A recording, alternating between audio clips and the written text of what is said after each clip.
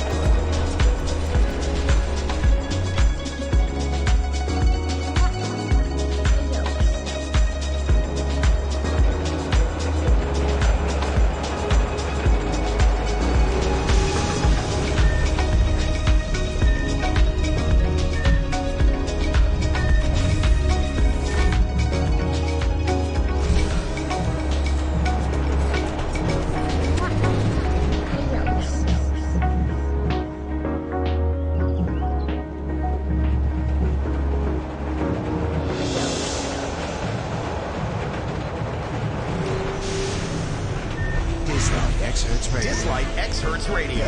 Dislyte Excerpts Radio.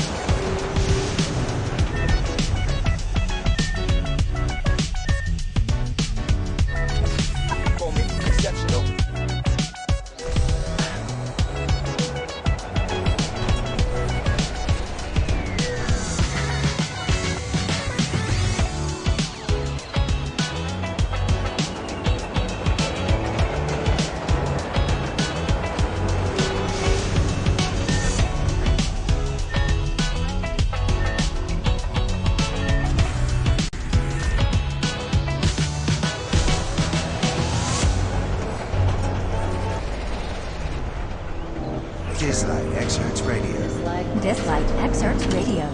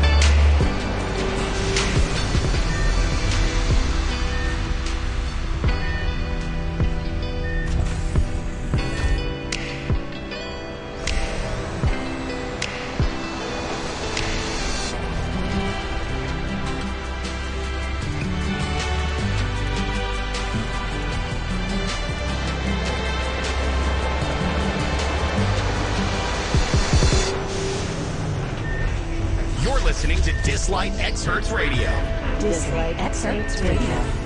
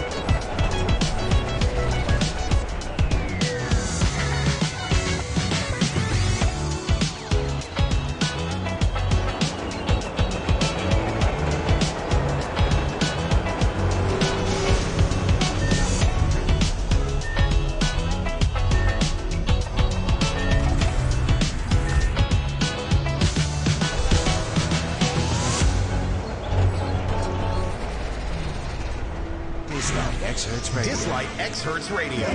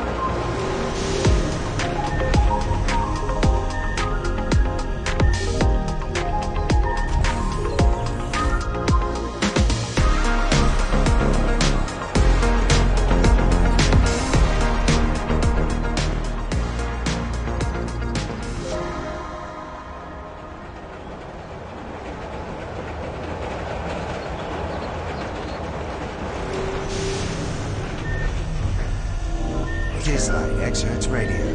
Dislyte X Hertz Radio. Dislyte X Hertz Radio.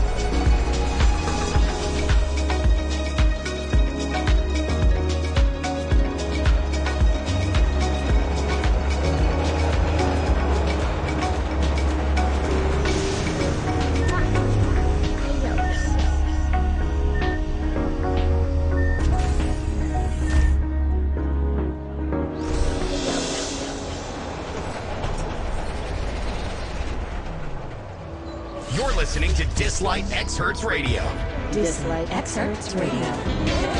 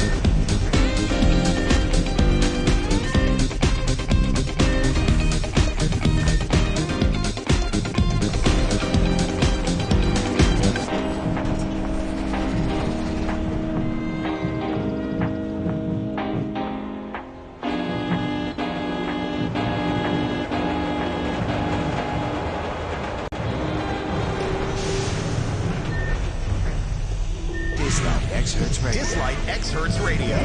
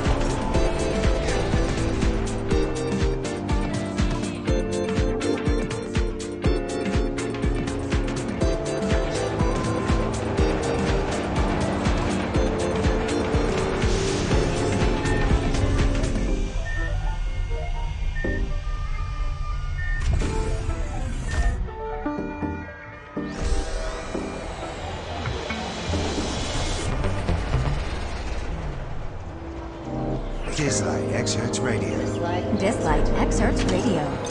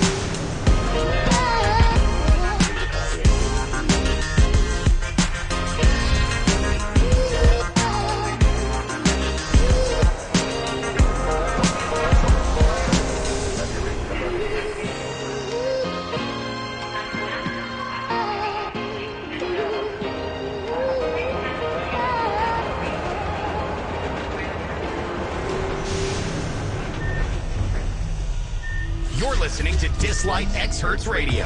Dislyte X Hertz Radio.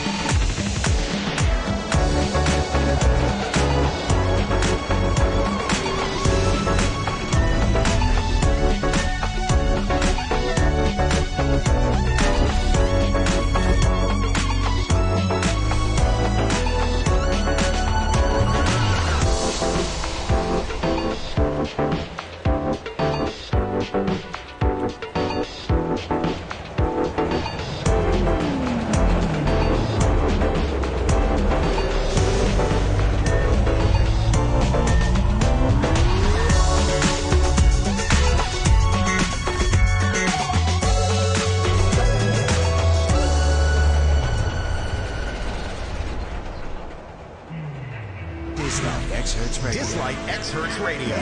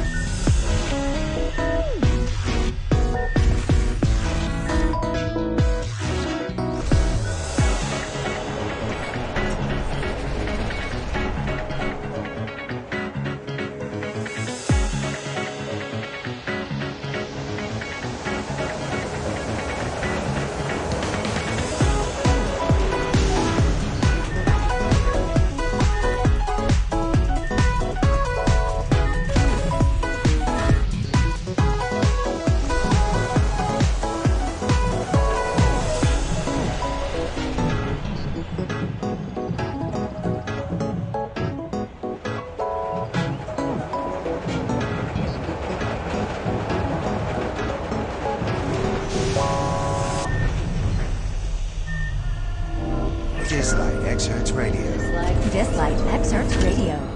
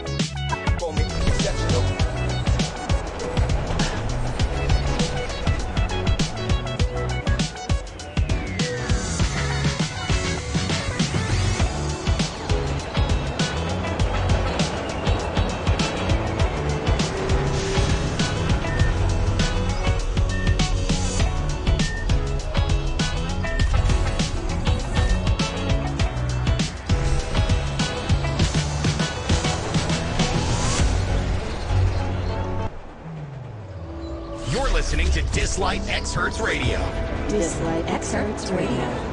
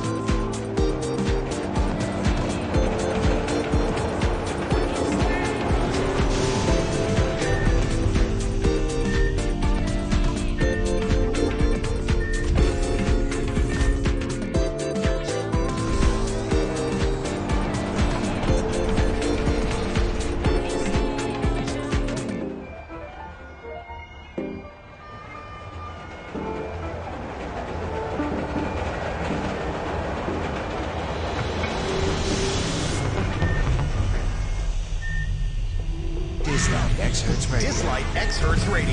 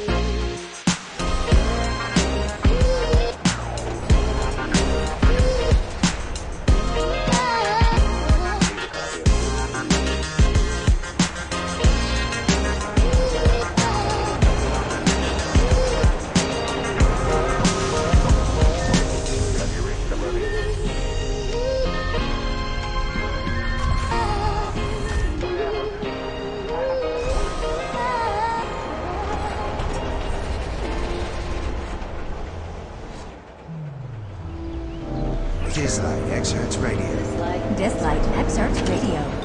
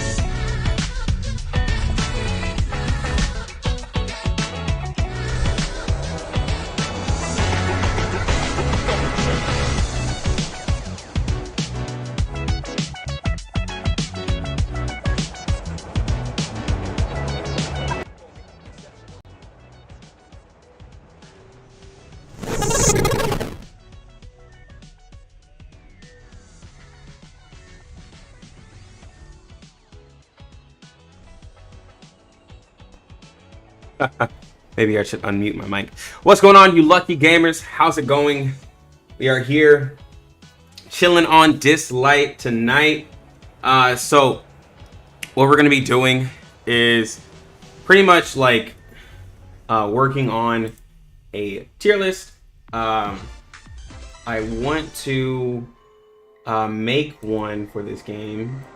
I also want to, do it for PvP because, I mean, some people like, some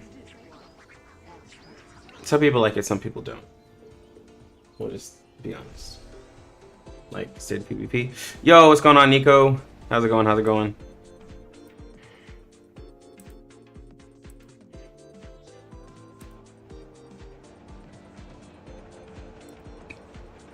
But think about point war.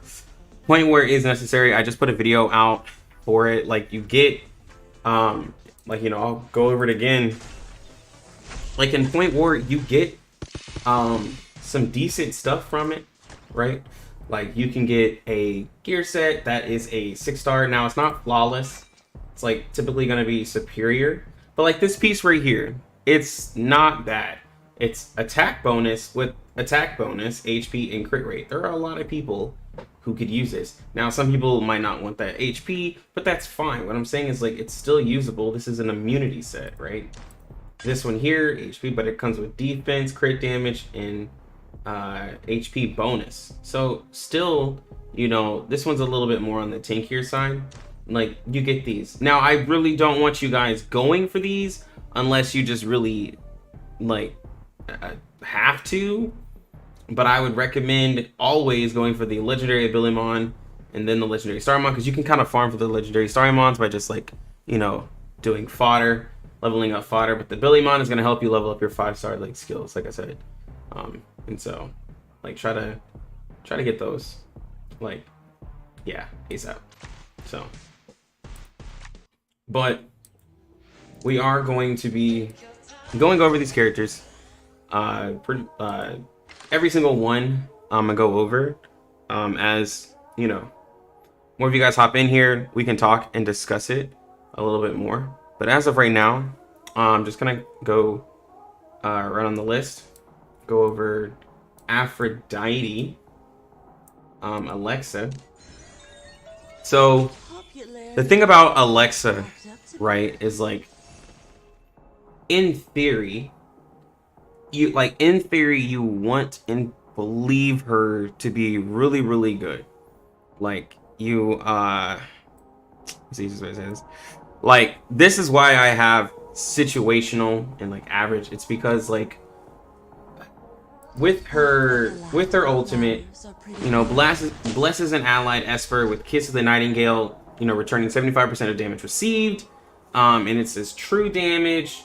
And then on her 2, balances all allied Esper's HP ratios. If the target has Nightingale buff, it restores 20% of their max HP and reduces all ability cooldowns by 1 turn. And this is on 3 turns. So, like, technically, yes, you could build a team that has a tank. There is currently a tank that does taunt, right? And you could do the Kiss of the Nightingale on him, reduce all of his cooldowns to make sure you get the the taunt as much as you can. You restore 20% of the max health and all of that. Like, all of that is really good. And then he taunts, and then you can have everybody attack him. You could, yo, what's up? Gotcha, Dev. Like, you could technically, make an enemy team have to attack, like, 1 unit, and you could focus the other 4 on buffing that 1 tank, and you could, like, draw everybody in to attack that tank, right? Like, you can do that. That is something that you can do. But and then this is misread up. Like, there is a, like, I was looking at some of the characters, and that is something you can do. But, like, again, that's like something super situational. Like, you have to have the perfect, perfect, like, scenario for this to happen, where everything can, like, you know, go together, because I'm talking about having her with Black Tortoise, right? You have to be practical to get You can taunt, and if you level it up, you can eventually get it to, I think it's 100% taunt, I believe. No, that's the max.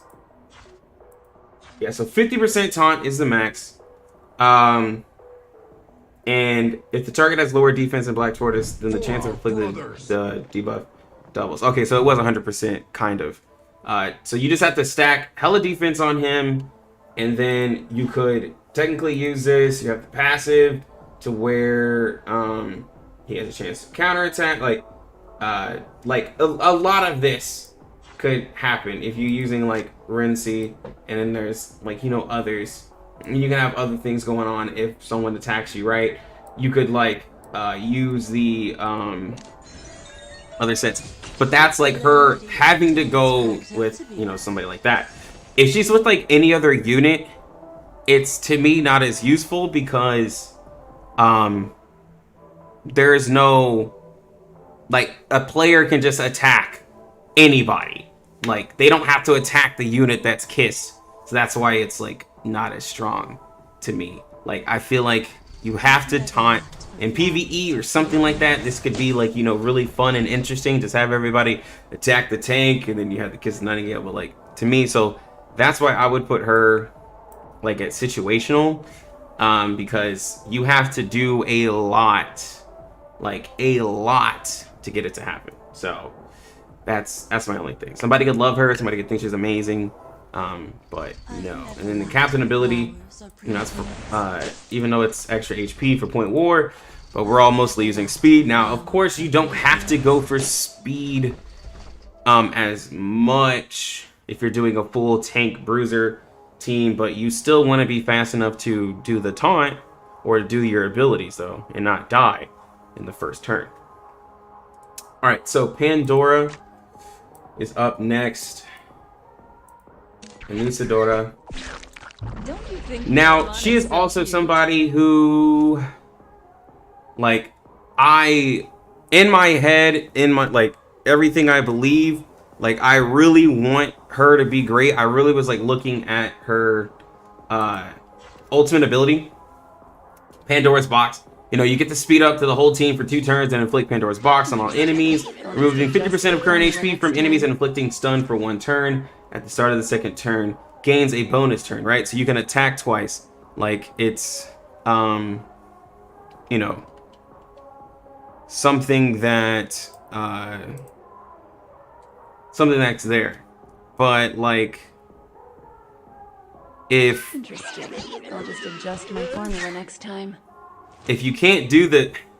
For me, if you can't do the debuff and last that long, then there's no point. So you have, because it does give you the stun, but like the stun can also miss. So like you have to, one, you want the enemy team to be at max health for it to do its best, because, you know, at 100% it takes them to 50. At 75%, you know, it takes them to 35. So like it's diminishing returns, right? Because it's 50% of current health, not 50% of max health in time. It's always gonna be like, you know, if you're doing a PvP match, then honestly the value of this is gonna go down.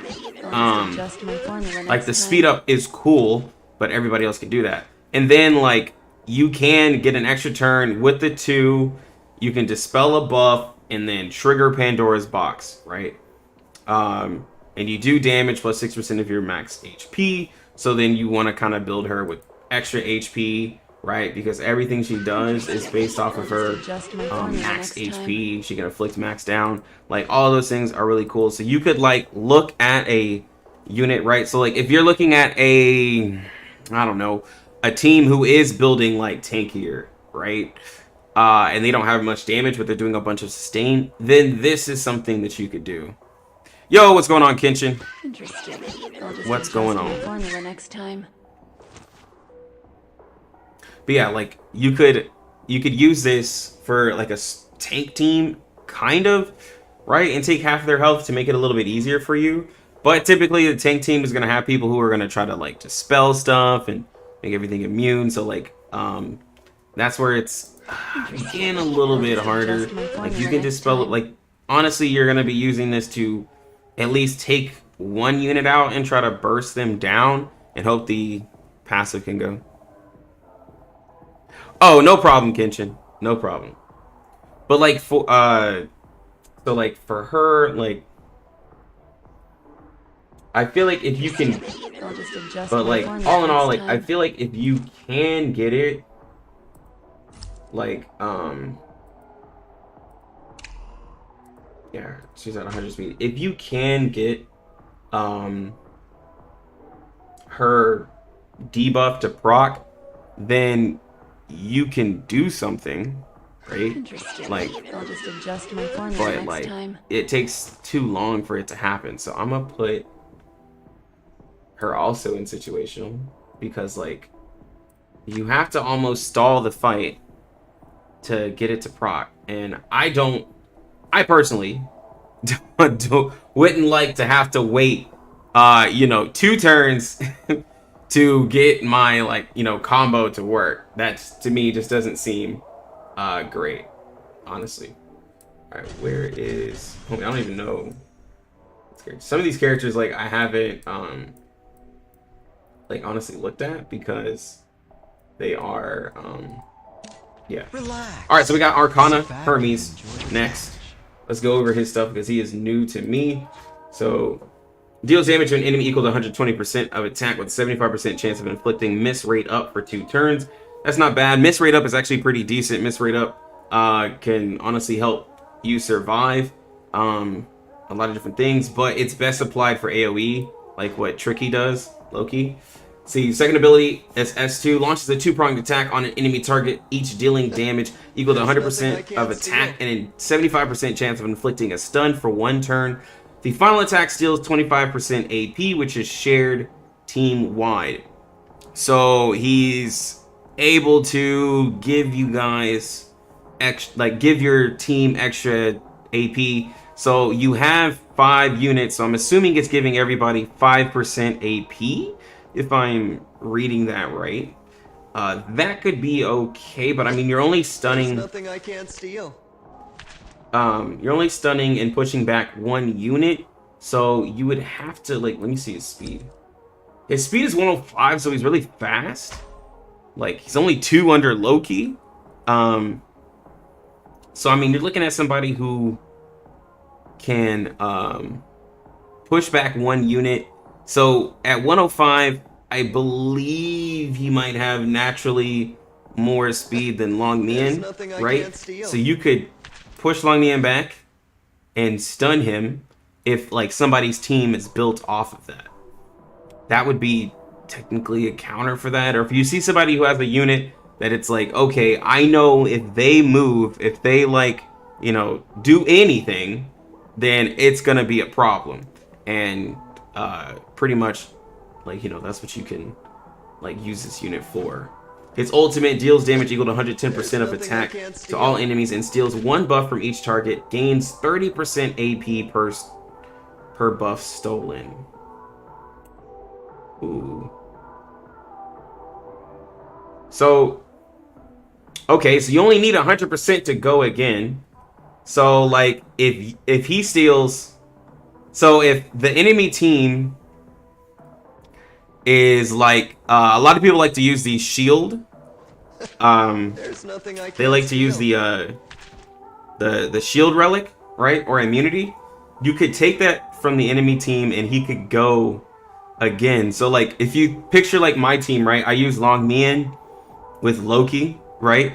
So I could essentially, if I like added this character to my team, I could essentially like ult and take people's buffs, because typically they have the shield, go first, hit a unit that I know if they go could, you know, change the team, and then I could freeze them, right? Like you could strip, he's a strip unit, right? Like for Epic 7 everything like that, he can strip buffs, which is strong. Even if it's 1 buff that's taking away a shield, it's taking away immunity, that's pretty decent, honestly. And he can basically go again if at least, you know, at least 4 There's people nothing I can't steal. have a buff. So even if 3 people has it, you know, he's going pretty quick. Depending on how fast he is, you can still use him. So I would put him for like strictly PvP. I'll put him at average. Like the fact that he strips buffs, like not a lot of people are using, like, and I'm talking like, because PvP right now is like you win in the first few turns, or like somebody just doesn't get to go. Like, this could be very useful, especially for immunity. You could argue that he's at strong, but I'm gonna say average because he's a 4. And he could, there's people who could do what he does a little bit better, right? And can do more things. But I would say that he would be pretty decent, especially with like the amount of speed he has. And you do like a speed improve with Long Mian, you could probably do some nasty things on speed. All right, so we got next Asenath. Let's go through her abilities. Deals damage to an enemy equal to 120% of attack with a 60% chance of dispelling a buff from the target. That's always good. Her S2, heal all allied espers equal to 10% of their max health plus 80% of her attack and grants recovery for 1 turn. That one's okay depending on like if you're building a bunch of shields and you have a bunch of tanky people, right? The recovery is really nice. Let's see, increase team-wide AP by 25% and grants Lotus Mark. Each triggered Lotus Mark increases AP by 20%. Okay, so this is hold on.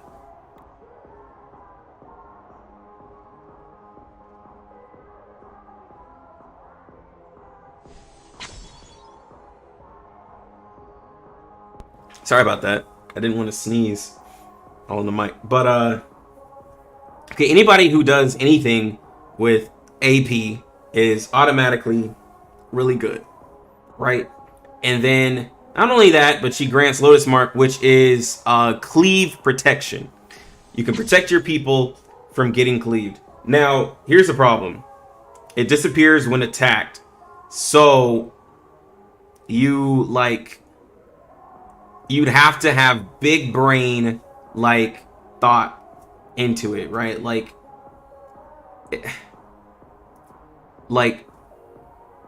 you don't want Lotus Mark to trigger off of like Long Mian, Loki, like any of the debuffing units who don't have strong attack.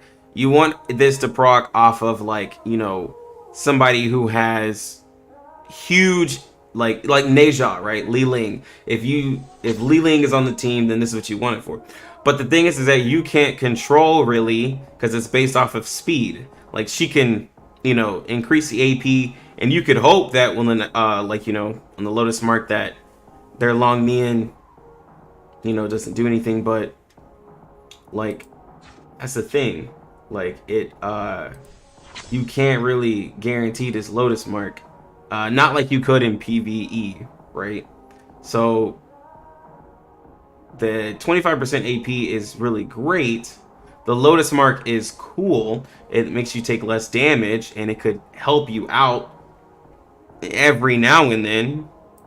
And then like the second ability, that one is really good because like, you know, it's an AoE heal and you get the recovery, so you can get 15% extra, you know, HP from yourself, and then you get an extra like 10% of your own heal plus of like her. So like you could basically heal 10% one turn, then 15% the next, which is only really useful though if you're like using really bulky people, and not a lot of people are doing that. They're just doing all speed.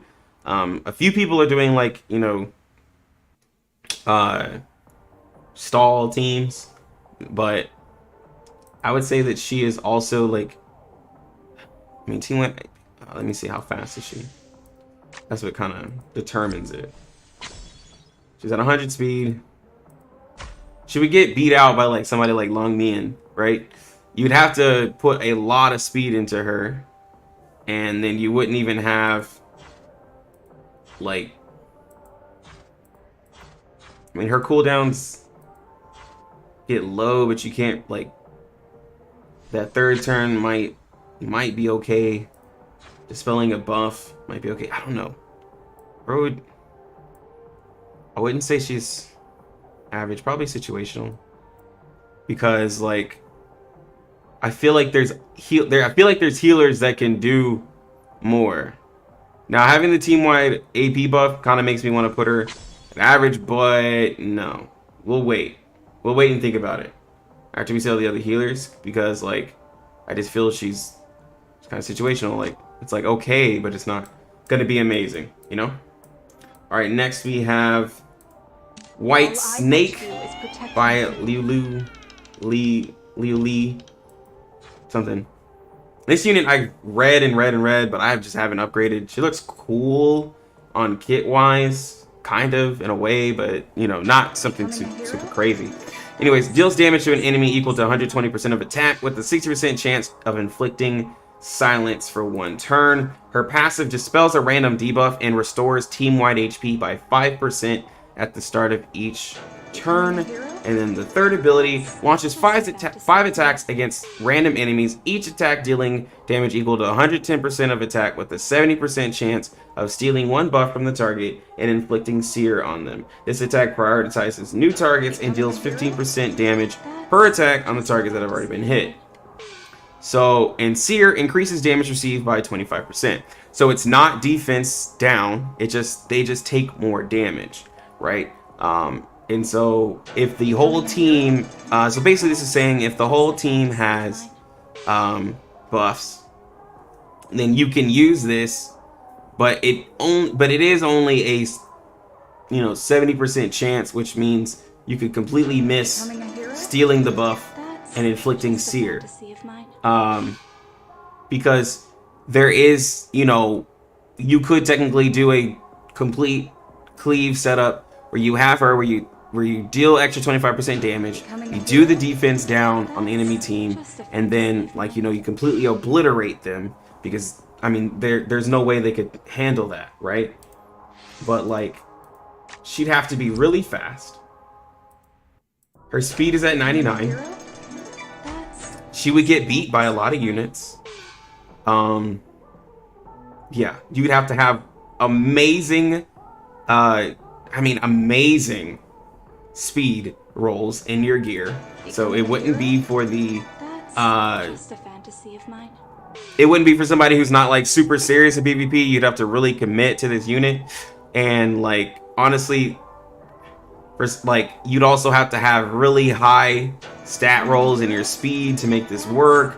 You'd also the fact that it's 70% is decent, but then you have to have accuracy built into her to make sure that the Seer hits, because that's what her whole kit is about. And without that, she doesn't really do anything awesome. You could say, hey, let's build her tanky and do the counter silence.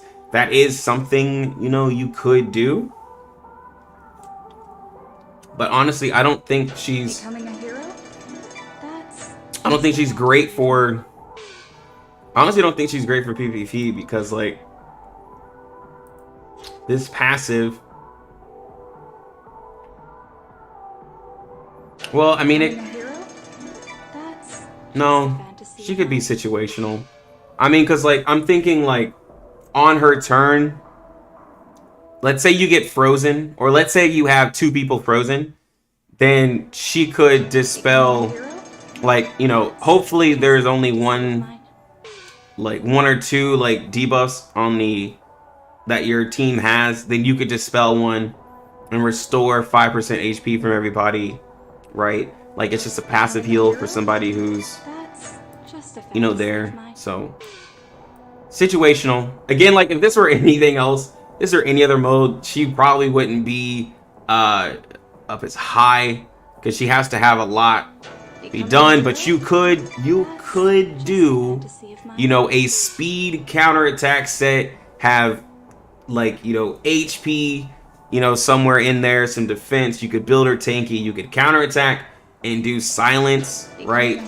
You could inflict extra damage in case you don't get to cleave, and you can shut down somebody, you could heal people. She does a lot of different things. She doesn't do all of them great though, and that's one of the that's one of the things that's going on. But all right, next we have a tank, Barden. I'm sure most of us have summoned Barden multiple times. Enough to get him 6-starred. Not 6-starred, but ascended. Or, yeah, resonated all the way. In PvE situations, when you're going against him, he's very annoying, right? Like, honestly, just doing the most. His basic attack deals damage equal to 100% of attack to a target. The light shield energy released by this attack has a 50% chance to stun the target for 1 turn. Not bad, especially if we're talking, you know, PvP. Like, you know, you would hope that, like, you know, let's say you put a counter set on him, he could counter and stun a target, which would be very interesting, especially like in certain situations. So the second one, if a teammate with less than 50% HP is attacked, throws a shield that damages the attacker for 20% of attack plus 80% of defense, has a 60% chance to taunt the target for 2 turns. This ability can only trigger once per turn. So, like, you could have, now, this is another unit where you could put I'm just happy to use my power. Alexa on, right? You could put Alexa on her. And then on him, you could do a... You could maybe technically do the freeze. You could either do the freeze set or the stun set, right? Or if they attack him or he attacks them, he could, you know, CC them with the counter attack. But you would need to have, like, you know, again, just some really high defense rolls and everything, which is possible. I have attack set on Thor, and he's still almost at, like, you know, 30,000. So you could get Baldur up to pretty high defense, and then if you put like people with like recovery on him, or if you have Alexa on him, they could passively heal him. I wouldn't do anything like lifesteal or anything like that. That would just be crazy. You would have to have somebody heal him, and I would say percentage wise for health, because you want to have a decent health pool on him as well. But you could technically make it work with the taunt. I think the taunts are something with stall teams that could kind of be a thing once everybody gets really high rolls. And then his ult deals damage to an enemy equal to 250% of attack and grants defense up to all allied experts for 2 turns. And this is 3 turns. So if you are doing like a stall comp and you're, you know, you could be using you could be using Thor with this unit, right? Like, I mean, you could be doing a really strong tanky team, and you could just kind of rock out. You could do a stall team with like even Yorm in the back doing poison to everybody while everyone's getting it. Oh my god, yes. You could have 2 tanks, have Jormungandr put the buff where if you get attacked, you're doing poison, so you're not even really killing anybody with their abilities. You're just keeping your people alive. You have your healer set on the cooldown set, and all you're doing is, like, you could just have Bernice doing shields and recovery on everybody. They're healing for percentage. They're getting the shields. And then you're poisoning the enemy team. Jormungandr can hit them with the Petrify. You're buffing your defense. And you're just sitting there just stalling the whole time. That is something I might play around with. But this sounds disgusting. How you could just kill somebody. Because there's 5 people, and that's the thing. Is like when there's 5 units, you could absolutely have 2 tanks, 2 healers, and Yorm, and you just build Yorm just tanky AF. Have 2 healers, 1 being Bernice and 1 an actual healer, or somebody else is keeping people alive, doing like purifies, right, or casting immunity. That way you're not getting any defense down, anything like that. You got 2 tanks. They're just sitting there, just taunting, defense up. Just doing, like, you know, their thing. If they get attacked, you do the poison counter. Like, that would be an annoying team to fight. And you don't even really have to be fast, because you have a capability of locking them down, right? Like, if you're tanky enough, you can take a hit. Now, of course, like, if you never... That's why I'm saying, like, you might want to have the stun set or the freeze set, right? Because... if someone has a really good team, then you'll never make a move. But there is a way that you could, you know, possibly make it work, and that sounds hilarious to do. But I would say he's average, because a tank is really useful, especially if they're giving defense up to everybody. And they're like, the fact that there's like Thor, there's Hades, there's all these other healers that are really bulky, right? There's a lot of bulky units. Giving a team-wide defense up is really nice. And him doing a taunt, having a counter, is really good too. Because even if you didn't have a bunch of all those like units that are tanky, you have somebody, you know, who was just throwing out extra damage. I could see it work. I could see it work. Like, and it could work more than just, you know, that comp.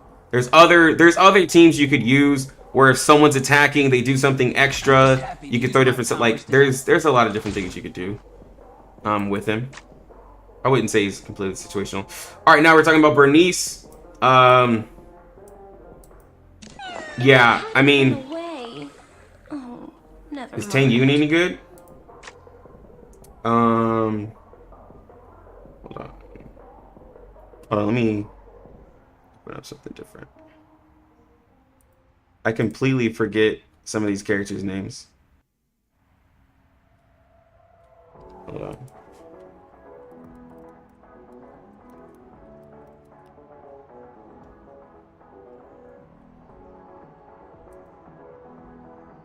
Oh, that one?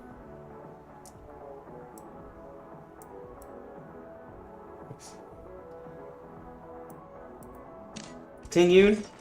Tang Yun, I wanted to really believe in. He looked like a smaller Wukong, right? We can skip around. So deals damage equal to 130% of attack with the to an enemy with a 30% chance of inflicting stun for 1 turn and a 30% chance of triggering a pursuit through iron pole arm. So he could trigger I mean, he can trigger extra attacks, right? It's just like, that's a really low chance to stun, though. 30% chance of inflicting a stun is really low. You wouldn't even want to put a counter set on it because, like, that's really low. Second ability, attacks an enemy 2 times, each dealing damage equal to 120% of attack. Ignores 40% of enemy defense and has a 50% chance to use iron polearm to trigger a pursuit on the target. Okay, so he has a chance with his did it all for you. Jacob is good. Yeah, Jacob is a really good unit. I mean, with his 2, he has a chance of triggering his 1, but I feel like that's just really hard to get it to happen. Like, and he's only attacking 1 unit. I honestly don't think he's great for. Yeah, Jacob is really good. Yeah, I honestly don't think Tang Yun is great for PvP. Like, yes, every single one of his attacks can trigger something extra, but he's really slow. He's as slow as Thor, and Hades, so that's pretty bad. Like, yeah, he can trigger all these extra attacks on his 1, but yeah, I wouldn't do it. I did it all for you, my dear brother. I wouldn't invest that. I'd say he's not great. It's just not gonna. It's not gonna work. Oh yeah, no. Jacob with that petrify is amazing. All right, let's get to Bernice. So Bernice is good for a couple reasons. The defense down is really low %, right? So that probably will never proc touching PvP. If you do, it's cool, but this will, you know, it would be nice, right? You have 3 times to inflict it, but you're not really going to be building accuracy on Bernice, and that's why I'm saying it's probably never going to proc. The 2 is okay. If you're able to reduce the target's AP, you could push somebody back quite far and she attacks multiple times. But it's honestly the ult. I was like, anyways, the ult, I mean, that being 22% of Bastet's max HP for 2 turns, recovery for 2 turns, and if an ally is buffed, then grant an extra 30% shield strength, right? So if you have, if you build her fast, right? So first off, you build her fast, she's the 97, you're going to need to have her really fast. You could put the set that gives you a shield, right? That is a buff. Shields are buffs because you can dispel a shield. And then you're doing 20% of max HP, and then you're giving an extra 30% shield strength, which, like, you know, hold on. An extra 30% of 22 is going to be an extra 7. So you're basically giving 30% of Bastet's max HP as extra health, right, or extra shield to your allies. My Bastet is sitting at almost 30k. So let's just say we use 30k as an example. Li Ling is amazing. I'll get to him, but he's amazing. That's all I can tell you is Li Ling is a cleaver. He's really good. Top tier, honestly. Not broken, but like S. He's at least like S tier. But she's giving, if you have 30% with like your allies being buffed and everything like that, you're basically giving almost 10k shield to everybody, which 10k is a lot. Just think about a unit that you're using right now and add 10k to their health. That is a lot, especially if the team can't dispel your shield. That is really good, and that's 2 turns of having that. You could absolutely like survive a whole rotation from the enemy team with that much, and then you're recovering 15% max HP. So with that, she's like, so she's somebody who you would say is cleave protection, right? So I would say she's strong for the shield. Her downside though is if they can dispel. If they can dispel your enemies like you know, buffs, like we just talked about Hermes, right? Hermes can counter that. If anybody can do that, then she's useless. That's the problem. And I could probably put her in A. I could probably put her at the, in A tier. And I'm not ranking these based off the placement. I'm not doing that. That's even more complicated. I might have like somebody at the top of it or the bottom of it and explain it, but like I could put her at S because like not a lot of people right now are doing dispels. And this is like, you know, I'm making this basically like looking at what I've seen. Not a lot of people are doing dispels at all. Like it's really just meh right now. So, but she could be really, really good for you though. Let's see, where's homegirl?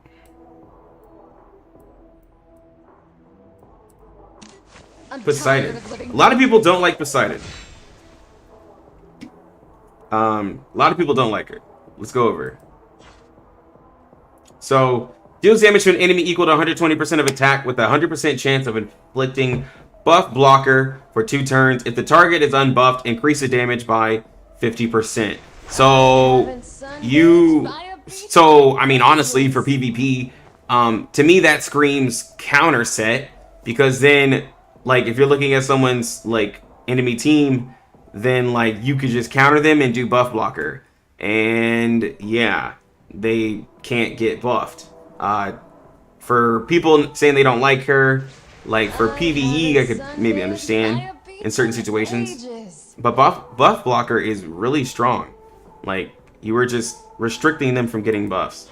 Her passive, dispel 1 buff from a random enemy with a 100% chance of dispelling all other buffs at the start of each turn.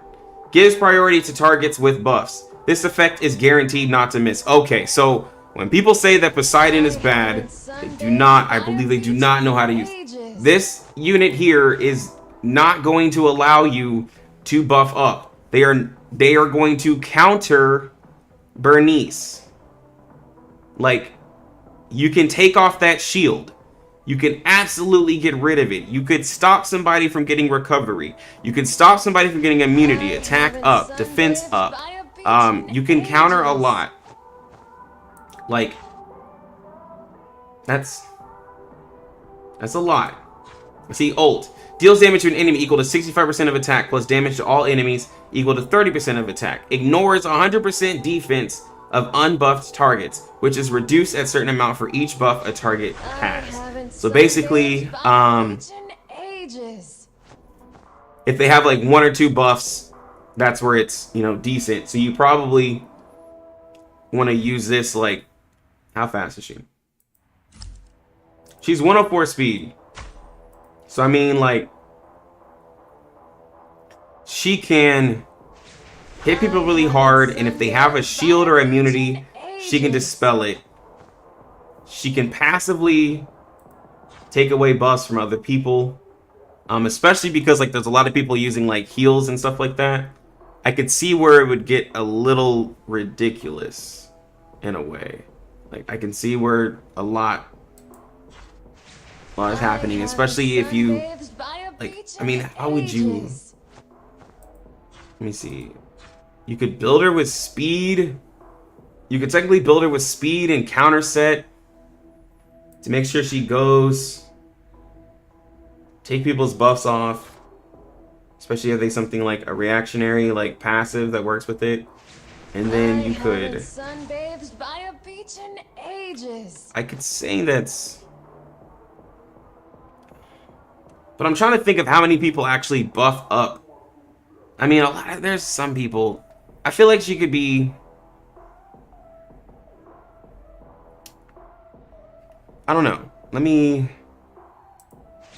see. I haven't sunbathed by a beach in ages. What do you guys think? I'll leave it up to you guys. Let's see what you guys think. I'm gonna put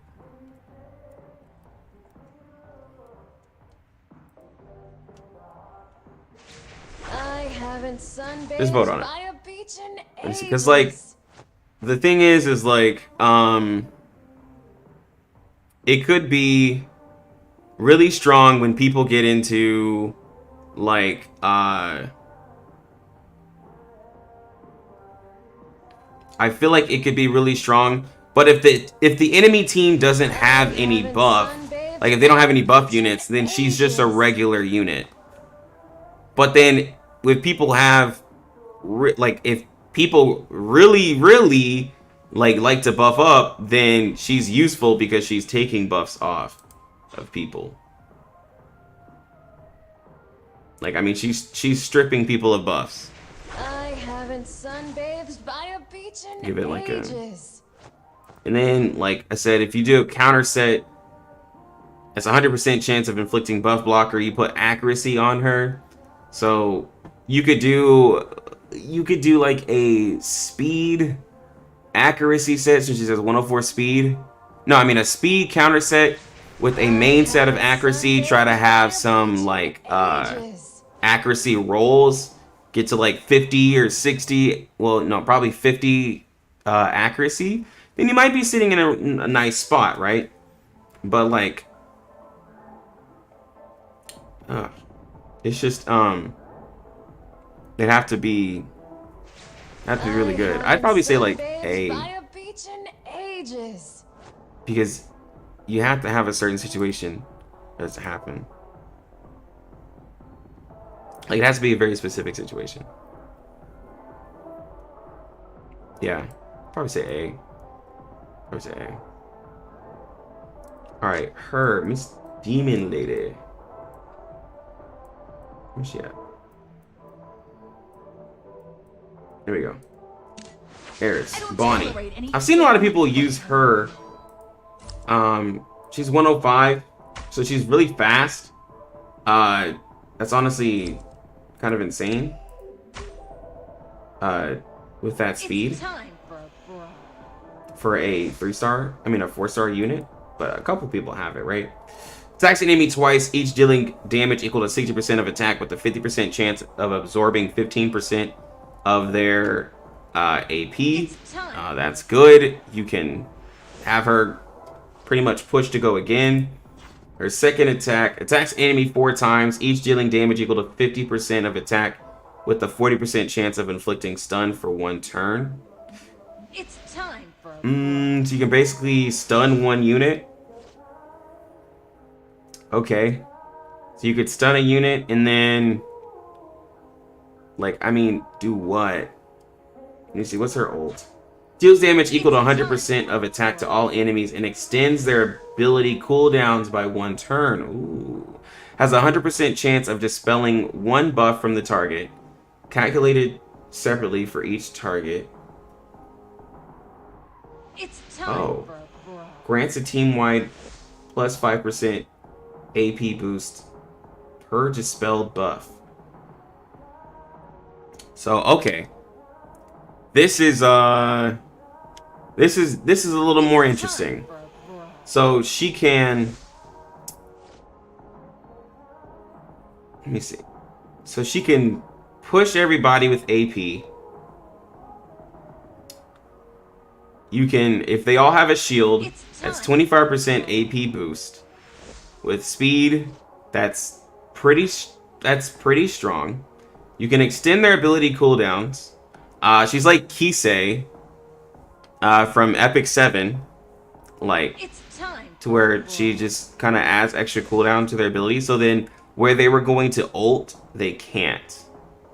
Like, if it works the same way. Like, in Epic 7, it's like they have to wait a turn to do their ult. So, she would, like, you know, they would only be able to do a basic attack.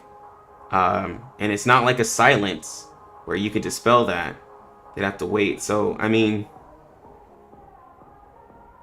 that could be really strong, though. That's an AP boost. You're resetting their cooldowns to where they can't really counterattack. You're like, and then if there is a unit who's going to attack again, you can basically stun them. I'm gonna say that's an S. Anytime you're messing with an ability cooldown and you're like a 105 speed,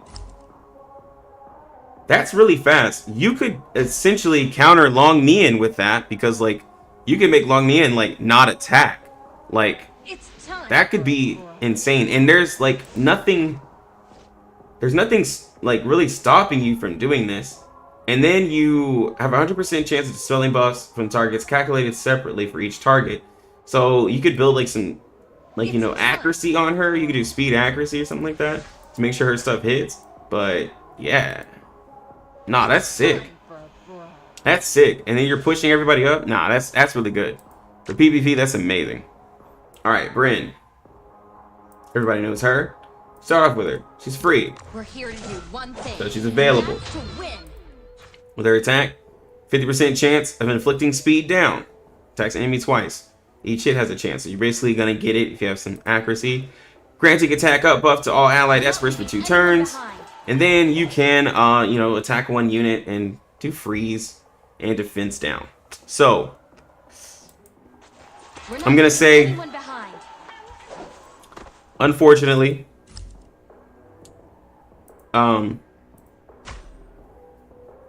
well, not really unfortunately, but like, We're not leaving anyone no, behind. she has 105 speed. Actually, let me rephrase. She has 105 speed. You could absolutely grant your people attack up if you build it really fast. And attack up, I mean, that's free for you. Like, I mean, she's an early unit. You could, like, you know, you could use that for the cleave team. But that's really all she's doing. All she's doing is granting that. There's other units that can give attack up.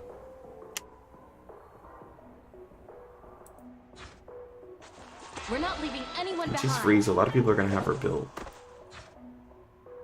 And she can freeze a unit. But you're not going to do this first turn. We're not leaving That's the anyone thing. behind. You're not first turn using the ult, because like it'd be better to do the attack up. Especially if you had like her with like innate like a Long Me and Neja combo, that would be really good. That'd give you a lot of damage because Li Ling is somebody who wants to use attack. Like Hades is somebody who wants to use attack. A lot of these units want to use attack. Put her at B. Put her higher up on B. I don't know. I might argue a little higher, but the only thing she's good for is one skill. So like if it's just one skill, let's see, it's situational. Being that there's so many units that we talk about that can dispel, right? Like if she dispels it, then it's over. You know? Oh, I said Hades needs attack. Hades can't even be buffed. I don't even know why I said that. I just thought about it. Alright, Hella, Catherine. Dad, can you leave all This unit was interesting to me. Attacks an enemy twice, each dealing damage equal to 65% of attack with a 50% chance of inflicting miss rate up. Miss rate up is good. Would I do a counter set on it? No, not really. Rubbish disappears. No, I wouldn't do that. Passive absorbs 1 debuff from all allied espers at the start of every turn, granting 5% AP to all allies per debuff absorbed. I'll get to why this is kind of useful. And her ultimate deals damage equal to 110% of attack to all enemies and grants standoff to all allied espers for 1 turn. Cooldowns resets if any ally dies during the cooldown period. So you can basically give your people, if you ever play Pokemon, endure, right? They can live on 1 HP. She has 99 speed. So this can work. This really can work. And in a very situational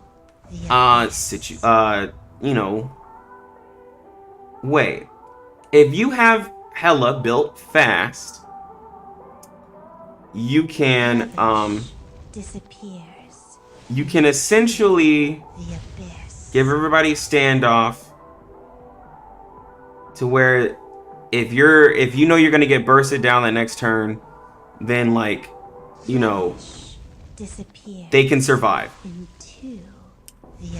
And then after that, they could absorb 1 debuff. You could push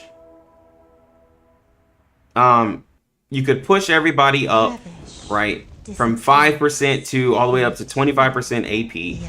It's a team-wide, you know, thing. Or if you get lucky, you could maybe possibly go right after their Long Mian. Like let's say their Long Mian is faster than you, right? But you have a lot of speed and you go right after and she freezes you. Like you could technically get lucky and just dispel the freeze, but you might dispel the speed down instead. So that's where I would put her at situational, because like you have to have the right amount of speed in the right situation and the right luck for it to happen. Like while this is good, you're giving everybody a chance to survive, and standoff can't be you can't take that away from anybody. It can't be dispelled, but it only lasts for 1 turn. And there's ways you can just get completely like you know, lapped, and you can just be set up for failure. And you know, you can keep doing like, but you don't want your people to keep dying for this, you know? You don't really want that. All right. Celine. I'm automatically gonna say is pretty good for PvP. There's a couple of things she does that's really useful. Her basic attack, 70% chance of inflicting sleep for 1 turn. This is really cool because you could do a counter set on her for PvP and she could counter sleep somebody. That is hilarious. Of course, it's not quite like a stun, but if it happens, then you know it's still something that could possibly disrupt them, right? It could be very useful.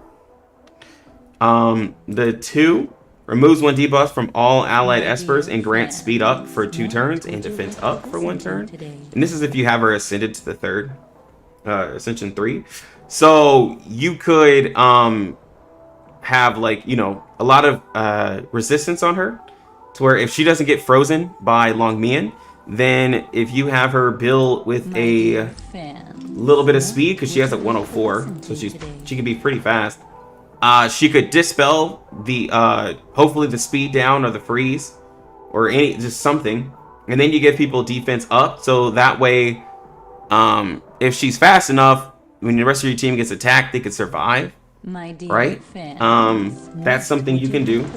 Or if she is not frozen and the rest of your team is, then there's a possibility that you could go and reduce their AP and sleep their team. That way your team has a chance to go.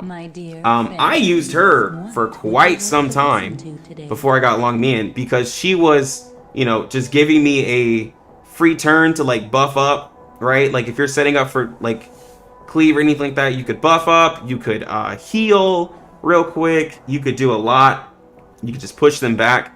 So the fact that you can counter sleep, buff, dispel, and sleep, and push back, I'm gonna say it's an S. It's really strong, especially if you're starting out, especially since people are gonna build her up. She's fast. She doesn't have to be as fast as Long Mian. You just need her to resist the freeze. That's all you need her to do. It's just resist the freeze. Like, and then she can go. And then if she has accuracy, then she can hit her sleeps.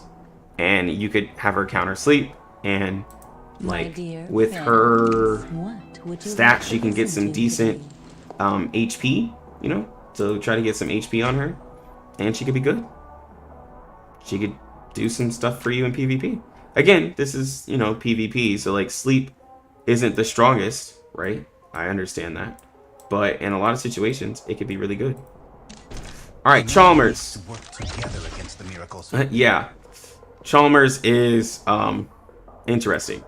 His basic attack deals damage to a target equal to 120% of attack, plus an extra 3% of the target's max HP. The amount of extra damage can't exceed 100% of Idun's attack. This attack consumes 5% of Idun's current HP. S2 attacks enemy twice, each dealing damage equal to 75% of attack, 60% chance of inflicting disease for 2 turns. If the target's HP ceiling is higher than Idun's, then each strike deals extra damage equal to 3% of the target's max HP. The extra damage is up to 100% of Idun's attack. And then his ult deals damage to a target equal to 120% of attack, plus an extra 10% of the target's max HP at the cost of 40% of current HP. The amount of extra damage can't exceed 300% of attack. This attack inflicts buff blocker for 2 turns. Okay. So The weapon's unstable. It's better now. This character is bad for PvP. I'm just gonna say that. You hit yourself for 40% of your current HP. Like, that's gone. To do possibly, maybe, you know, you get guaranteed, you know, 10% on one target, actually 120%. But then you have to have a crap ton of attack, depending on who you're attacking, which you would want to use this on a tankier unit. You have to have a crap ton of attack just to get buff blocker. That could just be dispelled. The weapon's unstable. Yeah, sorry, you're going here. I would put you in a tier lower. Somebody could, you know, try to prove me wrong, but you couldn't even do a counter with him because you're killing yourself. Like, It's better now. Nah. That's not it. Cheng Pu, everybody knows her as the healer. We all almost everybody has her, right? Like, we all have built her up. We've you know, worked on her, tried to get her up to 6-star. We've been using her because she's just a free healer to use, right? Her basic attack has a 100% chance to reduce the AP by 15%. You know, that's not terrible for PvP. Her 2 heals the teammate equal to 15% of their max HP plus 160% of Yao's attack, and then each 10% of max HP lost grants an extra 10% extra healing.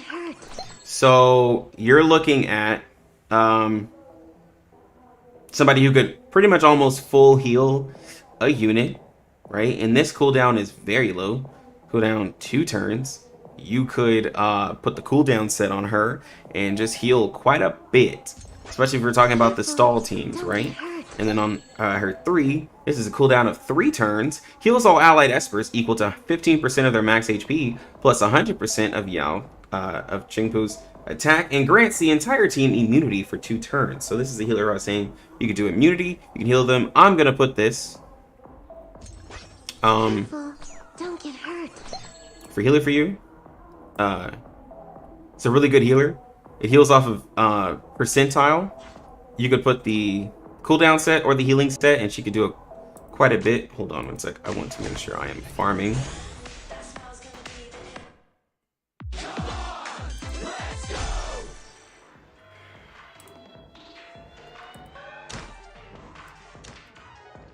Gotta save farming, guys.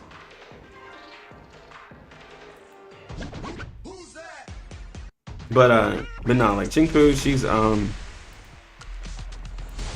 she's really good for the like healing situations. Like absolutely I could see where if you're building like, you know, tankier people who have a lot of health, that 15% extra HP is really helpful.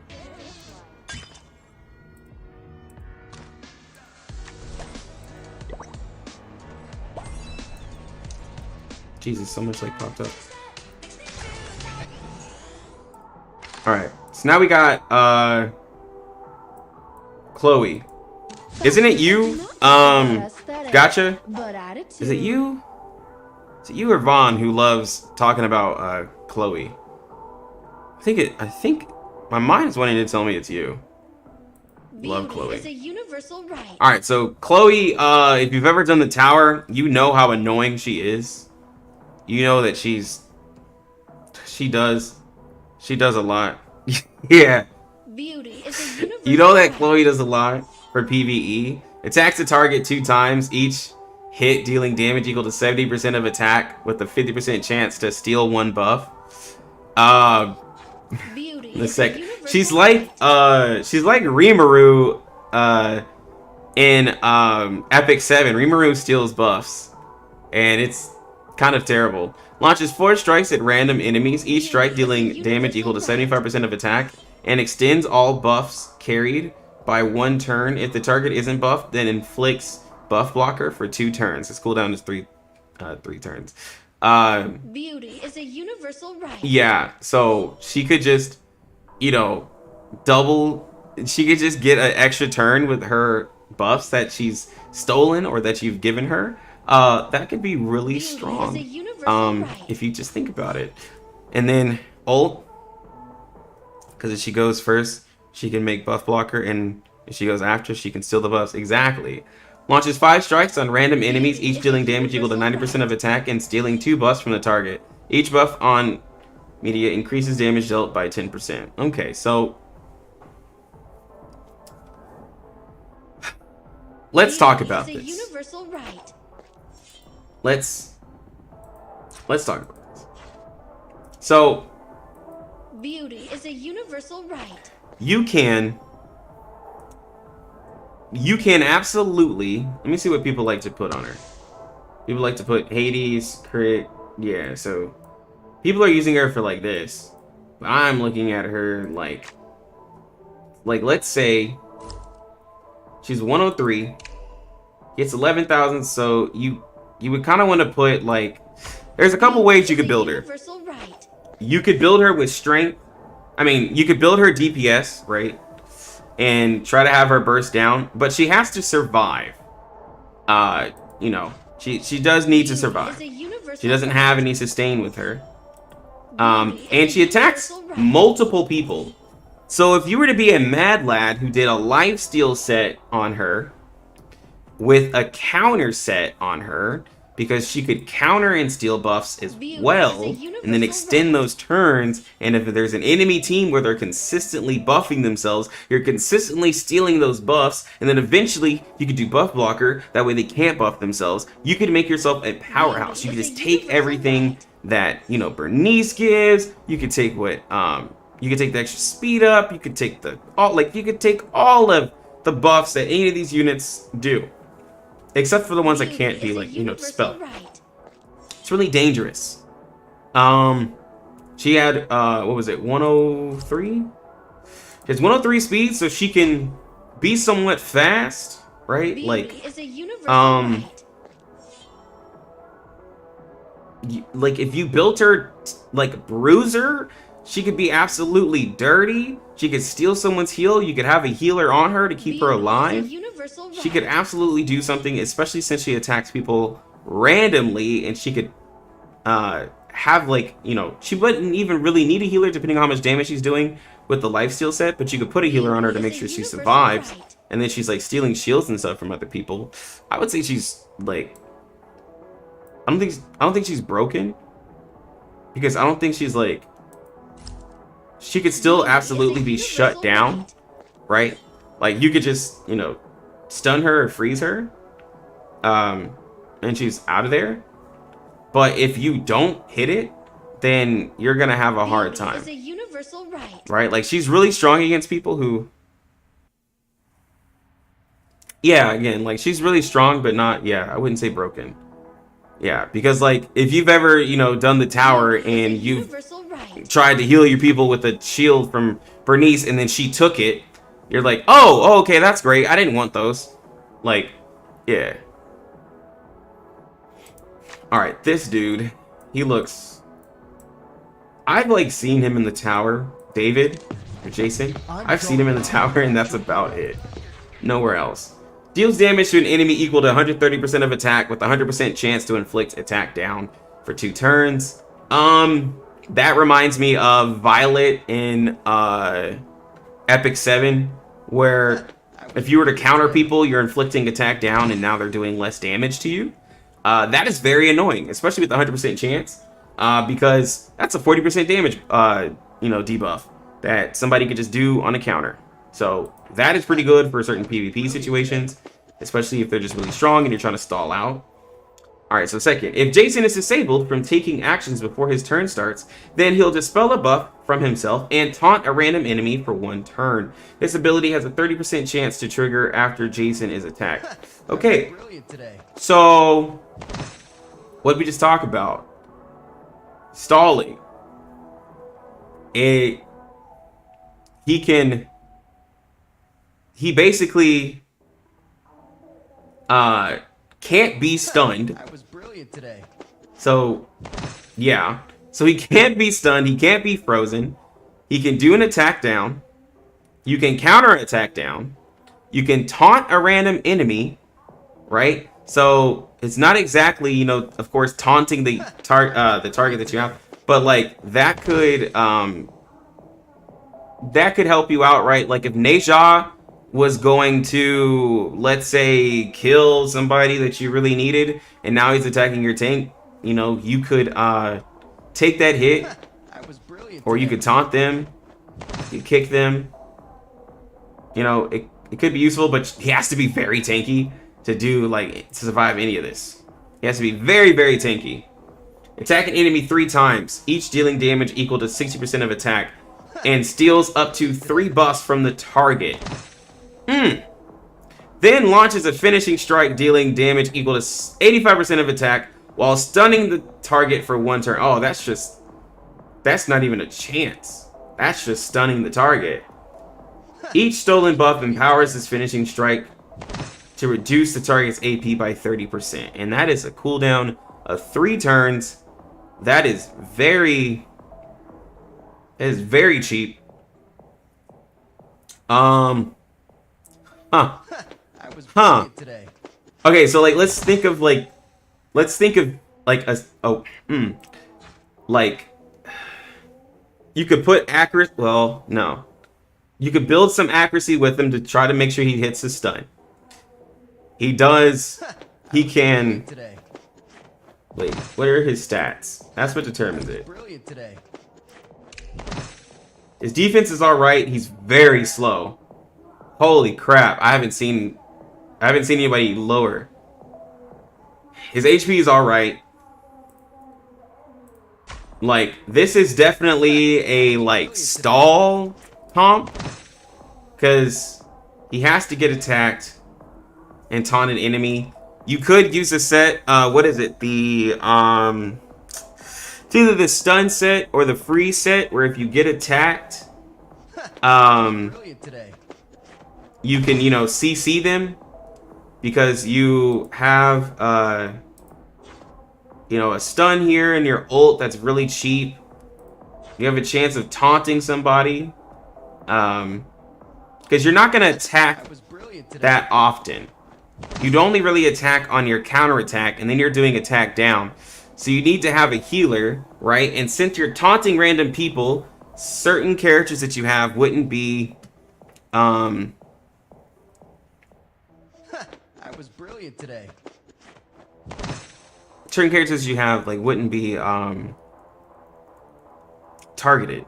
And a 30% chance to trigger that 30% could honestly be all the time or like never.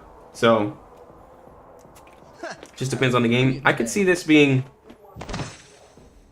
it does seem situational though, right? Because but I was brilliant today.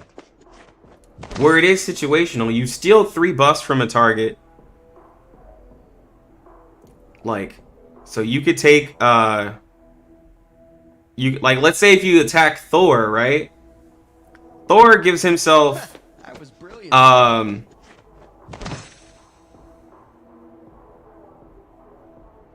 he gives himself, defense up and immunity. So, like, that would be pretty interesting. Nah,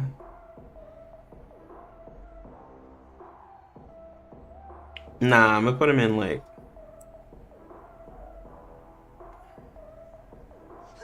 I was brilliant today. Put him in B.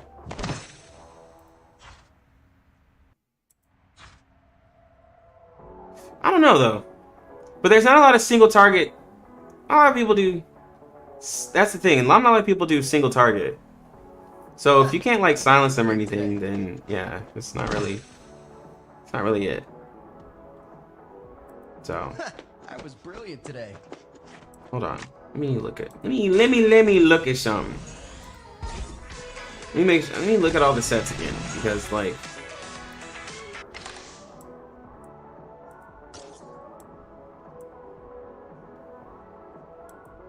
assist, crit damage. Yeah, damage does 20% chance of stunning the target. That's really low. Immunity, 20% chance of freezing the target for 1 turn when taking damage. Yeah, nah. Yeah, real situational. It sounds cool. It sounds like troll, basically. Sounds like hella troll.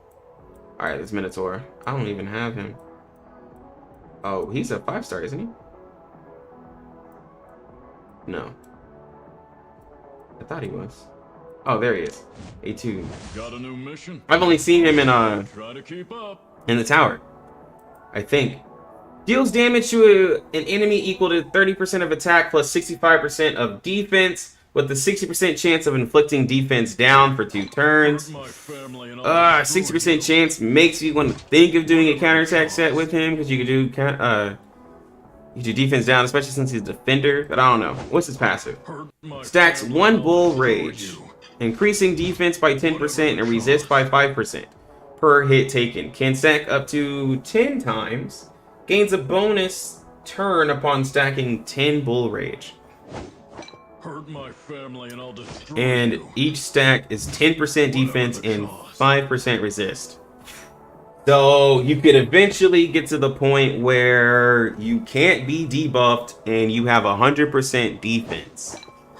And then if you build that with somebody like Balder, who gives everybody defense up, you could get even more defense. Huh. Just be a big tanky boy. Deals damage equal to 80% of attack plus 120% of defense to an enemy, and inflicts taunt for 2 turns. Damage is increased by 50% if a tomb has already gained 10 Bull Rage stacks. Restores 5% of max HP per Bull Rage. Expends all Bull Rages. Oh, though that's the kicker. Huh. So, well, okay. So, like, what is that? Like, I mean,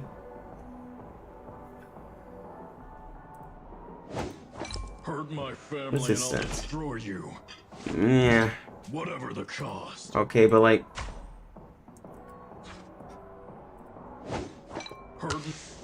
yeah, it'd be Hades set. So you put Hades set on him. You put Hades set. And when you do eventually, I feel like you would have to do counter set. But you know, but the defense set is really good. But like, you're never, well, I mean, you'll never get stunned with all that resist, pretty much. You pretty much never ever get stunned. But like, at max, you're maybe getting 3 or 4 stacks by the time you do your... So by the time you do your ult, you got 3 or 4 stacks. That's 15% max HP healed, and then whatever extra you get, right? And then you can taunt somebody. And then they're going to be attacking you for 2 turns. Which, after you attack that person's going to guarantee you...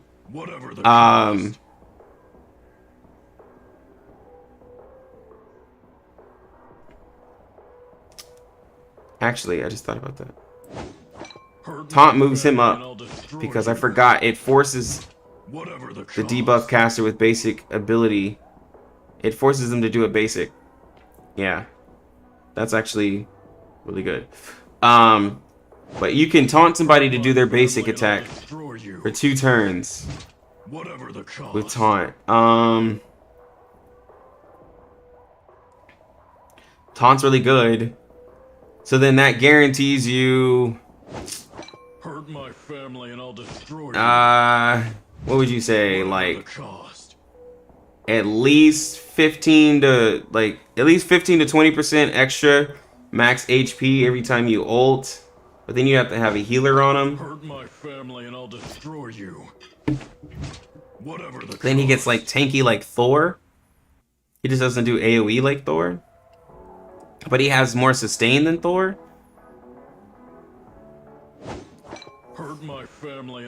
Now that I'm thinking about like, whatever the cost.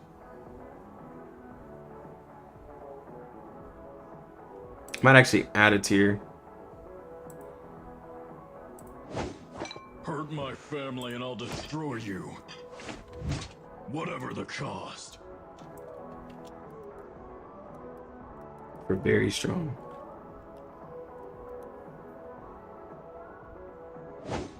Hurt my family and I'll destroy you. Whatever the cost. Because now I'm thinking about like certain units like Nation and all them, like they're not broken. Hurt my family and I'll destroy you. Fix these colors. Oh no.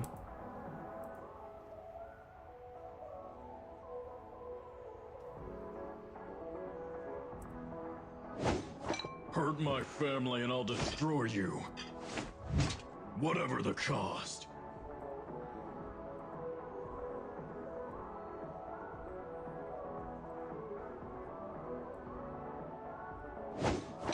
Hurt my family and I'll destroy you. Whatever the cost. There we go. Like it, that means green means good. And then red means like, oh no. Okay, so like... Hurt my family and I'll destroy you. She's very strong. Whatever the cost. She's very strong. No. Hurt my family and I'll destroy. Hold on, let me relook at her. So now I open up a tier. Because what does she I do? don't tolerate anything from anyone. Yeah. She's very strong. If you use her right, she's very strong. Okay, him.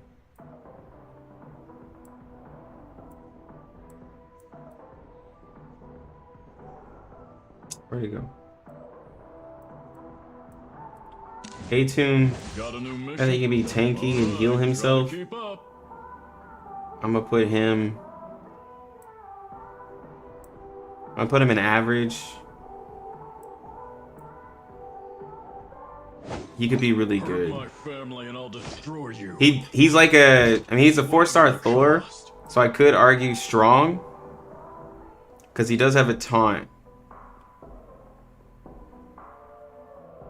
Cause like gotcha. Destroy you. Whatever the cost. So like, if you think about it, like what is Thor? So like Thor has,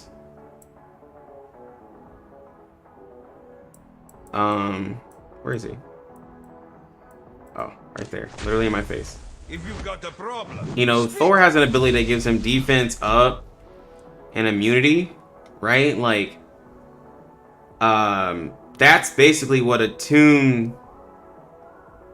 what Minotaur's 2 does, right? It gives him extra resistance and defense, but it also heals him, right? What makes Thor really good is that he can do extra, like he can do AoE damage, and then he can,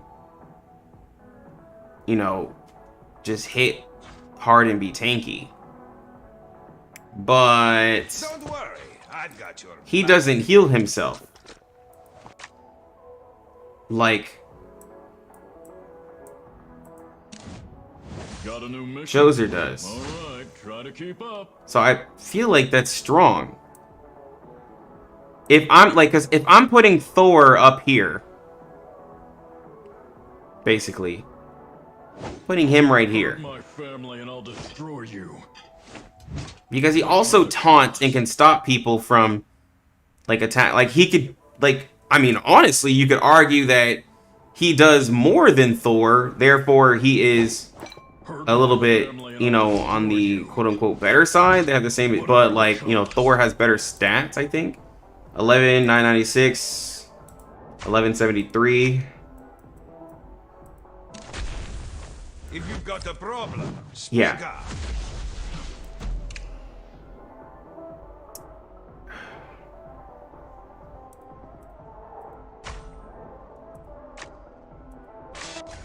Actually, I'm sorry, I gotta put him at very strong. He does more than Thor You've got a in a problem, way. speak up. You could just give him immunity where he has resistance, like, and you can dispel immunity from Thor. Don't That's worry, crazy. I've I got never your thought about back. this unit, but like, that's very strong. Yeah. You can taunt, you can heal, you can do defense down on your basic. He can get more defense. Like, I mean, he can get up to 10 stacks before you, like, you could just save your ultimate, Worry, I've got your right? back. And heal yourself. Like, that's pretty good. That's pretty good, actually. And while we're on the topic, Thor is up next. Because yeah, Thor gives attack down, which is always good. Passively, he enters conductor mode for 1 turn upon the end of each turn and deals damage equal to 110% of defense to all enemies at the beginning of the next turn. What does this do? Conductor, basically on his next turn, he'll deal damage to all enemies based on defense at the beginning of each turn. Removed upon receiving disables. So if he gets hit with any stun or anything like that, this is removed. But luckily he goes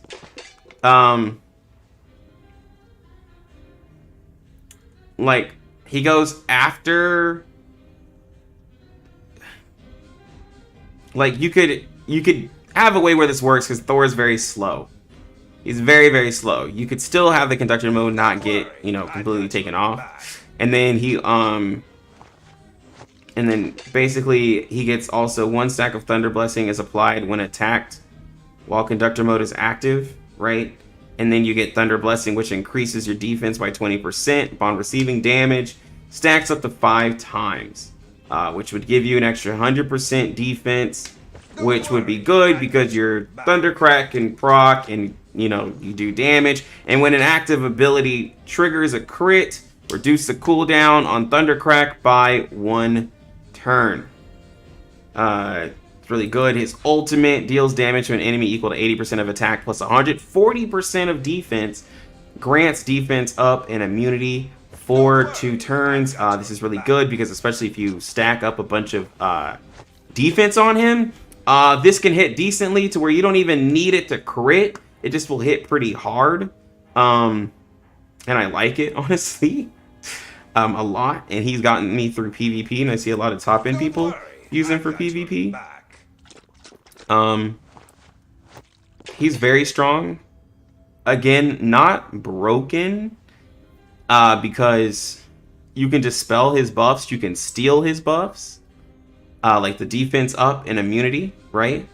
And you can stun him to where he doesn't do his conductor. Like, you can honestly counter him if you just think about it. You can counter him, so that's why he's not broken. But he is very strong if you can't stop him. So, yeah. All right, everybody's doggo. There's a lot of people simping over this character right now, Drew. Like, there's a lot of people loving Drew right now. It's kind of crazy. Everything that's going on for this man. But I mean, we pretty much mostly all like used him when we started out in the story, right? So we know that Drew can basically, with his basic attack, strikes a target, dealing damage equal to 130% of attack. If a critical hit is triggered, reduces the cooldown of Death's Judgment by 1 turn. That's his ult. On his second, deals damage to an enemy equal to 220% of attack with an 85% chance of inflicting defense down for 2 turns. This is on a 2 turn cooldown. And then his ult is on a 3-turn cooldown, where he deals damage equal to 260% of attack to a target. If the target dies, perform a bonus attack against a random enemy, dealing damage equal to 150% of attack. The bonus attack ignores defense and can be triggered up to 2 times within a turn. So, be calm. You won't get a scratch. I'll see you gotta. This is like one of our first kind of like actual DPS characters that we've talked about. Think about it. Be calm. You won't get a scratch. He is slow. Yes, I will admit that. Be calm. But if you build this dude with enough attack, a little bit of sustain for him being slow, right? Because he's not gonna act first unless you have people with team-wide push. He can strike a target, or you can give him a counter set. Like, well, yeah, so he can strike a target, do his ult, right? Hit somebody really, really hard. And then if you put the counter set on him, if he counters like one or 2 times, you know, basically he can counter twice because he's so slow. then you get your ult back. Be calm. You won't And then get you could just scratched. do it again, and I'll you could see just to kind it. of chain your ult if you have a counter set on them. And I feel like they could be really good. You know, the two, you could like have such a great time. You could even do the two, that way the next time you do your ult, like basically you'll get it if you have the counter set, and you could just annihilate the unit that has defense. But that doesn't really make sense because this ignores defense. So like he's doing pretty much true damage in a way, and I say true damage, not like the health damage, but like he's hitting them for them having no defenses on that bonus attack. Like that's hitting really hard. Well, actually, okay, so the bonus attack. So yeah, you would defense down, target a unit, do the ult to kill them to trigger the extra hit. And that's a lot of scaling too. 260 of attack. That's a huge amount of scaling. So, you know, you would want to build, I'll see to it. like, you could build the counter set and then have a bunch of crit rolls, right, on him. And you could do something pretty nasty. Yeah, see, there's that small amount of the community who has counter set on them because they know something could be nasty. I think for that, I could put him in strong. Get a scratch. I'll see to it.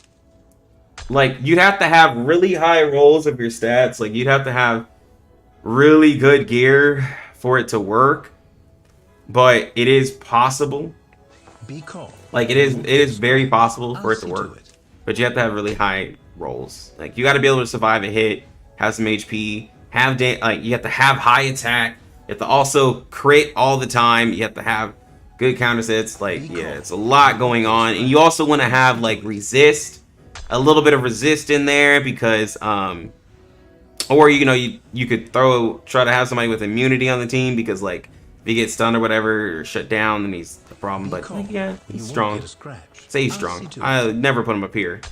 I say he's strong because of the fact that his ult, if it gets a kill, right, it could chain to other people. So, next we have this 4-star that pretty much everybody has. Freya, Ira. My cords can bring any summer. I don't honestly care for her. So deals 120% damage to an enemy with a 70% chance of granting a speed up buff for 2 turns.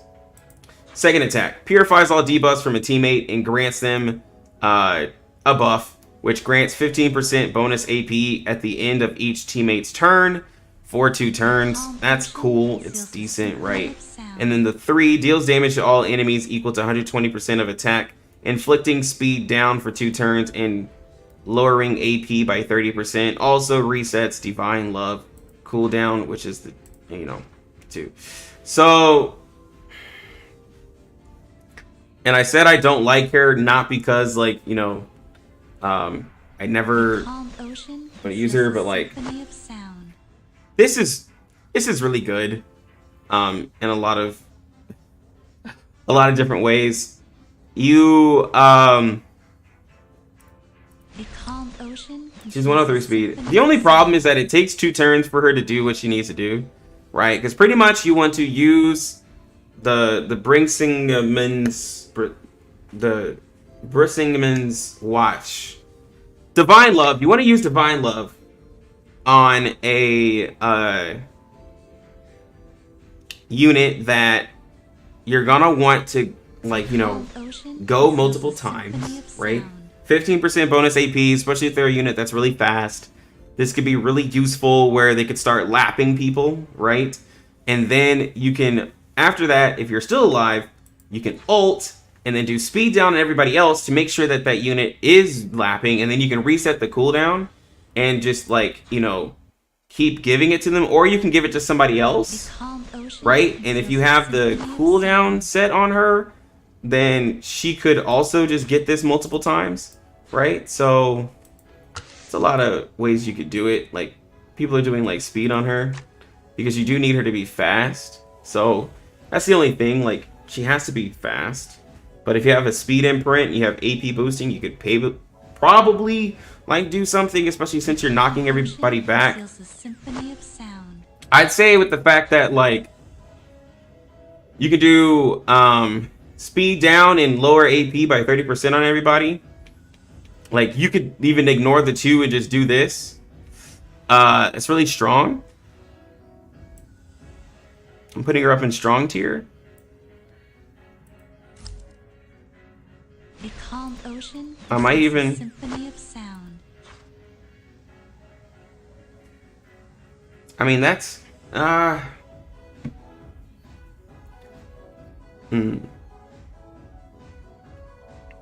Is that very strong though? I feel like that's no, that's very strong. And here's why. Chloe can't do anything about it, right? Like, you get amazing speed rolls on her. Chloe couldn't stop her. None of these like units can stop her because she's not really, and this can't be dispelled. So if she's fast enough, she could push the whole team back, like, which would be really nasty because like you could freeze. You could do a long Neon freeze still, and then whoever's not frozen, you could still push them back. Yeah, that's really strong, honestly, for PvP. Because anytime you're like manipulating AP, especially on a team, that's crazy. There's certain units on that person's team who just wouldn't move. Like, they wouldn't get a turn because by the time they did, they'd just be dead. So yeah, that's really strong. Actually, I had to think about it. I'm honored to bring a smile to so many. All right, so Fabrice Freyer. So, ability deals damage to one enemy equals 110% of attack and grants recovery to whichever teammate has the least HP for one turn. What is recovery? Recovers 15% max HP at the start of the turn. So you're basically giving your people a heal, possibly, right? The 2 grants a teammate 100% AP as well as attack up for 2 turns. This reminds me of Amelia in Epic 7. She basically can make a unit get 100%. It's not called AP, I can't remember, but she can basically give them extra buffs of attack and make them pretty much go next, right? And then the ult grants invincibility to a teammate for 1 turn and immunity to all allied experts for 2 turns. So as much as, like, you know, I don't want to think about it. And let me see what people are building. Yeah, those mad lads who are putting counter set on them. PvP. Think about this. You can... How fast is he? He's 100 speed. If you get really good rolls on him, you could push somebody up. No. If you get good rolls on him... They just don't get it. My love cannot be... Oh my god, hold... Whoa. Whoa, whoa, whoa. If you get decent rolls on him, you could have somebody who moves faster than him and needs, like, setup, right? They do their attack. Then you have Fabrice come in, do the buff, and they go again with extra attack. And then, like, they could lock down the team again. Like, they just don't get it. Right, like in faster than you could move. If you had somebody like Long Mian, right, who did the freeze, grants extra AP, gives them another attack, he slows everybody down, pushes them back, right? You could have like Neja. You could have Neja be faster if you have a really fast Neja. He does the ult, he comes back, does the 2, annihilates somebody's unit. You could have him do... they just don't get it. I mean, you could do that with anybody. You could have them do it with Jormungandr. You could have Jormungandr do his... he could go first. He could do his, like, 2 or his poison. If enemies poison, then you can buff up Jormungandr. He could do the petrify. You could have it done to any one of these units basically, where they can do multiple attacks, like, and do that's really strong. That's again something that is very strong, especially for the fact that you could just have somebody go a second time. That is amazing. These are some supports that make, like, again, like in certain other situations, you're like, I don't know how, but like in PvP, we don't hit as hard as, like, you know, bosses and enemies in PvE, right? Like, they don't, like, people's characters don't hit that hard. So he could absolutely survive, right? Like, absolutely. HP 14,000? That's a lot. Decent defense? Yeah. My love cannot be No, that's strong. single person. It's very strong. Alright. Falcon. Horus. An eagle tolerate a grain of sand in its eye. Wanted to like him. His basic attack deals damage to a target equal to 30% of attack plus 6% of max HP with a 50% chance to taunt the target for 1 turn. That is automatically countered. Horus's attacks mark the target with Eye of Horus for 1 turn. Allied Espers other than Horus have a 60% chance of counterattacking when hit by enemies with this mark. Horus has a 15% chance of using Falconer to attack and healing 10% of its own max HP upon taking a hit. And then Eye of Horus, when this debuff expires, the carrier receives true damage equal to 20% of total damage they receive during this debuff. Wait, what?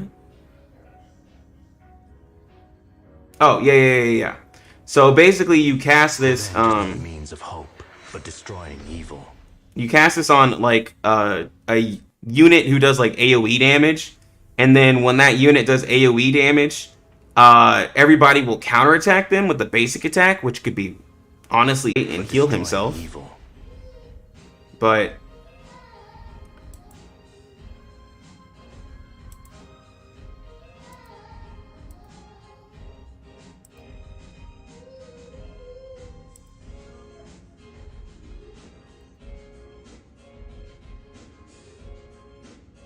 ooh, did the stream die? Or did it come back? Revenge is not a means of hope, but destroying evil.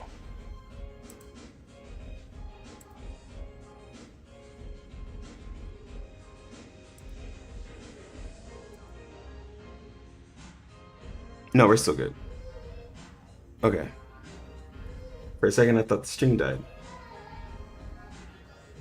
Okay. Anyways, on his ultimate, deals damage to all enemies equal to 100% of attack plus 15% of Horus's lost HP with a 100% chance of inflicting attack down for 2 turns. This is 3 turns. He has extra crit rate, but that's not really that great. He has 101 speed. But what I was gonna say is that so in like some ways this could be like useful, the passive, right? But it's more so for a single target, right? With like a boss. So you could use this like,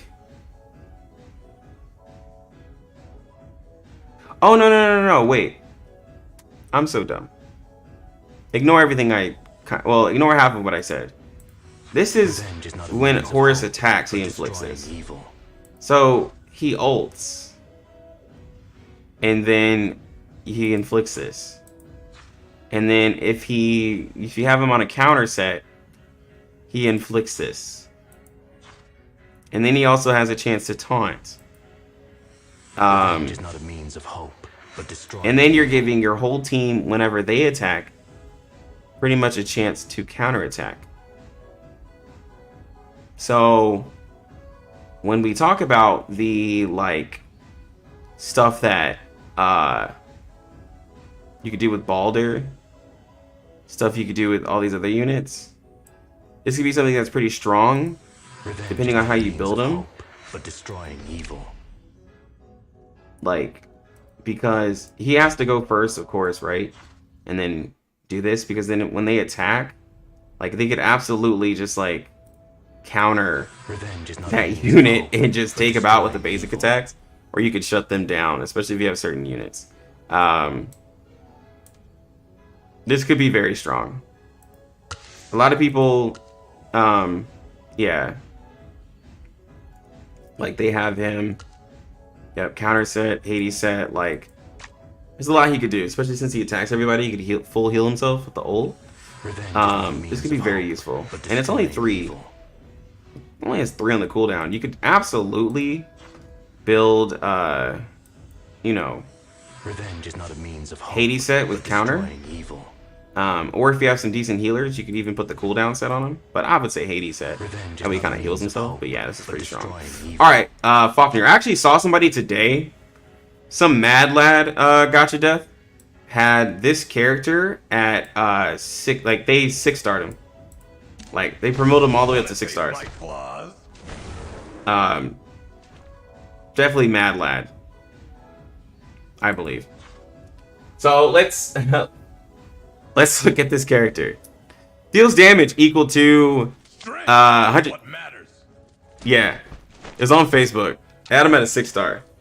Deals damage equal to 120% of attack to an enemy. If Fenrir has less than 50% HP remaining, he attacks again, dealing damage equal to 120% of attack while gaining an extra 30% crit rate and ignoring 20% defense. So, like, hold on. He's slow. He doesn't have great HP because he doesn't have great defense. But you build a counter set on him, and he gets smacked down. He could counter and smack somebody twice, basically, if he has low HP, and do a lot of damage. And then on his basic, he could do a lot of damage. It could be okay. And then if you just, like, you know, build that with what we just said about Horus, he could do a lot of attacks, essentially. Could be, you know, pretty terrible. And then his second ability deals damage equal to 210% of attack to an enemy while gaining attack up and standoff for 2 turns. Yeah. Like, he gives himself attack up and then standoff. Like, so he could be sitting at 1... He could be sitting at 1 HP, get attack up, and then hit somebody really hard, ignore 20% defense, get extra 30% crit rate. Yeah, and then on his ult, deals damage equal to 260% of attack to a single target. While dispelling 2 of their buffs, damage from this ability is increased by 5% per 10% HP lost. So if he's sitting at, like, you know, 50%, right? Like 40% or so. That's 20% extra increased damage, just like right there. And then this ability here is on a cooldown of 3. So let me see what people... Yeah, Hades crit. Yeah, counter attack with the... Yeah, see, people are thinking... People thinking what I'm thinking. Counter set would be amazing on him. You could just counter and like, just smack somebody. Like... And the thing is that, like, when you start your turn, you have to do the 2... get the attack up, and then after that, like, next time you attack, like, you're taking out a unit, essentially. Like, somebody's, you know, somebody's dying. 1200 attack, like, yeah, somebody's gonna die. Put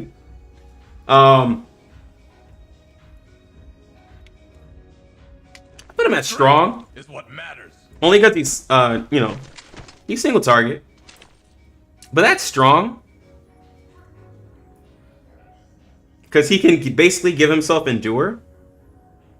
So, yeah. And then also we talked about, like, how Freyr can do 100% like AP. You could just push him back up, right? After you give him the standoff, you could just push him back up and smack him. You could have Freyr here. You can pitch it, like, you could definitely, like, just have everybody push, like, just give this guy a lot of AP, right? And then just have him just smack people. it would be hilarious. But you know, you have to have somebody pushing him, so I wouldn't put. But because he can do a lot of damage, I wouldn't put him all the way down here. But he could absolutely like wipe some people. All right, let me do something first. Yeah, that's what I thought.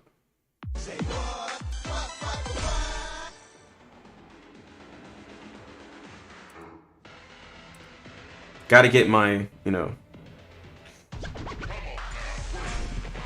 gotta farm this AP, guys. Ooh, what did we get here?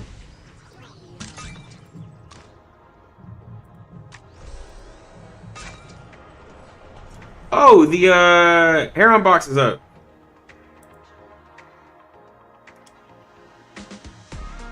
Ooh. I'm sure I'll talk about that after we get done. I know it's gonna take us a while to get done, but it's fine. The Heron box will be there when I'm gone. I mean, it's not gonna go anywhere is what I was gonna say.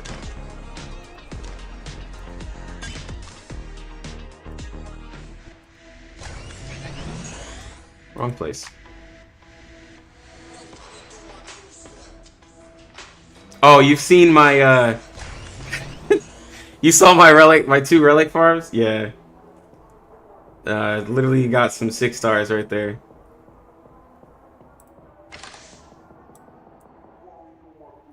Alright. I might try to get in the next day or so, I might try to get Gabriel. I'm seeing a lot of talks about Gabriel. I know you've been telling me. I need to do it. I need to just go ahead and do it. Like, I have extra Bernices. Yeah. Alright. I saw her in PvP. It was pretty crazy. So stat-wise, she's at 106. She's 1 below Loki. That's really fast. It's really, really fast. She has decent HP. Decent defense. So she's bulky for sure. Deals damage to a target equal to 140% of attack plus an additional 0.45% of attack per point of speed. So if you give her where's my calculator? So let's say you get her to 200 speed, because that's kind of where you need to be in PvP. You multiply that by 0.45. That's an extra oh, I could have just done 2 times 45. Why didn't I just... Oh my gosh. So that's an extra 90% of attack on the attack. That's really strong. That's just extra damage. On her 2, attacks all enemies 3 times, dealing total damage equal to 80% of attack. Each hit has a 50% chance of inflicting defense down for 2 turns. So that basically means you're giving defense down to everybody.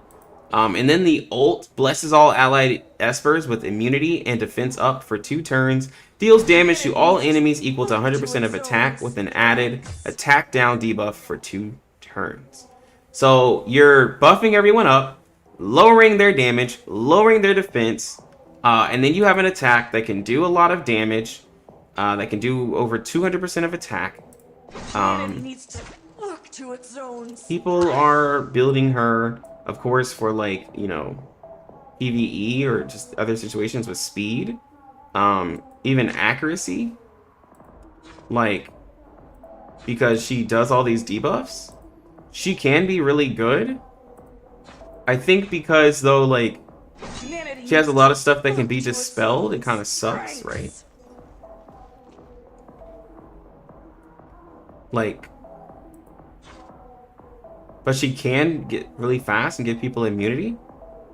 I'll put her up here at very strong because she can do immunity and defense up, and your people can tank a hit, right, from like Long Mian, depending on how fast she is. Because let me see Long Mian. Oh, I clicked on the wrong part.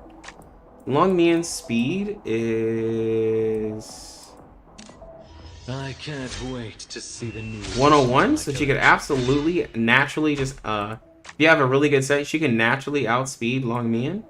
So yeah, and the fact that she's only 1 below 1 below Loki, she's really strong. That's really strong. Yeah, I'll say that for sure. All right, Hall. Don't speak of him in my presence.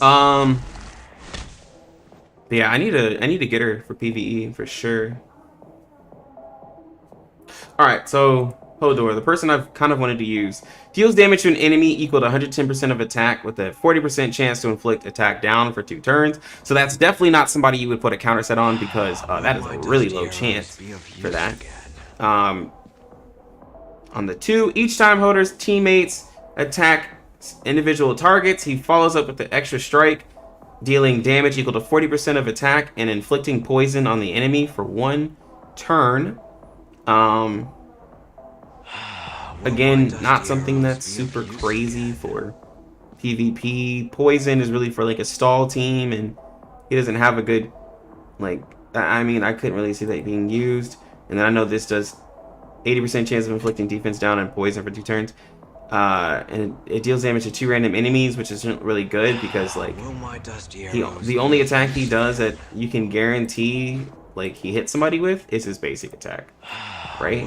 Like, even other people kind of agree, like, Arena, he's kind of bad, because, like, you can't guarantee damage on anybody, and then his captain ability is crit rate, so, he's automatically going to be not great for PvP.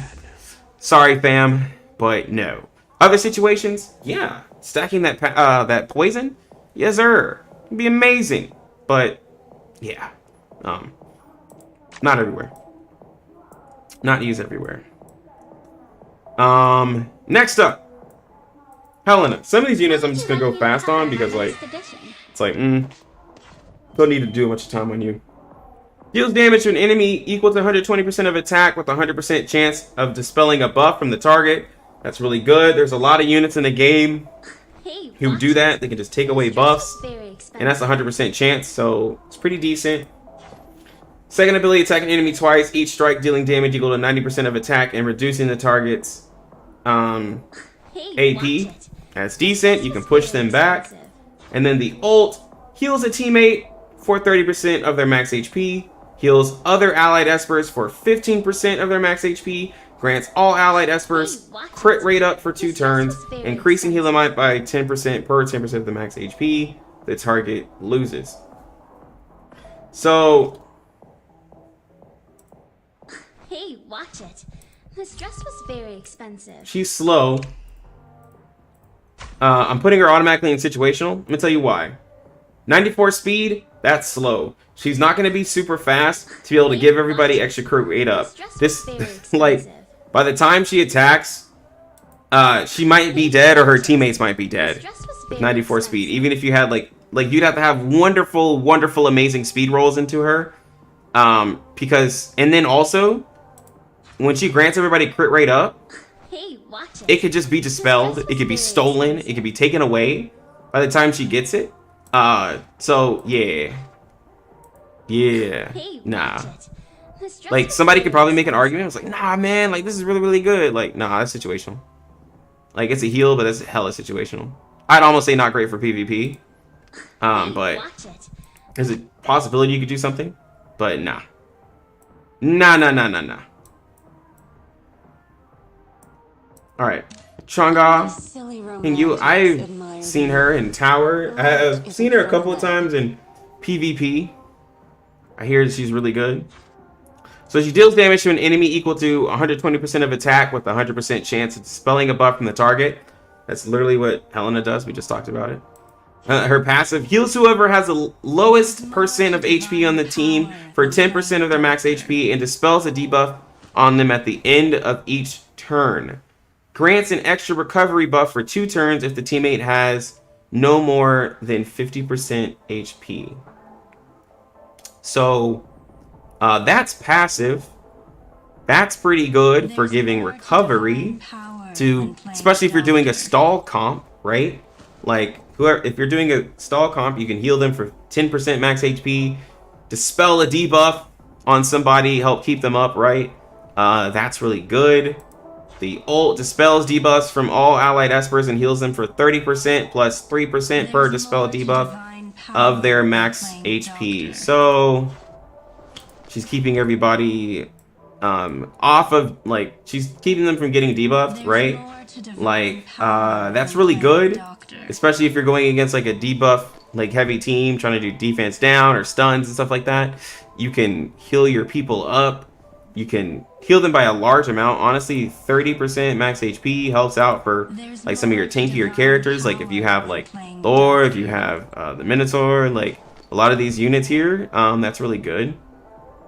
It's not very strong because like this is stuff that can be like, you can dispel the recovery and then like you could just kill everybody else around, right?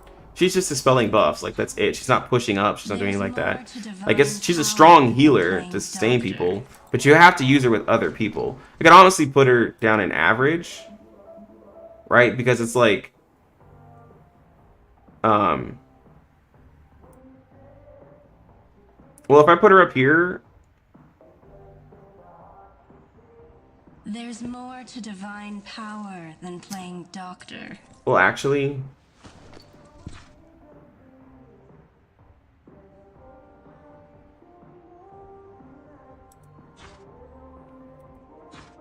I'm trying to think. So like Chingpu does like 2 heals. The flowers say spring will come. Heals a teammate 50%, 2 turns, 3 turns. There's immunity. Actually, I'm gonna put, yeah, because like Only silly romantics. her ult is 4 turns. Life Because like isn't from there. Chingpu gives immunity. She can stop people from getting debuffed, right? Like and she can heal more. And there's like Raw, she can dispel, right? But like nah. PvP, nah, I'm gonna put Chingpu because like Chingpu would like be able to, like, even though the 30% max HP is really nice, like Chingpu's is 15. Like she doesn't quite do a big heal, right? But it's still immunity, and that's what's really nice. And her basic attack can reduce AP. Like this one dispels a buff, but like I don't know. I can put them. I guess I can put them in the same because like a 30% max HP heal plus 3% of the debuffs, and it could be really strong, especially with some of these other units that are doing like taunts and stuff. It could be really useful. Yeah. I could see it. I just have to think it out. Okay, Hyde. I automatically just want to put him up. He's automatically up here, but we're gonna talk about him. Attacks enemy twice. Jesus, this god is broken, guys. This god is broken. I mean, god. I'm thinking of like Smite. This Esper is broken. Attacks an enemy twice, each dealing damage equal to 65% of attack, while stealing 2 buffs and reducing the target's HP ceiling by 100% of the damage dealt in this attack.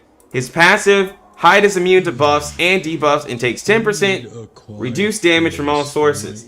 Grants a Breath of the Deep stack per attempt to buff or debuff Hyde. Breath of the Deep, it grants 5% attack per stack and 3% damage reduction per 10 stacks, up to 50 stacks. So that is 50%. That is up to 250% attack that you could get, and then 25% reduction of damage. And then when an ally dies, that's 10 stacks right there. And then when he dies, he heals based off the amount of stacks that he has. And then his ult steals a buff from each enemy and then converts 30% of the damage dealt from this attack into healing. He is broken. He can solo a team. He is like ML Ken. He can solo people. He does a lot.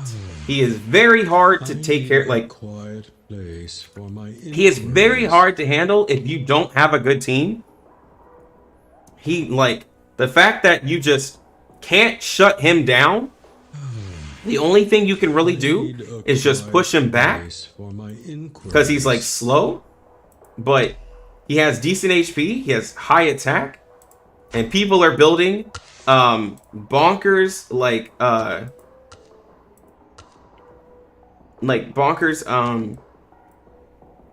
HP on him, and then you're doing counter set. It's terrible. And it's like he counters more than any unit I've ever seen in the game. I don't know what it is. I don't know if counterattacks work based off of a certain like attack type a unit has or something, but he just counters almost all the time. Like, he is broken. Like, I was going through the tower last night on the stream, and he was literally carrying me through most of the tower levels. Like, I was beating them because of Hyde. Like, no, this character is just dumb. Overtuned. But he's great. Amazing. I love him. And I have him. So, yeah. Jacob. If this were a PvE guy, this dude would be top tier. Jacob is amazing. So, deals damage to an enemy equal to 120% of attack with an 80% chance of inflicting poison for 2 turns. You know, if you were doing the stall comp I talked about, you could have him on a counter set, right? And he could just keep inflicting extra poisons on people. Because his 2 grants Fangs to all allied espers for 2 turns. Basically, you have a chance to retaliate with poison on the enemy team, right? 70% chance when you receive damage. And then on your ult, you deal damage to all enemies equal to 120% of attack with an 80% chance of inflicting poison for 2 turns. This attack can't be dodged. Oh, you missed Hyde? Oh, just back up like 5 minutes or so. I'm so tired. Where's a good siesta spot? If poison is successfully inflicted or the target is already affected by poison, then inflicts petrification for 1 turn. So if you're doing a stall comp with this unit, he's at 98 speed. He's like, you know, he's not the fastest, but he has decent health pool. If you're doing a stall comp with him, right, like if you're being really tanky, you could absolutely have him stack up poisons and petrify and freeze and stun the team, and you could be doing a lot of passive damage. So I'm gonna put him up in strong. A lot of people would argue that it's really bad. The only way it works is if you have really good teammates around him, but it's really strong in the sense that, like, where's a good siesta spot? You are gonna get the poison off, right? Because everyone's gonna be attacked. And then you can have him even on counter side. You could get a lot of poisons. It's 4% max HP. So then you're just getting extra damage for, like, you know, no reason. And then you're petrifying people, which they can't lower their cooldowns, right? They can't act, they can't do anything. That's really strong. It's really strong. Like, I don't want to say very strong because he depends on other people to do it more so, like, to give them that stall, because otherwise, like, you know, you're kind of playing the long game. But when stall comps become more of a thing, then, you know, he could go up, basically. All right, let's make this a little smaller. There we go. All right, so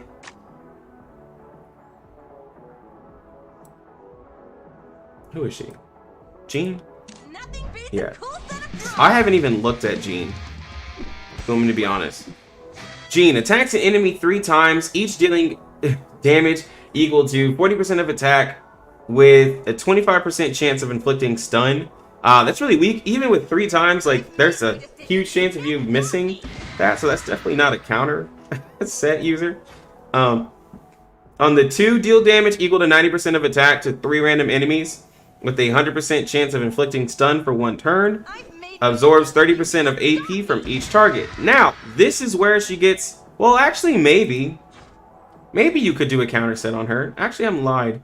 Especially if she's made to do stuns, because then if she's attacking 3 random enemies, that's a chance to stun 3 people.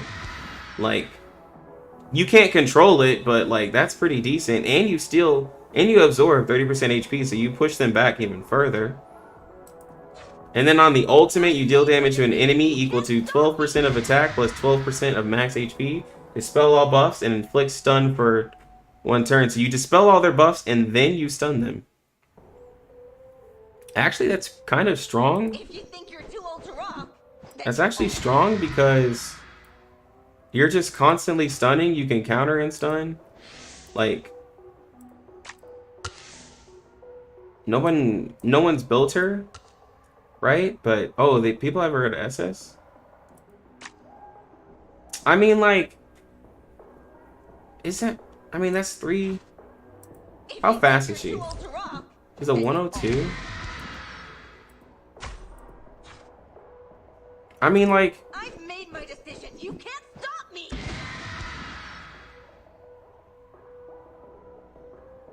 I can see it.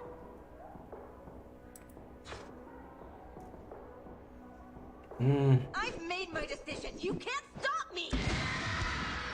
Let me see.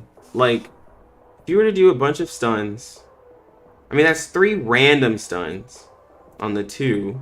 The counterattack. If you think you're too old to rock. Like, I mean, with the ult, like, you're ulting and stunning somebody.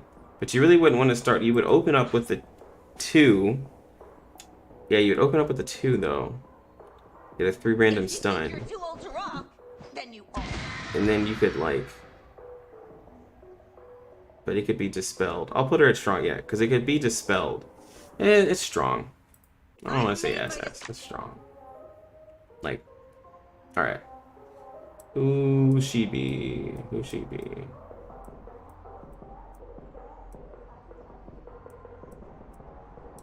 Ming. Oh, Nothing really Jing comes to oh, mind. she's really pretty. I haven't seen anybody use her. I've seen her in PvE in the tower though.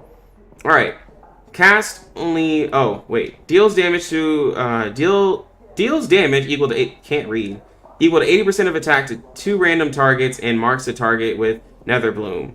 That is a counter set user right there. Netherbloom. Enemies marked with Netherbloom will suffer a Netherbloom blast after taking 5 attacks, receiving damage equal to 85% of Mingpo's attack. This blast also deals damage of the same amount to 2 other random enemies.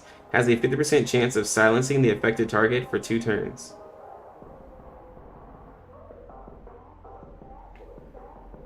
They have to take 5 attacks though.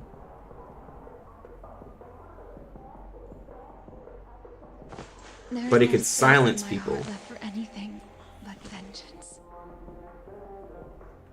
I mean, like, it's possible that could be really nasty. Let me see. Inflict poison on an enemy afflicted with Netherbloom for 2 turns. At the 50% chance to a counterattack when attacked by an enemy afflicted with Netherbloom. Okay, so yeah, you use counter set on her. Ooh, that's... Ooh. Yeah, this seems annoying. Attack all enemies 3 times, dealing total damage equal to 110% of attack to each enemy and marking them with Netherbloom. So, I mean, you're just able to get Netherbloom on people. And if they take 5 attacks, and, like, if you have somebody who attacks multiple times, like, if you counter, that unit's getting... That's... And then you could do an AoE, like...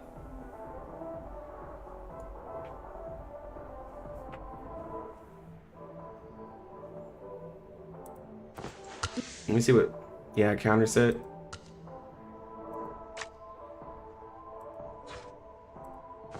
There's no That could be in my heart ridiculous. for anything. She's 106 speed? There's no space in my heart left for anything but vengeance. The silence? There's a lot of people, though, who can do immunity. So I'm gonna put her at strong. That's very strong, though. But she can't dispel anything, right? Like, it's gonna happen either way. Well, can you dispel Netherbloom? I don't think you can. For anything but vengeance. Yeah, you can't dispel Netherbloom, so that's very strong. Because, like, if she's tanky... There's no space in my heart left for anything but If you just build her, like, tanky with counter set... Like, the only reason I'm saying that is, like, she can just keep proccing poison just on multiple attacks. And then... Like, it's anybody who's doing the attacks. She doesn't have to do the attacks. There's no space in my heart left for anything but vengeance. And a 50% chance to counterattack somebody? That's very There's strong. no space in my heart left for anything. That's very strong. I need to get her to test that out. That's very strong. Alright. Her. Is she a... Yeah, Queen Mother. Plunder and distraction. Jeez, that's strong. Those are my fortes. That's very... Yeah. Alright, her basic attack. Deals damage equal to 110% of attack to an enemy with 75% chance of inflicting a stun for 1 turn. Boost AP by 25% if the target has a debuff. So that could be a counter set. Only the weak It can absolutely be a counter set. Because then you can just counter, boost your AP, push yourself up. 2. S2, immune to disables. Removes a random debuff other than immobile from all allied espers at the start of each turn and heals them for 5% of their max HP. Increase her AP by 20% when an allied esper receives a debuff. Can only be triggered once per turn. That is a lot. She can just go. And then she can transfer all debuffs on the team to an enemy and deals damage to target equal to 13% of max HP.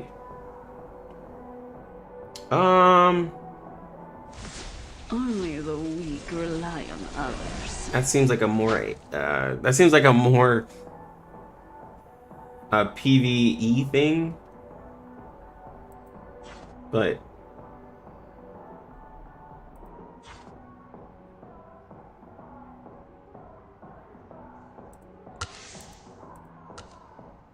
people are using her in arena.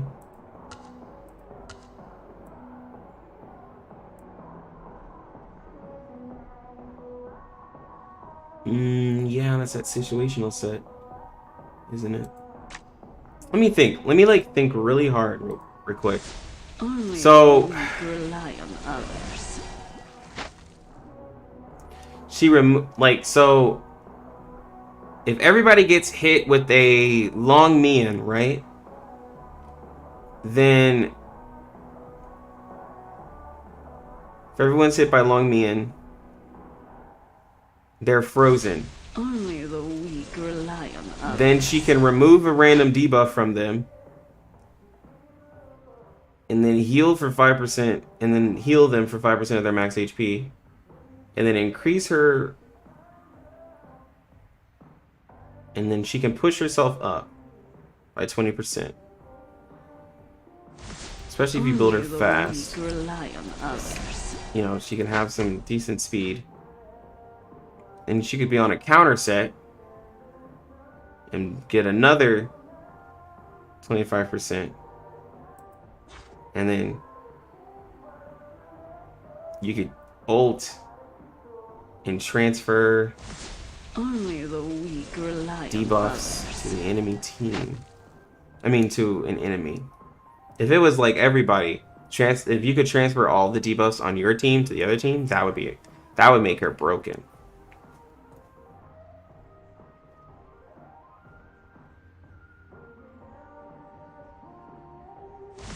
Only the weak rely on And she does max HP damage. See, 13% max HP. Like, that's not a lot.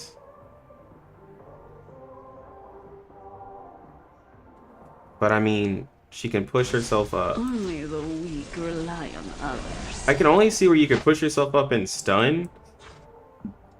And you can just keep your people from... I'll put her in very strong. She's not broken because this is only 13%. It doesn't actually do damage. Only the weak rely. Yeah. Alright, where is... Yeah, Serket. Serket is annoying in the tower. If you guys have ever seen her. Basic attack. Deals damage to an enemy equal to 120% of attack with a 60% chance of inflicting disease for 2 turns. Passive. Each attack poisons the enemy for 2 turns or extends poison by 1 turn if already poisoned. I really need her for my poison team. But, yeah, she's not coming home, unfortunately. Her ultimate deals damage to all enemies equal to 130% of attack and inflicts speed down and poison for 2 turns.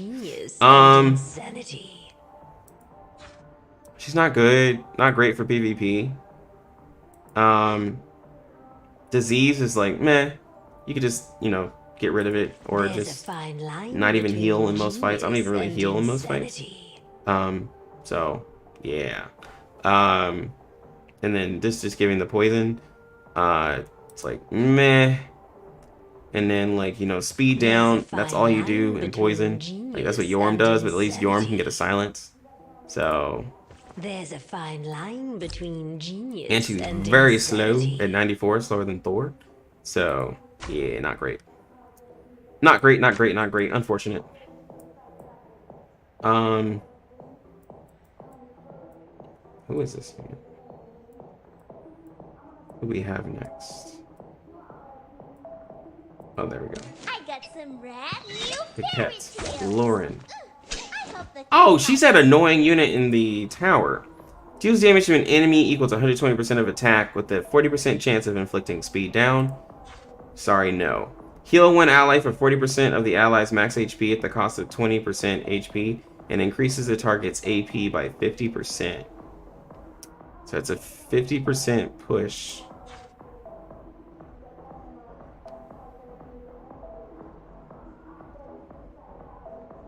Oh.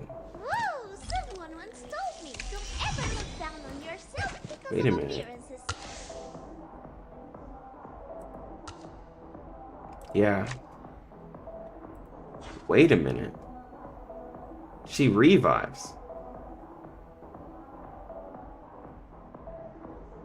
If the selected teammate is dead, you can resurrect them with 20% remaining HP. Get another turn. And then heal them for 40%, so you can put them at 60% health. You're only taking 20% of your max HP. Huh. And this is on 3. And this ult's like 4 turns. Huh. Whoa, someone once told me, don't ever look down on yourself because of appearances. And if somebody dies, I mean, bringing them back and pushing them up is pretty strong. What are people saying about him?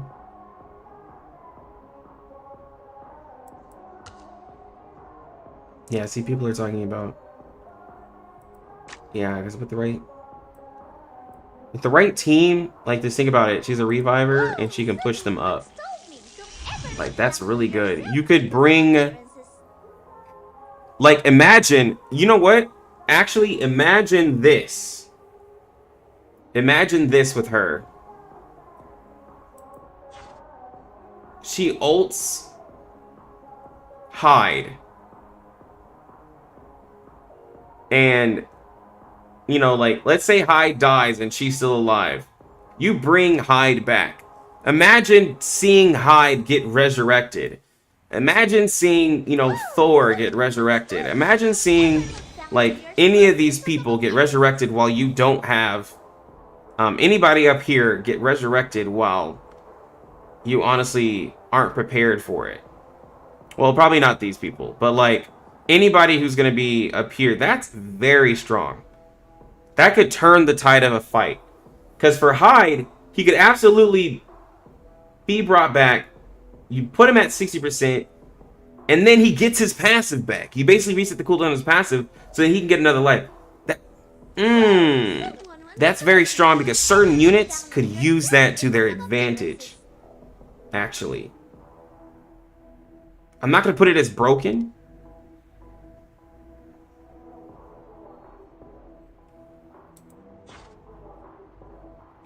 Man, that's strong. Because then you pushing Hyde's HP, then he can ult. Oh my god. Or you could do that for Neja. Like,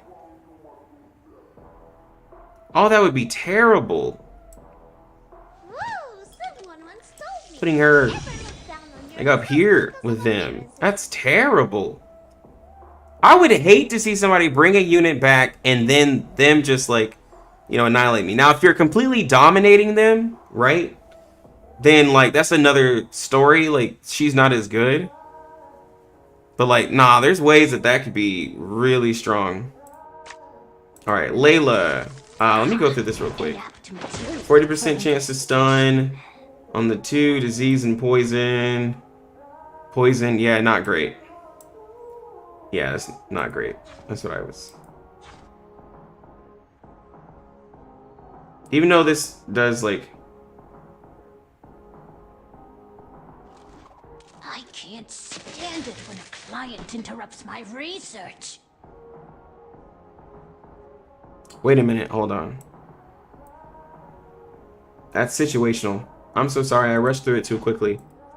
Transfers 1 debuff from all teammates to an enemy and then deals damage equal to 200% of attack with a 75% chance of inflicting disease for 2 turns. This attack deals 100% bonus damage to poison targets. Yeah, never mind. That's actually really good because you could... I mean, not really good, but like that's actually decent because if you're debuffed, you could give that to an enemy. But you could like cleanse the team, so it's like, you know, decent. It could hit, you know, somewhat. It's not really hitting super hard, but I put it as situational because the unit's slow, doesn't have really great stats.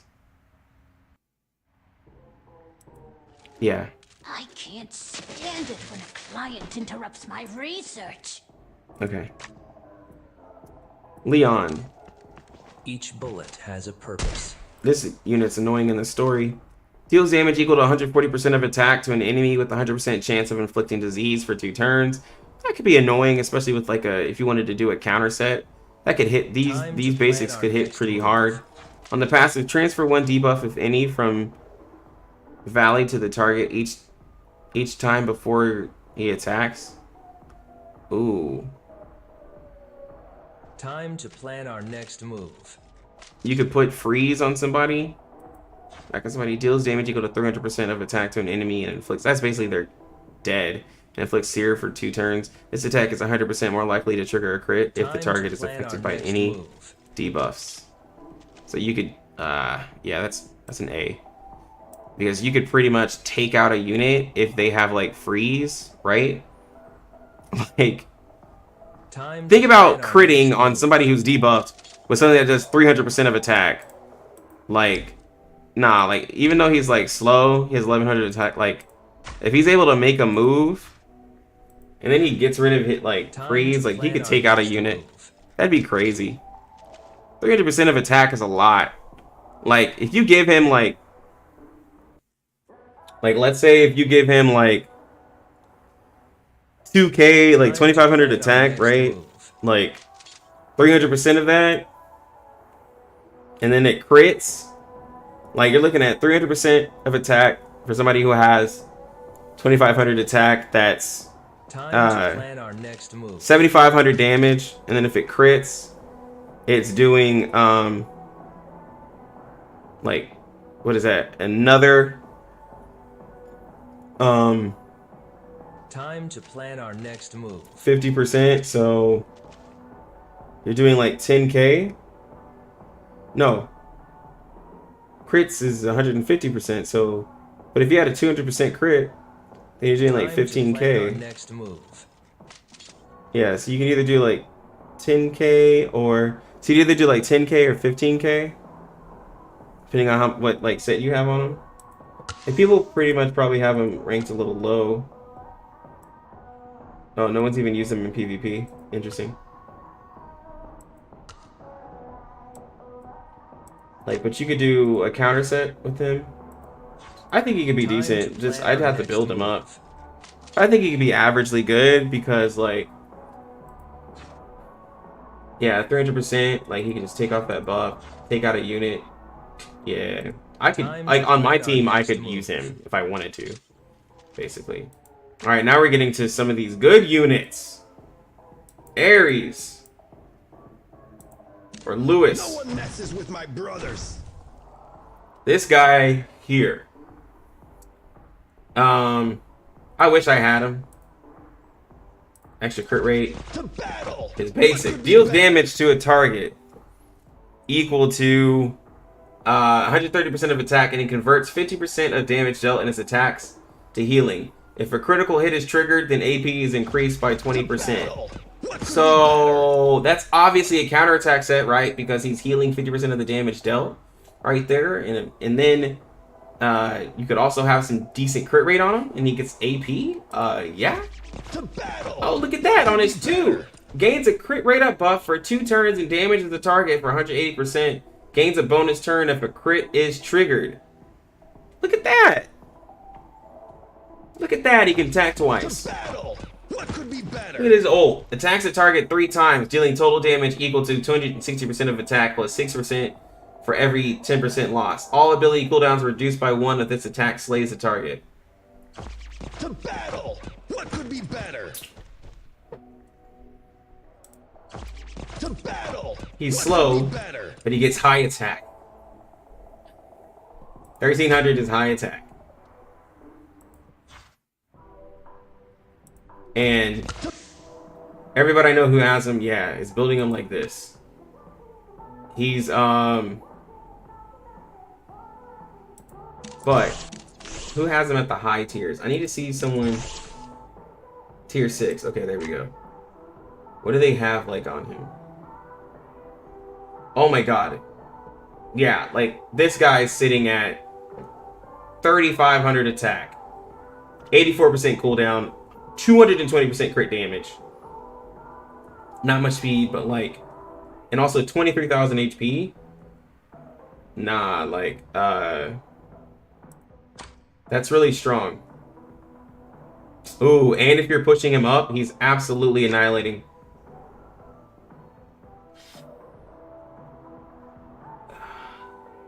But here's the thing, though. Gotcha, I don't know if you're here. Anybody else, like, this unit, though, needs perfect gear to do what you want him to do, though, right? Like he's honestly attacking somebody. You build him on counter lifesteal. He's ML Kinning. But like Hades is ridiculous because he does AoE and he can't be stunned. Ares can be stunned. I've frozen in Ares before. So then that just puts him at very strong. That doesn't mean he's broken. Right? Because I mean, like, being able to be stunned, which means you have to put resist on him or immunity, right? Means you're not broken because, like, you can be stopped. Like, you can absolutely be stopped. So I'll put him at the top of very strong. Like, somebody would probably, who's a Lewis man, they're like, nah, man, I win every battle. It's like, nah, you haven't fought everybody, though. Like, you can absolutely be countered. Easy. So, yeah. I'll put him there.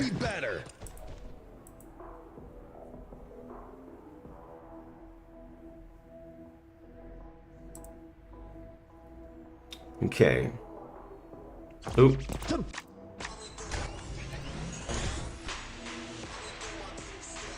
Yeah, that's what I was saying, like. Oh my gosh, look at that. Ooh. Oh, whoa. Okay. Not a lot of flawless pieces.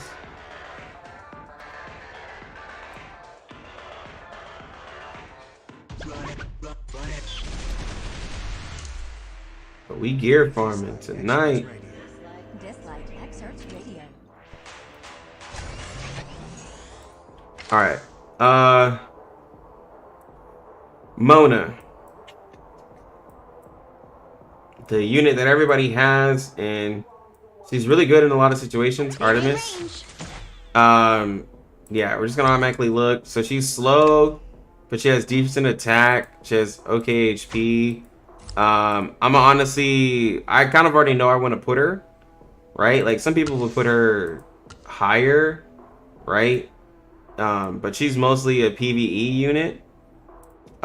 You basically can put the Hades set and counterattack set on her, or you can just go all damage. Here's the problem. She could just be stunned and killed. That's like, Who's our target? she can be frozen and killed. And there's, Who's our target? you know, but if she somehow lives, then she could do something. Who's but she doesn't have a lot of HP or defense.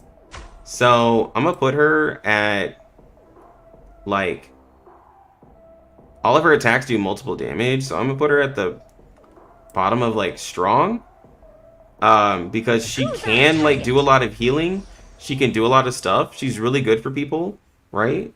But she has to like, she has to be like given some stuff. And, you know, she just doesn't quite have it. And then, you know, her basic, if she kills, she can get extra attack. It can be useful, right? You get the extra damage. And she absorbs HP. But nah, not quite like, you know, super strong. Liao. Because of this, he's automatically up in strong tier because of his captain ability. Like, he's basically, if you don't have Long Mian or the 5-star, you use him, right? And then you could have like counter set on him for the taunt.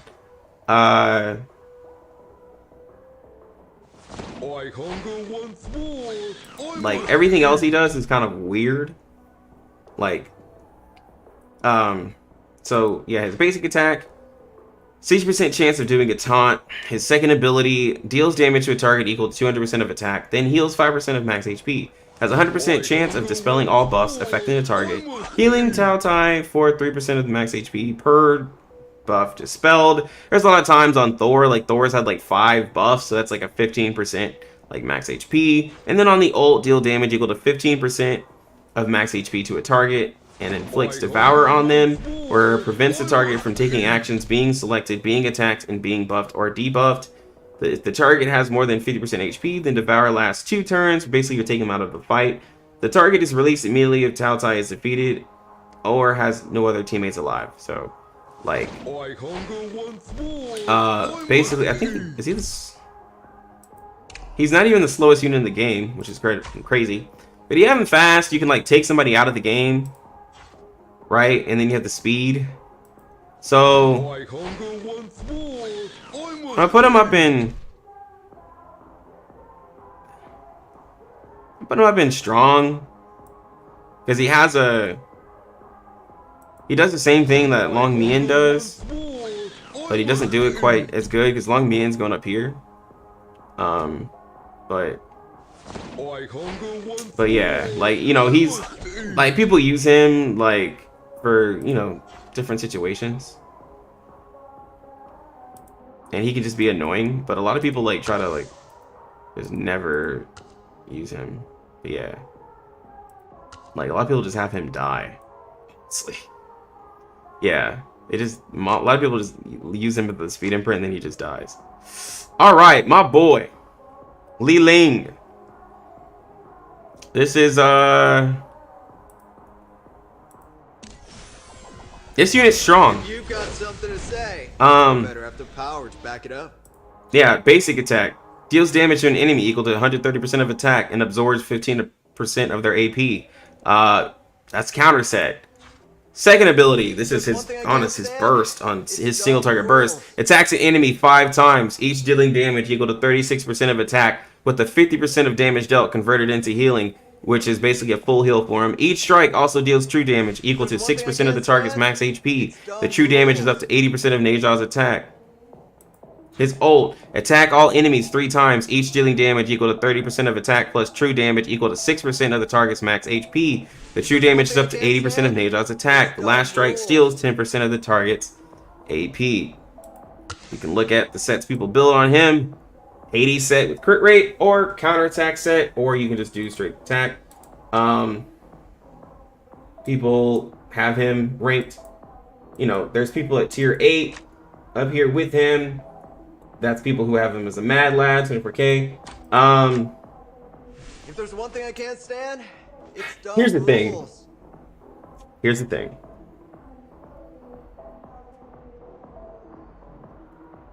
Everybody has him. Now, I'm not putting him low, but like, everybody has him. So like, and not like literally everybody, but like, you know, a good portion of the community has him. I can't stand. It's dumb rules. He's very strong. His 3, for me personally, can half health or kill the whole team. His 2 will absolutely annihilate one unit. And then heal himself. And he can somewhat solo a team. If there's one thing I can't stand, but it's dumb rules. He can be CC'd.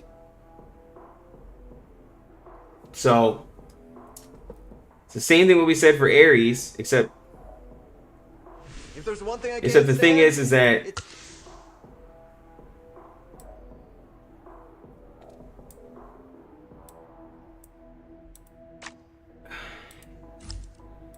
he's fast. If there's one thing I can't stand, high HP, high attack. Rules. I believe he's better than Ares because, like, whereas Ares, you know, you don't have to build as much crit rate on him, right? You can just go for other stats. On him, you can build him with Lysol and he attacks everybody instead of one unit. I want to put him up at broken, but he can be countered and taken care of, right? Like, it can happen. Like, if you're looking at... But then if you're looking at everyone's team, everyone here has him bust. This guy's actually summoned him twice. Like, every 3,000 attack. I mean, that means he's just hurting somebody with that much.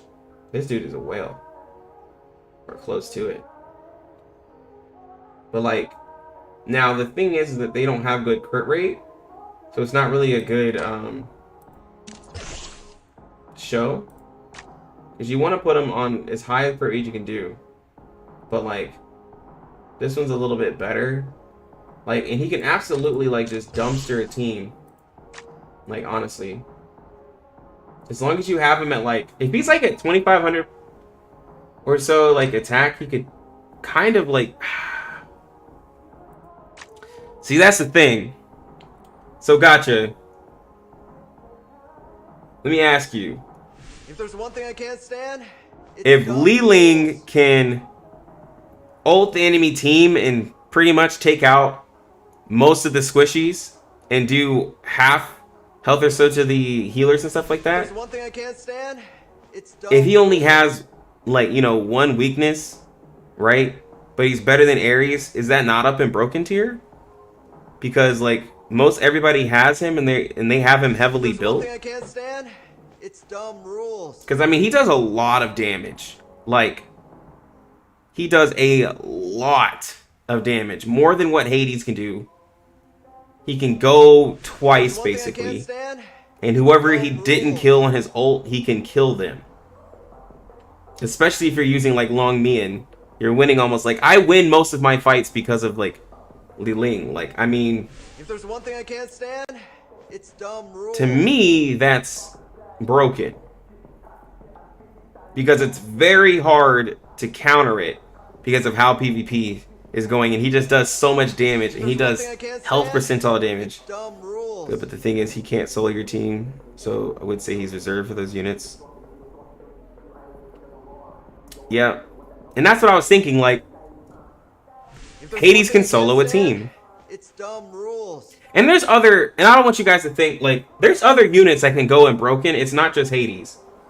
But yeah, Neja can't solo a team. He's just up at the very tippy top of very strong. Yeah. Like, and that's the thing, is like, I've lost matches because he can't, you know, like, solo like that. Dumb rules. Yeah, there is. It's just, it's crazy, right? Like, these units. This man right here. Okay. Let's go over Lin Zhao. Probably one of the most requested 4 stars in the game right now. She is, if you wanted to know, pretty much SS and a lot when it comes to PvE, but this ain't PvE. What does she do? She does diseased on her basic attack. If it crits, reduces the target's AP by 30%. On her second ability, it can do bleed if it crits. On her third ability, she can give herself basically 100% crit rate, and then inflict speed down and defense down on enemy team. But she's not very fast. So, being as, like, you know, most of you guys are gonna have a really good Lin Zhao when you get her, I'm gonna put her at strong because she can do a lot of damage, but she's not like amazing because like she her debuffs and stuff are like I mean, she could still get killed, like, you know, absolutely, like, because you're not putting defense on her, she can absolutely just be killed. And she's very squishy unless you build her, like, you know, with like extra like sustain and stuff. But like, I've never seen somebody even come close to soloing a team like with her. And I'm seeing all this, but like, if no one has,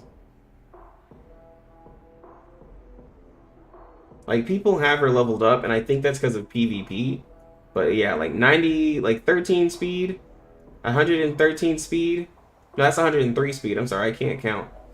Like, that's not great. Like, she can just do a lot of damage, but I'm not putting her on the same tier as like these characters here because like she's just squishy. She's like, you know, she's up here. She's strong. She's very strong because most people are gonna have her built, but she's not like broken. She's definitely not broken. Long Mian. I can't wait to see the new addition to my collection. Most of you guys hate this unit. Let's talk about this guy. He guarantees people wins. The human body is, you have this character built, you win. That's what it is. His captain ability is speed. Makes him automatically strong. His basic attack enemy twice, each dealing damage equal to 60% of attack with an 80% chance of inflicting speed down. His second ability deals damage equal to 80% of attack to all enemies with an 80% chance of reducing their AP by 30%. If the target is affected with speed down, then this will reduce an extra 30% of AP. In ult, deals damage to all enemies equal to 110% of attack with an 100% chance of inflicting speed down for 2 turns and freeze for 1 turn. So you build accuracy. You build this dude with accuracy and speed, and he's 101 speed. It doesn't even matter. You don't even need him to have like crit rate, attack, all that. Just speed and accuracy. All you need him to do is go 1 turn. And you can win the battle. And then if you're able to get him to go a 2nd turn, then you can just push everybody back. So he is the reason why a lot of people lose. You look at him and his performance, almost every single team has him. The human body is just like, yeah, he's in S. I mean, he's in broken tier because 100% chance to inflict this by just having accuracy. Like, everybody has him, and therefore, if everybody has him, like, you know, and I say everybody like as in top tier PvP, if everyone has him and everyone wins with him, he's too good. He is way too good. Like, that is, you know, pretty much what it is. He's way too good. Again, another character that's overtuned in the sense that, like, no, he's actually not super overtuned, but it's the fact that with speed down and enough speed, you can lap people and then push them back, give speed down. Like, nah, like he's really good. Like mine, I have personally at like 200 speed, and yeah, he's going first every time. You get the extra, like it's crazy. Like if they don't have a speed imprint, they lose. Basically, that's just what it is.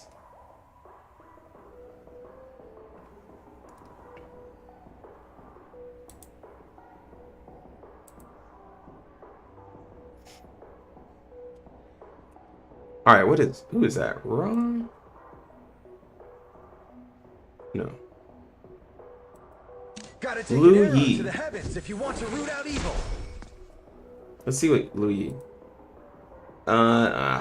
Sonic and ritual miracles. Hero should be a verb Basic attack. Attack an enemy 3 times, each dealing damage equal to 55% of attack with a 40% chance of inflicting sear. Unfortunate, because that puts him down, because it's not all the time. Passive. Each attack has a 15% chance of dealing true damage equal to 10% of the target's max HP up to 100% of attack. If a crit is triggered, increase the trigger chance to 30%. Oh.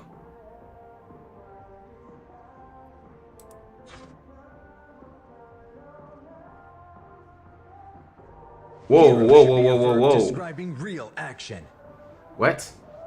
Hold on. Hold on. Hero should be a verb describing real action.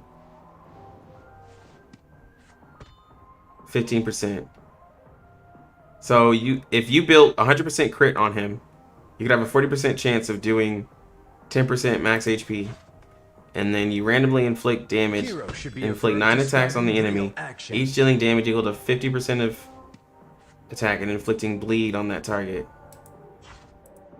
Oh wow, that's definitely a P. I didn't know about him, so that's like definitely PvE. Is Jesus Christ, yeah. For PvP, that's like a. Sorry, I was like literally looking at PvE, and I was like, Jesus. So for PvP, the fact that it's random. Now it's 9 attacks, so like, you know, one person could get targeted. Or you could target a couple of people, but you're only doing bleed, 60% chance, and it's only 50% of attack. It's not that much, so it's really a single target for like bosses. So like, and the extra 10% like there's like so low of a chance for a lot of these things to happen. I'm gonna say like, and his basic attack doesn't even. Hero should be I'm gonna say he's like not great for PvP, because I can't really see a way of like, one, he's not used, and I don't see him ever really being used in PvP. And then like these attacks, like I just don't see them really. The fact that they can't hit a target kind of sucks. So. Like he could be a tank buster in a way if he had crit, because like he like say if you had 2 hits, that's 20% damage on like a tank with the basic, but like nah, because even if you just could take out 1 unit, I say situational. Like you could make an argument for him, but I'd say situational. All right, this man Apollo. The one that a lot of people are racing for, Lucas. You think my bass is just for music? I've heard disgusting things about this unit. Basic attack. Attack an enemy 3 times, dealing total damage equal to 115% of attack. Each hit steals 15% of target's HP, so that is 45% extra AP. His 2, deal damage equal to 80% of attack to all enemies with an 85% chance of inflicting stun for 1 turn. Each stun grants an extra 15% extra AP. Seems like he's lapping people. His 3, attacks all enemies 3 times, dealing total damage equal to 100% of attack with a 50% chance of each strike dispelling 1 buff from the target and reducing AP by 10%. So it's showtime. Let the rhythm take hold of you. And then it's 105 speed. A lot of A lot of health. That's up there with Thor. But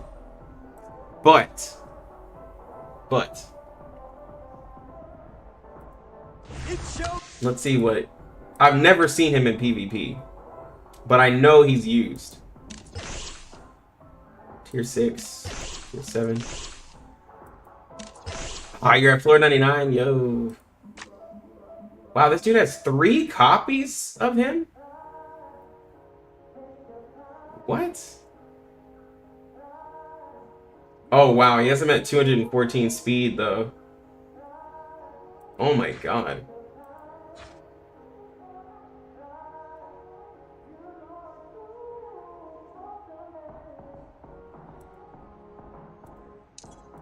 Got he's got them crispy rolls there, and he's probably still going for the perfect points, perfect set.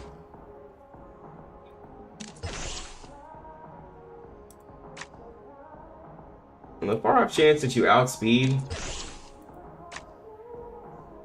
220 speed, these are people who are up there, man. This is an annoying team. Let me see. So, like, let's say, like, people are, like, saying that this unit is absolutely, like, too strong in certain situations. Let the rhythm take hold of you. Because you could just lap people a lot of times with all that speed, right? Extra HP with extra AP.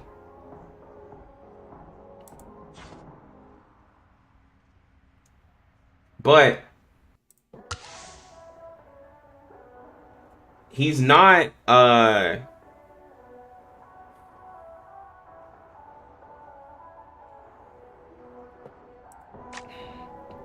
is he triple S?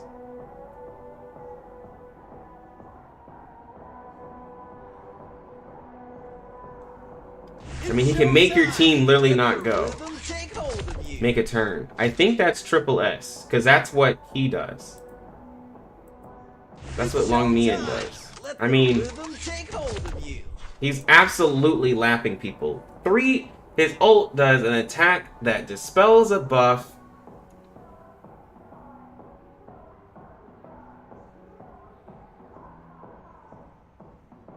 You can dispel up to 3 buffs for people and reduce AP heavily, and then make it, if you make another turn, you can do your 2 and then you can stun them.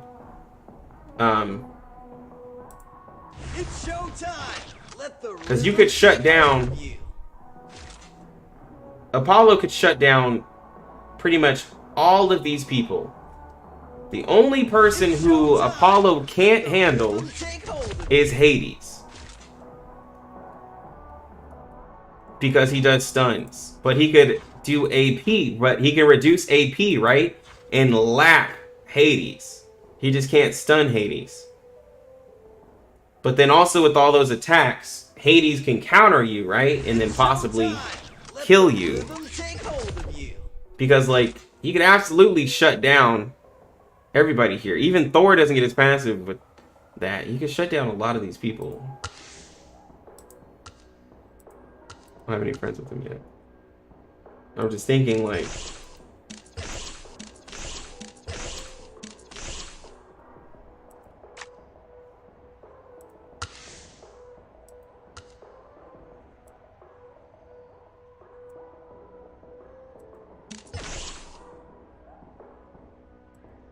and I've been looking at these people's sets.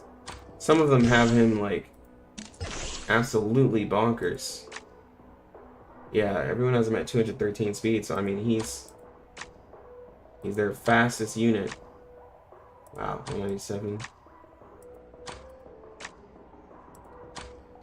Put him in triple S only because, like, the only person I could really see him getting, like, he could even shut down, like, Long Mian and, like, you know, and be faster than him and make you, like, lose a match because he's just faster than Long Mian and can push back your whole team, and then there goes your problem. right? So he just can't do anything to Hades as much, right? Like Hades could counter and start hitting him really hard. Because like Hades with the counter set could still attack, right? Like, and then if you're killing the enemy team and he gets like extra attack, he could hit really hard. So I don't know why I exited out. Well, let me look at mine. There you go.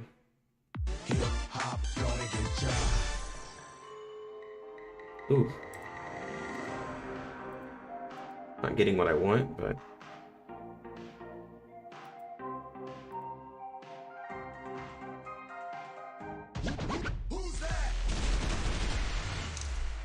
You're listening to Dislyte Experts Radio. Dislyte Experts Radio.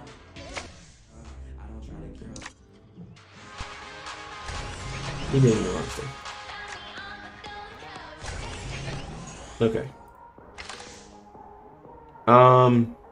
This guy.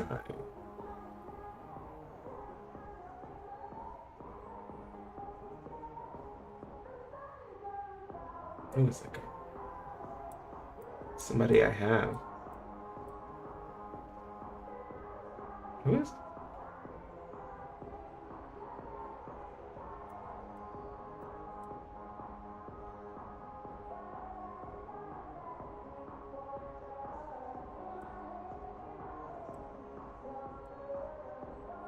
Wait, is that? It's not her. Just me? Or did I get stronger? Yeah, no. Bruh, who is that?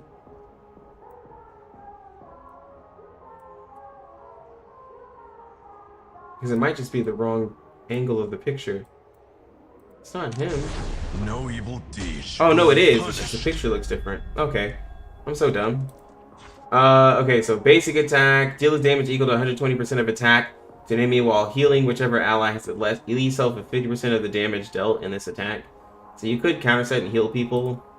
On the 2, marks a teammate with Death Tome for 2 turns, grants them recovery and attack up for 2 turns.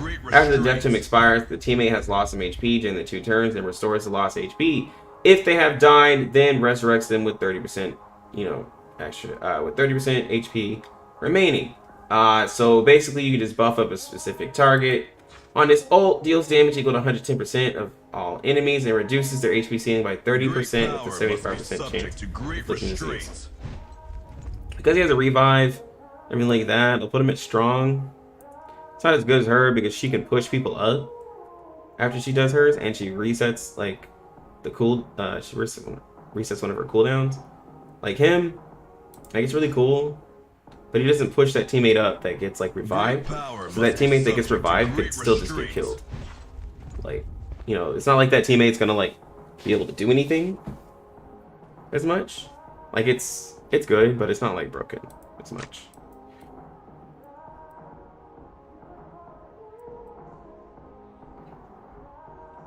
Where is she? Oh, Lynn. Oh yeah, Lynn. Saw people using her in some PvP in different situations. Yeah, so like, okay, so her basic attack, you could put her on a counter set, basically. Attacks the enemy twice, each dealing damage equal to 60% of attack. If a critical is triggered, then grants immunity for 1 turn. That's really strong. Her 2, attacks the enemy 3 times, dealing total damage equal to 200% of attack with a 6% chance of dispelling 1 buff from the target. Per strike, inflicting attack down for 2 turns upon dispelling a buff.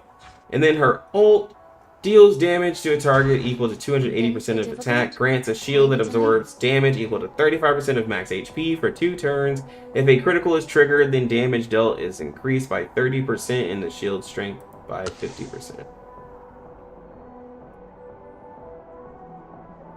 Like, she, with the counter in the Hades set, she could like really get herself like super tanky.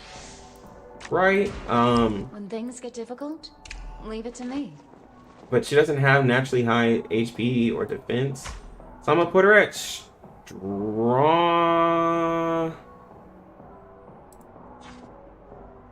put her at very strong actually, because like I just thought about like Thor and him, like, you know, she can get like a shield bigger than anybody, and then she can also get immunity to not be stunned. When things get difficult, leave it to me. Yeah, she could just like...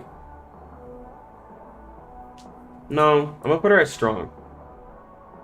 Wait, hold on. When things get difficult, leave it to me. She does really high... No, I'm sorry. Because like, if all he's doing is just doing like, you know, defense up, like, she's getting a shield. When things get difficult, leave it to me. But that shield can be dispelled. Yeah, never mind. You could absolutely strip that shield. When things get difficult, leave it to me. And it would just be gone, and then she wouldn't do as much. Yeah. She's strong, but like Chloe could take it off. Yeah. Never mind. When things Had to think about it. Never mind. Leave it to me. Shield characters, like, they can just be countered so hard in PvP. Alright, Medusa! Melanie. You can only give up more. I need to get her. Basic attack. Deals damage to a target equal to 120% of attack, with a 75% chance to inflict speed down to the target for 2 turns, and a 75% chance to transfer a debuff to the target. Decent. And she's just a lot of people like her. Passive. Each attack reduces the target's AP by 15%. If the target has less than 30% AP, inflicts petrification for 1 turn. Yeah, you can see why that's strong. It starts well, then trails off. Deals damage equal to 100% of attack to all enemies, with a 100% chance of reducing their AP by 15%. If the target is debuffed, then this will reduce an extra 15% AP. It starts well, for PvP, I don't know if anyone has her. Yeah, but no one's up at high tiers with her yet, because I haven't seen a lot of people use her. Right? But they have her at a decent speed. I'm gonna put her... Wow, is there 1, 2... Kid and Odin Flow. There's only 2 people who actually have her and use her in PvP. But I'm gonna say that she's very strong, in the sense that if you use her in combination with somebody else, you could just keep petrifying people. Like, you can push back a team very far back. And that's terrible, because petrification is worse than a stunt. So, yeah. Because you got to think about it. Anytime you mess with somebody's AP, that is worse than speed down. Like, you're literally pushing them to, it's almost like they have to reset and, you know, try to beat somebody on speed. Like, it's terrible. So yeah, she's very strong, but she has to be used with somebody else. All right, Raw.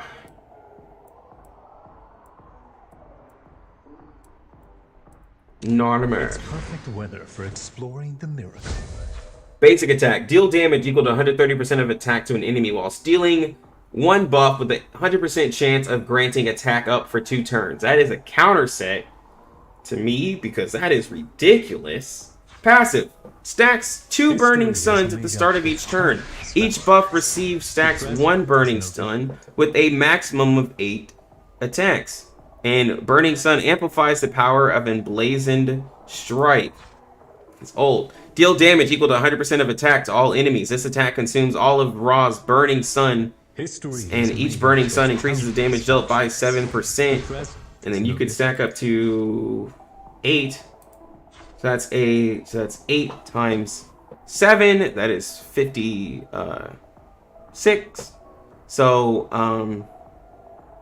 56% damage buff. If Ra has 5 or more burning suns, this attack ignores 40% of the enemy's defense. That's huge. If Ra has 8 Burning Suns, then this attack reduces all ability cooldowns by 1 turn. Ooh.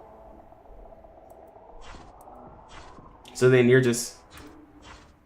Yeah, so then you're just cycling this. It's like a pretty, like... The present is no different. It takes him a bit to ramp up his damage, right? Like, he has to do counter attacks. Yeah. Like, I'm pretty sure, yeah, people have him, like, really high. But I don't think they're using him right.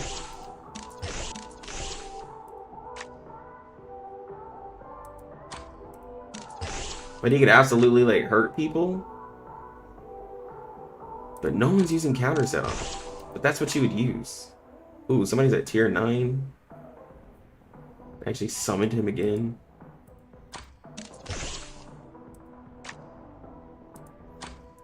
Because the meta's not using him, I'm gonna put him at very strong. Because then he can just steal buffs and get himself, he can just get himself a lot of attack. And just do a lot of damage and nuke people. But you gotta at least get 5 suns. So that takes like a few, you know, it takes a few counters and stuff. But you could absolutely do some damage. So, yeah.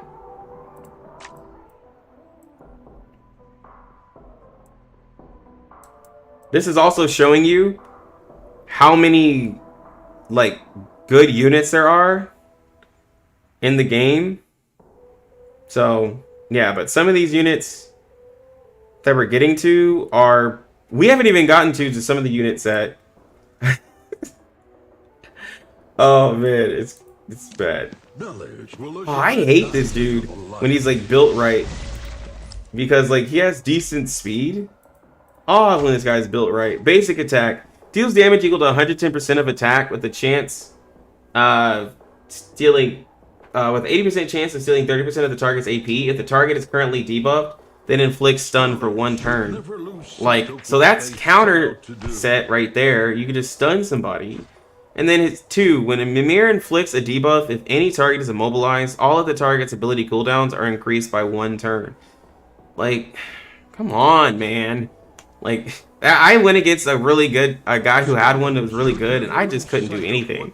Attack all enemies 3 times, dealing total damage equal to 110% of attack. Each strike has a 60% chance of inflicting stun for 1 turn. Yeah, like, this dude here in PvP, really good. Like, really good for people who have him built. But you gotta have him built fast. I think there's only one dude who's like up there super high. I'm putting him also in very strong, because if you build him fast with accuracy, he's stunning people, and he's if you put somebody on a speed imprint, he's doing what the freeze is supposed to do, but he actually has, like, you know, a couple of chances of doing it. And then if he counters, you can just stun somebody and steal their AP to go again. He's absolutely strong. And then he can, like, reduce... he can reduce cooldowns. Like, I mean, he can up your cooldowns. That's kind of terrible, because if he does it to the right unit, and you, with your basic attack, you could do it, like, right, and stun somebody. It's kind of terrible, honestly. You could take somebody's usefulness out of the match. It's really horrible. Like, oh, here's Q. People hate this. People hate this character. Deal damage to an enemy equal to 120% of attack with a 75% chance of inflicting defense down for 2 turns. You could do a counter set on that. Deals damage to all enemies equal to 100% of attack with a 75% chance of inflicting attack down for 2 turns. It's not bad. Lock on an enemy and select another at random, dealing damage equal to 180% of attack and inflicting link for 3 turns. Link basically means the counterpart also receives true damage equal to 80% of the damage dealt in this attack. And then people just build attack and other stuff on him, but no one really uses him. He is definitely a average, only because, like, the attack down is cool, but it can be dispelled. Right, it does hit all enemies, 75% chance. It's really nice. but he doesn't really like the link is like okay, but then you have to have somebody else like hit that other target really, really hard. And you have to hope that they can survive, right? And then it only like, you know, it's a target at random. Like he's fast or whatever. But I'm gonna say average because like he's not really gonna save your team, you'd be rich, right? And I've seen somebody try to do this, and then like my Hades like just kind of still just did enough damage to where it was fine. So yeah, it's not the greatest. It's not the greatest. You'd be rich. Raven.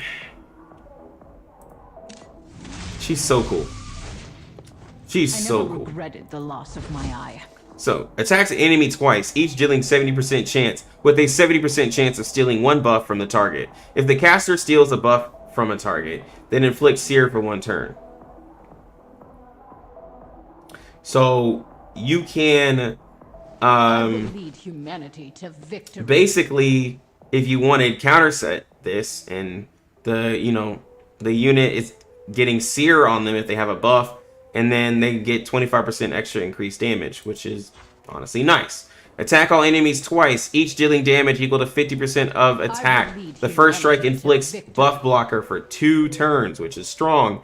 And the second strike inflicts an HP ceiling decrease equal to the amount of damage dealt, which is what Hades does on his first ability, but she's doing it to everybody and doing buff blocker, right? Since they can't shield themselves, they can't do recovery, they can't do anything. The ult dispels debuffs on Raven and buffs on all enemies. Like, then deals damage equal to 120% of attack to all enemies with a 50% chance or 100% chance for dispelled targets of inflicting defense down for 2 turns. I will lead humanity and she's to fast. Victory. So basically what this is saying, yeah, like, yeah, best stripper for sure. She can strip everybody, take debuffs off herself, and then I will lead set up like, you know, if you have somebody who is a cleaver, like, you know, Raw, Neja, anybody who can just do AoE damage, they're hitting them with the defense down, and then like you're lowering their max HP while doing buff blocker, so they can't even protect themselves. So they can't even put they have to dispel it. They can't do anything with immunity, anything like that. I'm gonna say that she's very strong, right? Because like she could take Thor's buff away and everything like that. Like she can take all these people's buffs and she can be used really well. Like I haven't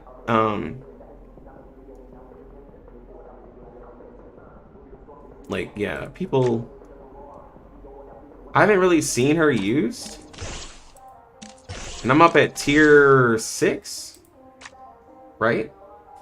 People don't really have her fast enough, so like she can just die, right? So the fact that, you know, she's not immune to anything, like you can put immunity on her, but like, you know, she's like one of those units again where like if she goes first, like it's really good, you know, defense down, but she doesn't like immobilize like anybody or anything like that. She just like sets up for people to like do a bunch of damage. And there's nothing wrong, like there's nothing wrong with SS tier. I don't want anybody getting like offended if like, you know, their favorite unit is not up here. It's like you just have to think about all situations. Like if you can count a bunch of weaknesses for this character, then like, you know, they're bad. And like, yeah, there's weaknesses to like, you know, Long Mian, but he has a speed, because he'd be very strong. But if you have a captain ability of speed, then you automatically go up a tier, like because your usefulness goes up in PvP. That's why.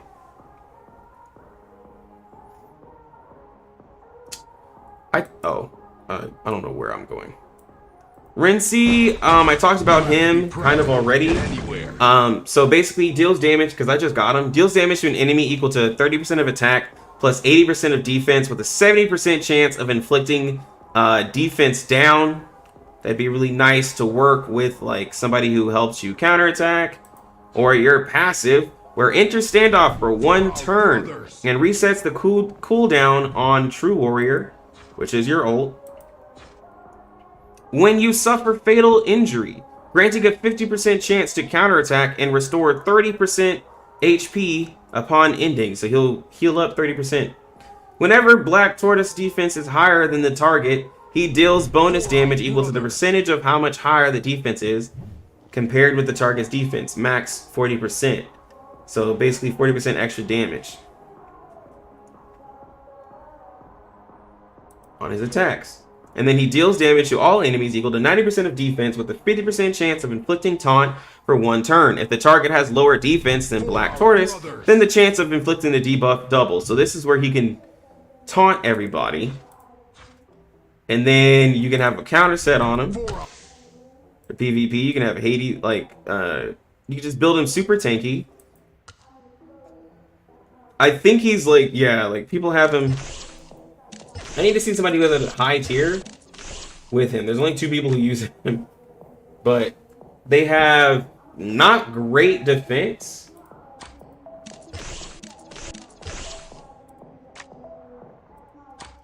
I don't.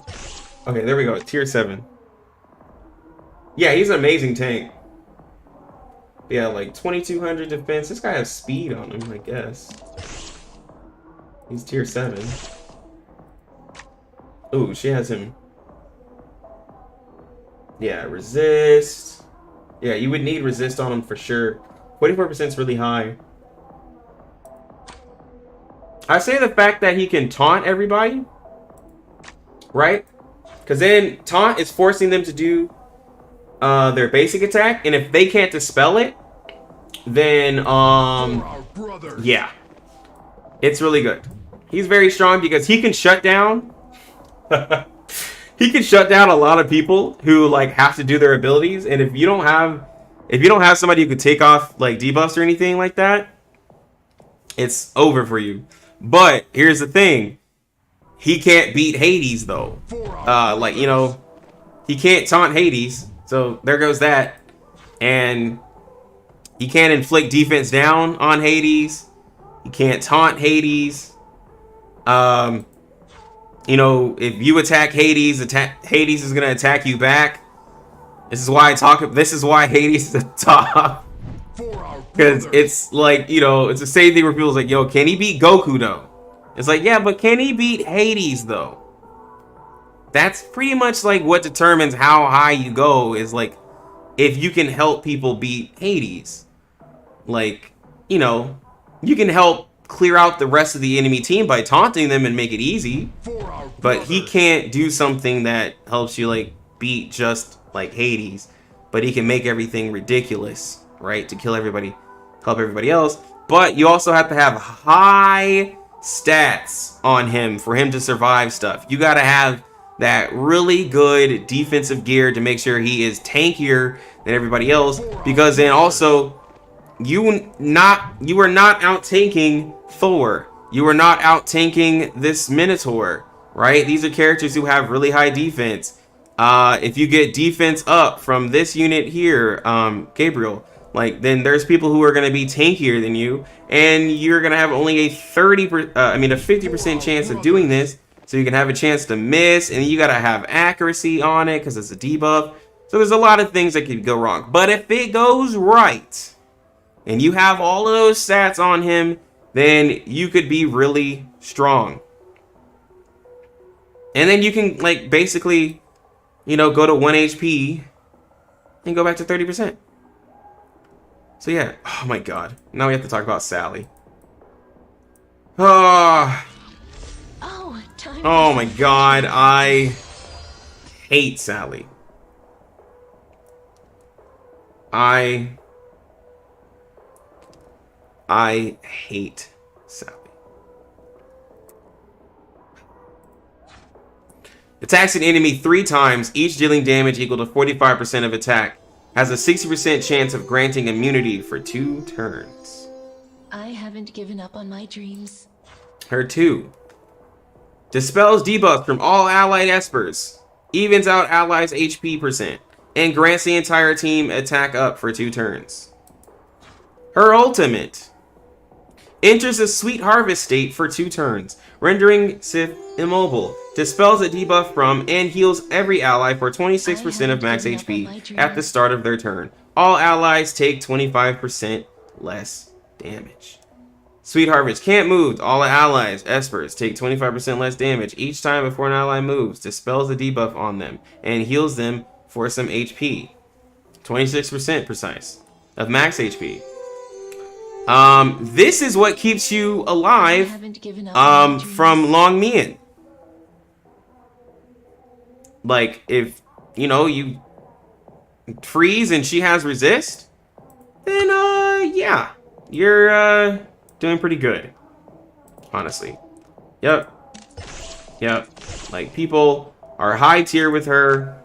They got that resist. Like, all you have to do is just resist the freeze, and your team is alive, and they're not dying.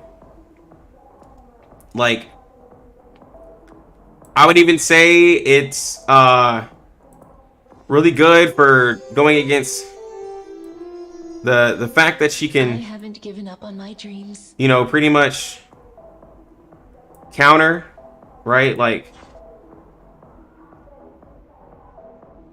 the fact that she can, the only person that might be give her trouble, like her whole team trouble, is someone like Apollo, but she can absolutely counter Long Mian, right? Like, just Apollo can push everybody back with AP, and that's really not really something that she can dispel. Like, she can heal and give them less damage, but Apollo can just keep lapping people and just eventually take them out. But yeah, she's really strong. She's really strong. Like, oh my god, I hate fighting her. The weak look back. Now we got Set, Wolf Boy. Let's look what people have him at. An arena. Not used, and there's a reason why. Yeah, his captain ability, if this would have been speed overall, he would have been a lot better. Can't escape the world. He's not quite as fast as I want to be because of his kit, and he's only a speed 104. Deals damage to a target equal to 70% of attack plus an additional 0.33% of attack per point of speed. Has a 75% chance to reduce the target's AP by 30%. Not bad, you know, you can still AP. Deals damage to an enemy equal to 180% plus 0.33% per speed of attack with a 100% chance of inflicting speed down for 2 turns. If a critical hit is triggered, Set gains speed up for 2 turns. And this is where he's just really fast, basically. Attacks the target 3 times. Each hit dealing damage equal to 60% of attack plus 0.33% of attack per point of speed. Has a 50% chance to reduce the target's AP by 30%. Final attack stuns the target. He's average. Like, all he does is just, you know, single target speed down. That's it. He just tries to move really fast. But yeah, he's average. I've never seen anyone like use him like crazy. Right? Like, he's just meh. It's like meh. Right? Wukong. There's a mission? Let's look at him. 99 speed. One would think he's not good. With 99 speed. No, he's really good. He's triple. People are high up in, look at all these tier 8s. That means he's really good. Why is he really good? Well, look at this. Deals damage equal to 120% of attack to a target, plus damage equal to 50% of attack to 2 other random enemies. Grants a Scorch, Death, or Shackle enchantment prior to each attack for 1 turn. Imbues damage with all current enchantments. What are these undispellable, you know, debuffs? Scorch inflicts disease for 2 turns upon damaging the target. Death inflicts additional damage equal to 5% of the target's max HP under 50% of attack upon dealing damage. Shackle has a 40% chance to inflict defense down for 2 turns upon damaging the target. I won't stop as long as there's injustice in this world. Yeah, that's a lot of different things he can do, especially death. There's 2. Absorb all current enchantments and grants a shield with strength equal to 10% plus 5% of max HP per enchantment absorbed for 2 turns. Attacks an enemy dealing the damage equal to 200% of attack. This attack restores HP to 10% of the max HP per absorbed enchantment. And then his 3rd grants basically his enchantments for 2 turns before attacking all enemies twice, each dealing damage equal to 6% of attack. He's really good for basically like a little bit of cleave, right? Because he can do these debuffs, they can't be dispelled. But like, you know, this one being the defense down has only a chance. The depth is really the depth and scorch are the ones that are a little scary. But he's just only very strong. Like, a lot of people have him, but he's not broken. I've absolutely just, like, you know, frozen him and killed him.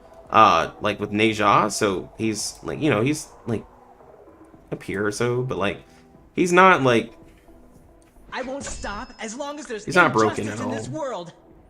Because like, you know, he's just not. Yeah, he's not at all broken. He's just very strong. Now we're getting to some of these 5 stars. Ty, I hate her. We can just say that. I hate her. 25% ally speed. That means she's automatically up. Automatically up there with Long Mian. Because I've been beaten by her. Basic attack. Deals damage to an enemy equal to 110% of attack with the 80% chance of absorbing 20% of their AP. Yep, best speed lead. Second, deals damage equal to 80% of attack to all enemies. Inflicts speed down for 2 turns with a 60% chance of inflicting stun for 1 turn. It's terrible. Her 3rd ability, deals damage equal to 105% of attack to all enemies while redistributing 30% of the target's AP equally among teammates. So she can basically push your whole team up. She is up in triple S tier because she gives you the best ally speed ability, so therefore she is automatically on your team, even if you, like, you know, don't have her built or not. And then if you do, if they're ult, you're pushing back an enemy team. Let's just look and see what the community says. There you go, triple S tier. And when you have this broken character with her, then it's even worse. And it just so happens to seem that most of these people have them together. So yeah. Yo, now we're to, like, yeah, she's strong. That's all I can say. Now we're to one of my characters, Tricky. He is a tricky unit to use. You have to time it a little right for at least me, but he's really good. So let's just say, first off, what's the community saying? They got counterattack, they got speed. I have him right here, where most people do, speed and accuracy. If you look at these people, they're really high tier with him, right? If I were to refresh this, eventually I'd find my, like, you know, my own team. I don't think I'm gonna find it, but hold on, let me see if I can get to a higher. Okay. His speed is, like, you know, really high. There's a combo with him that you use with Long Mian that I explained in my PvP video. What is that? I'm not even gonna go over these 2 yet. His ult attacks all enemies 3 times, each dealing damage equal to 40% of attack with a 75% chance of expelling 1 buff from targets and inflicting miss rate up for 2 turns where they miss, basically. And the first strike extends all target debuffs by 1 turn. Like, what does that mean? That means if Apollo has stunned you, or if Long Mian has hit you with a freeze, you will then double that debuff. And now they're frozen for 2 turns. If any of you guys have ever dueled me, I think Gotcha dueled me, you don't move. Like, when you do that combo. If basically on my team, if I freeze you, Loki's going next because he's at like 180 speed. And then those people are basically almost like petrified. They're out of the game. If you can't dispel the freeze, then they're... Oh, you haven't dueled me? Oh, then it was somebody else. I thought you did. Oh, no, it was Torby. I'm sorry, gotcha. Well, then maybe one day we'll duel. But anyways, this is a very, like, strong combo because it works with Apollo. It works with Long Mian. And it can pretty much put people out of the fight. It also has miss rate up. Miss rate up just causes them to, like, you know, pretty much just not hit anything. And he's like the fastest unit in the game. I believe at 107 he's the fastest unit in the game. I think this unit here is tied. There's another unit who's tied with him.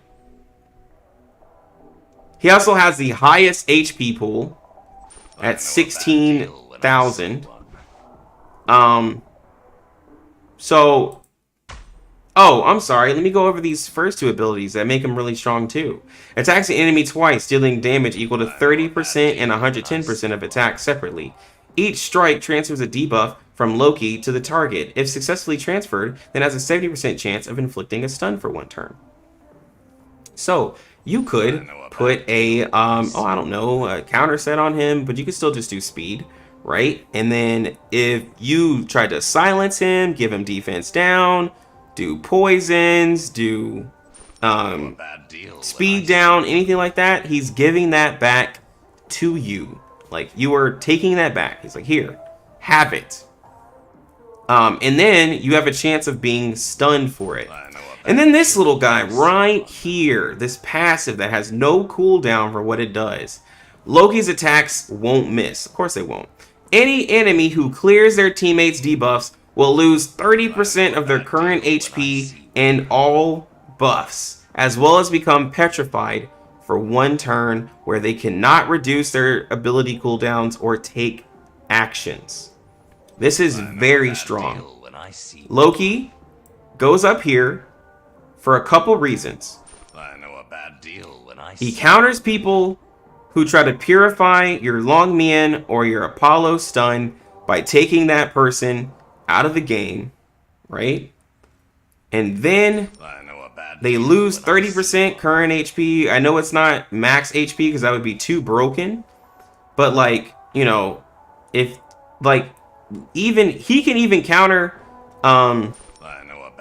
himself because he can hit them. I think he can even hit Hades because, well, no, Hades doesn't get debuffs. Never mind. I'm crazy. It tries to, like, there was one time where it looked like it was doing something, but it didn't, because he doesn't get debuffs. But basically, like, what I'm trying to say is, like, if you're using any of these units, like, who use Seer, right? Like, Raven uses Seer, he can throw that back to her. If any of these units use Bleed, like, all of that, he can throw them, like defense down. He's giving it right back. And then if they try to dispel, like, I know that this unit does. Her, I've countered her with it. She dispels. Yeah, anybody who can just take buffs away, I've petrified them. Even her, even Raven. Yeah, Raven, I've petrified her. So, yeah, he's really strong because of that, because he counters all dispellers, and you can just put accuracy on him to make sure that he hits the miss rate up to where, you know, you can survive a lot of attacks. Extends the debuffs to make the stuns and the freeze last a lot longer. So, really good. Now this character. When I discovered that this character was in the game, I can't fight him. I avoid fights with this person. I think I've only beat him once. It's impossible for me if they're built well. Attacks an enemy 3 times, each dealing damage equal to 35% plus 1% per 10 speed of attack, with a 60% chance to inflict defense down for 2 turns. passive. Looks like I've met another interesting person on my travels. If not immobile at the end of the turn, grants immunity for 1 turn to all teammates. Grants 1 haste at the end of an enemy's turn, which is max 3 stacks. Haste stacks will be dispelled after launching an attack. Haste grants 30 speed per haste, max 3 attacks, dispelled after launching an attack. Like, it's too good because, like, you just move so fast with this path. Like, and it's like, you know, dispelled after attack, like, you just push your team so, like, oh my god, they're so fast. And then deals damage equal to 90% plus 1% per 10 speed of attack to all enemies and increases team-wide AP by 30%. Looks like I've met another interesting person on my travels today. Like, you're doing damage, you're pushing up your team. Like, look at, he's at 106, so he's fast, he's 1 below Loki. Like, look at these people, tier 11, tier 7, tier 8, tier 10. Like, people who have him, it's impossible to beat him. Like, he honestly, I'm gonna say he's honestly better than Hades because I've lost against him because he just gives your people so much speed. Like, and like, even though he has the defense down, but it's the AP, he could just make people just lap you. And even with like the, you know, counter on Hades, like Hades, like, you know, has to be built really well to beat it, right? And you know, you could say the Apollo, but it's the fact that this character here just makes everybody just so quick, and there's the immunity on it.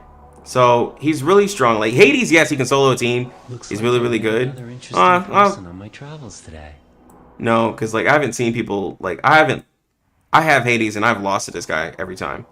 So yeah. And mine is like decently built. Alright, Unky Chai.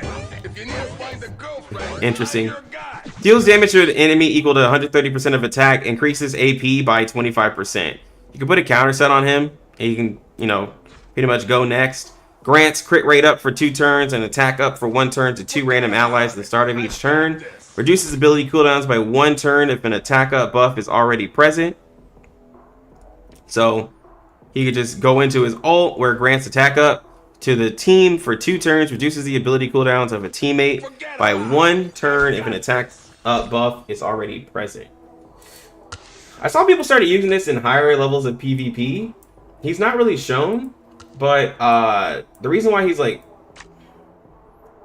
decent is because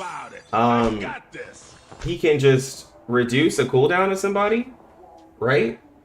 And then, like, you know, he can give everybody crit rate up and attack rate up. So he can pretty much make people just hit a lot harder. And you can do this to multiple units. So I'm gonna say like he's strong because like because Chloe could absolutely like steal all that. And then, you know, you can dispel it. I've dispelled it before. And stolen it with Hades and taken it away. So, you know, but it's really good, though. It's really good. But, again, they're just buffs. And buffs are, if you're not, like, you know, helping anybody do anything else, like, you're just buffing, yeah, you can get countered. Alright. This, If you really want help, Suhua. roll up your sleeves. Thick girl. I literally cannot get a ripple quick enough for her. People love her and want her bad. Why? Basic attack deals damage equal to 130% of attack to an enemy with a 70% chance of inflicting attack down for 2 turns. By the way, she's free to play, so just letting you know that. Heals a teammate for 30% of their max HP, granting them invincibility and recovery for 1 turn. If the teammate has less than 50%, grants an extra recovery buff for 1 turn. So this is basically giving them a chance to heal 15%. They can do, you know, more damage. You can put this on somebody who just needs 1 more turn, right, before like she dies, or you just want them just not to die. She's at 101 speed, which is not bad. Her ult grants attack up and defense up to all allied espers for 2 turns. You know, decent buff where you make everybody stronger and you make everybody, you know, tanky, right? Again, this is just a buff. These are all things that can be taken away. So, you know, she's strong. People want her. But it's not like, it's nothing that's like, oh my god, this is crazy. Like, I can't deal with this. No, you can absolutely, like, just deal with it. It's not that crazy. Alright, segment Zelmer. Attacks an enemy twice, each dealing damage equal to 60% of attack and a 35% chance of defense down debuff for 2 turns. Second attack, attacks an enemy 3 times, each dealing equal to 80% of attack with a 30% chance of transferring an afflicted debuff to the target. If a critical is triggered, then inflicts bleed for 2 turns. And then the ult deals damage equal to 250% of attack to an enemy if the target is debuffed. Then this attack deals 20% bonus damage. This is just, it isn't really for PvP.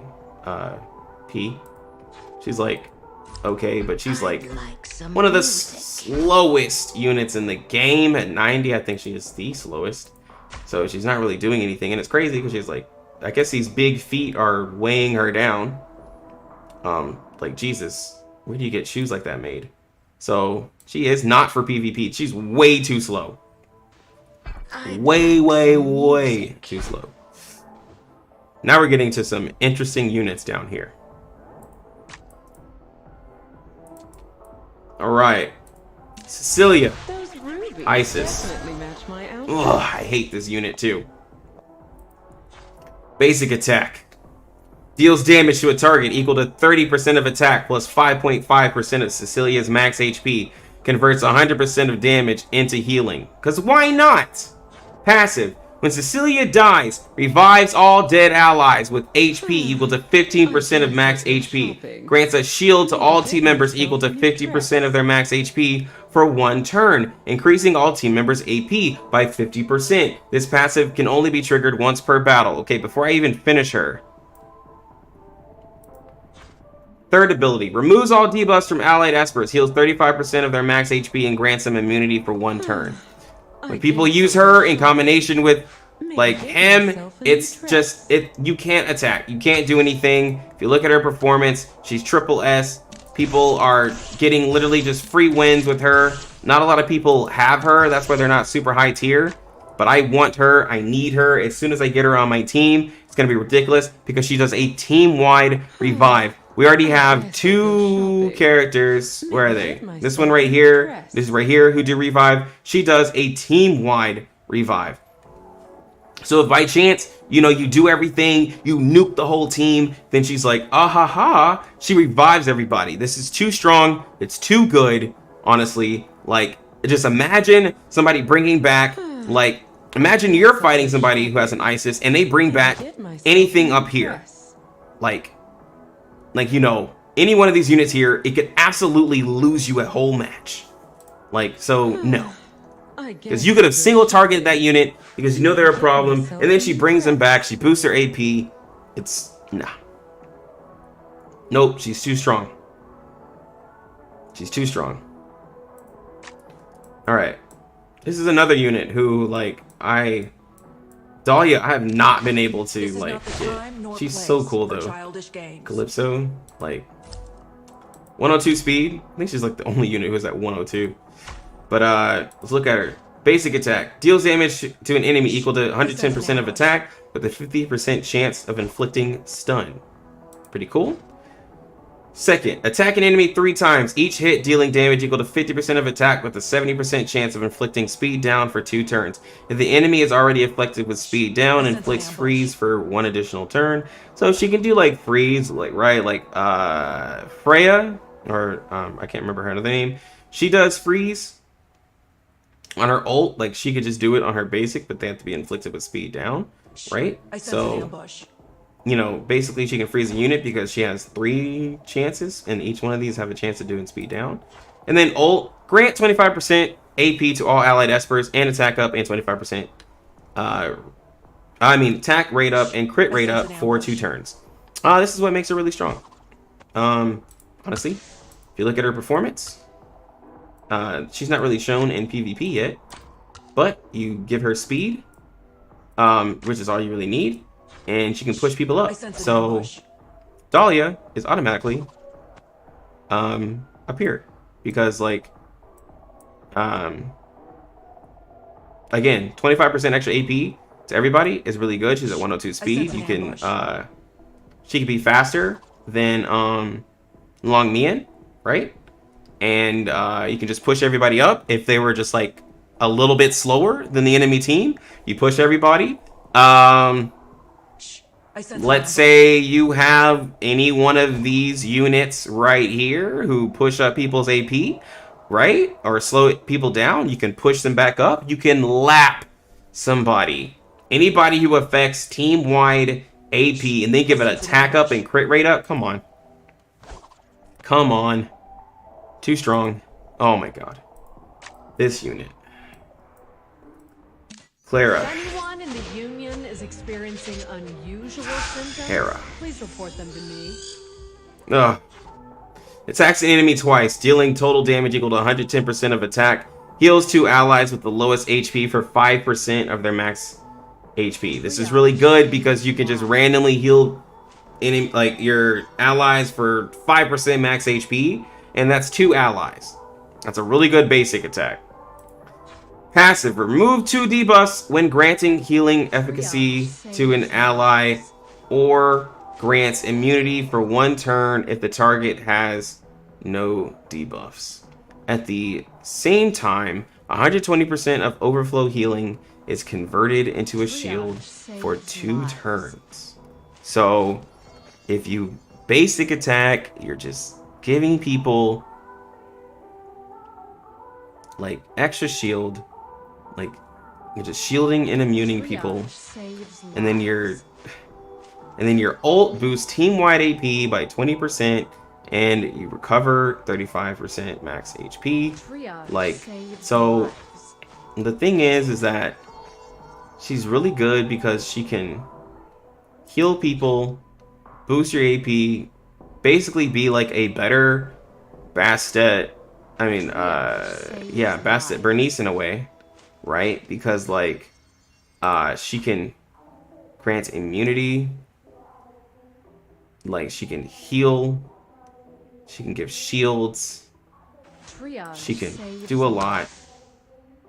Like, you put that set with that, you put the speed, like, everybody in Arena is using her because she's retarded. Like, I mean, just, excuse me, not like that word, but like, she's just really hard to beat. So she's also up here. She is absolutely beat a bull if you can outspeed, but she's at 106.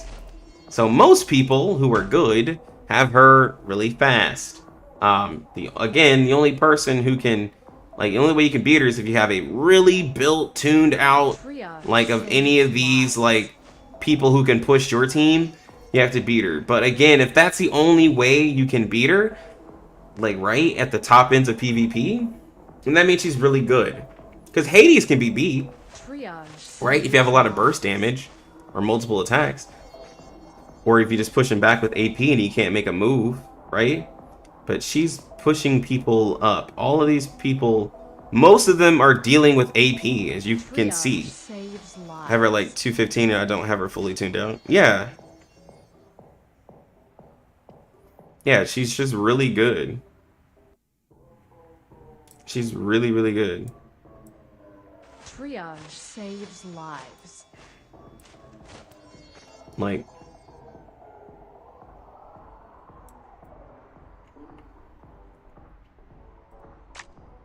oh my god, she's so good. It's just, these are all healers and support units that some people were like, I don't want them. I want the DPSs. I want this. I want this. Like, bro, you don't even know what you got. All right, Kaylee. When is it my turn? Captain ability, increase ally crit rate, and not really useful in PvP. Deals damage to one enemy equal to 110% of attack and extends crit rate up for 1 turn if a crit is triggered. Which is like, okay, more of a PvE thing. Attack an enemy 3 times, dealing damage equal to 55% of attack with a 50% chance of reducing AP by 15%. Inflicts speed down by 2 turns if a crit is triggered. And then her ult grants crit rate up for 2 turns and attacks all enemies 3 times, and dealing damage equal to 45% of attack with a 40% chance of inflicting freeze for 1 turn if a crit is triggered. So, like, she can be strong if she can freeze and she gets crit rate up, but she doesn't, like, you know, do anything outside of that. She can reduce AP. She can just crit, right? Or like, I don't know. She might just be average, like, because of the chance, right? No, I'll put her as strong. It's like, I've seen some people use her. She's like a free, she's like a, you know, a free, like, I don't know what unit I want to call it. She's at 104 speed. She's faster than Long Mian, but she doesn't have the, she's nowhere close, and she doesn't have the speed imprint. If she had the speed imprint, she'd be at SS. I'll say that. Because of her captain ability, she's at strong. If she had the, you know, if she had the captain ability, she'd be a lot better. But she doesn't, so. Hercules, I don't think I've ever seen somebody use this unit. I don't think anyone in the game has this unit right now. Except for maybe like 2 people. But apparently, yeah, and they're all like lower level. 95 speed, 1200 attack. What does he even do? Attacks a target, dealing damage equal to 130% of attack plus 5% damage. Increase per 10% HP lost. Okay. Passive. Gets an extra turn after killing an enemy. Prevents killed enemies. Ooh, he has an execute. Prevents killed enemies from being revived. So he is an ISIS counter. Interesting. Dispels all buffs from one enemy, dealing damage equal to 270% attack, and suffers 30% true damage without being... Wait. Dispels all buffs from one enemy, dealing damage equal to 270% of attack, and suffers 30% true damage without being killed. Static engineering. The world needs it. What? Damage with grants attack up and crit rate up for 3 turns after killing an enemy. So he has to, like... Static engineering. I mean, he has to kill. Like, pretty much has to kill.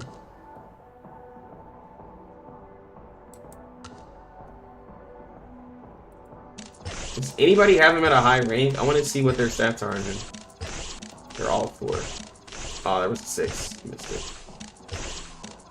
Dang it, I keep missing the 6s, so I'm looking at something else.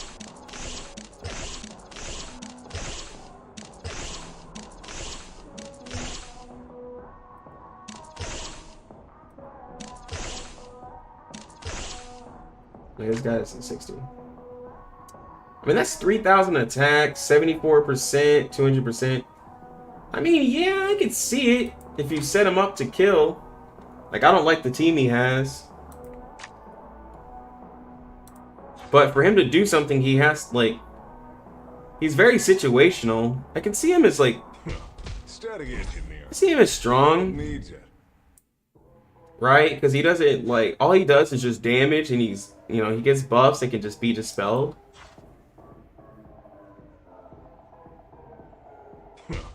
And he just really wants to just execute units. And that's what his, like, passive is. And that's about it. Ah, this unit here. I hate her. Sounds soothing. Deals damage to an enemy equal to 125% of attack and grants an extra 15% AP to Gaia and a random ally. That is strong. That is nearing this territory right here. Automatically with that basic attack. Second ability. Grants attack up and speed up to all allied espers for 2 turns. That puts her right up here because not only do you affect AP, but you give everybody speed. Ultimate. Deal damage equal to 120% of attack against all enemies. Clears their AP and gains another turn. If the target's AP gets to 0% later, has a 60% chance of inflicting stun for 1 turn. She's up here. Let me tell you the little reasons why. Let me tell you the reasons why. 1, everybody who has her. No. Hold on before I rank her. Late is late. No excuse.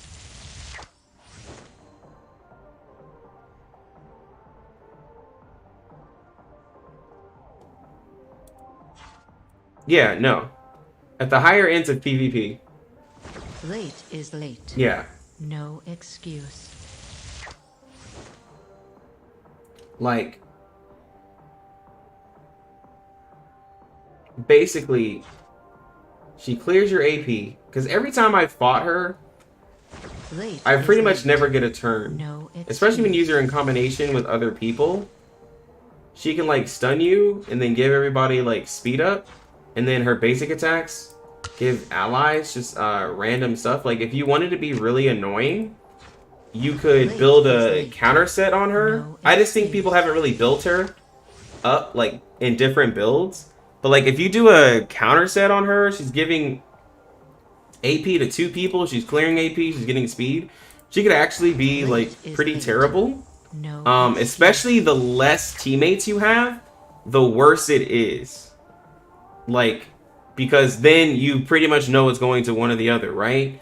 Nah, she's really good. Like, let's just say, for instance, Late is late. You had 2 fodder units for like here's a combo that like I saw. Somebody had 2 fodder units for Hades, and then they had her, and then like some other healer. So, but basically Hades was just going, he was just doing his turns back to back. No excuse. You know, and then there's nothing you could do about it. And then you could get stunned, and he just keeps pushing him up, especially with the counter set. I couldn't do anything about it, and I kind of died. There's just some of the ways. Like, she's not like, she's better because like she can. Again, when you're afflicting AP, like that's just really strong, and you're giving like speed up, and you can stun people like AOE wise. It's just really good, is all. That's really all it is. All right. This unit, I don't think I've seen anyone use this one in the game. This buff is okay. This deals damage to an enemy equal to 130% of attack while inflicting 1 Neko Curse stack. This buff is removed upon the carrier's death, dealing 40% of Trevor's attack as true damage to all enemies. Each stack increases the multiplier by 40%, max 5 stacks. So this is where basically like, you know, you could put a bomb on somebody, basically, and you just curse the target, and like, you just want to probably like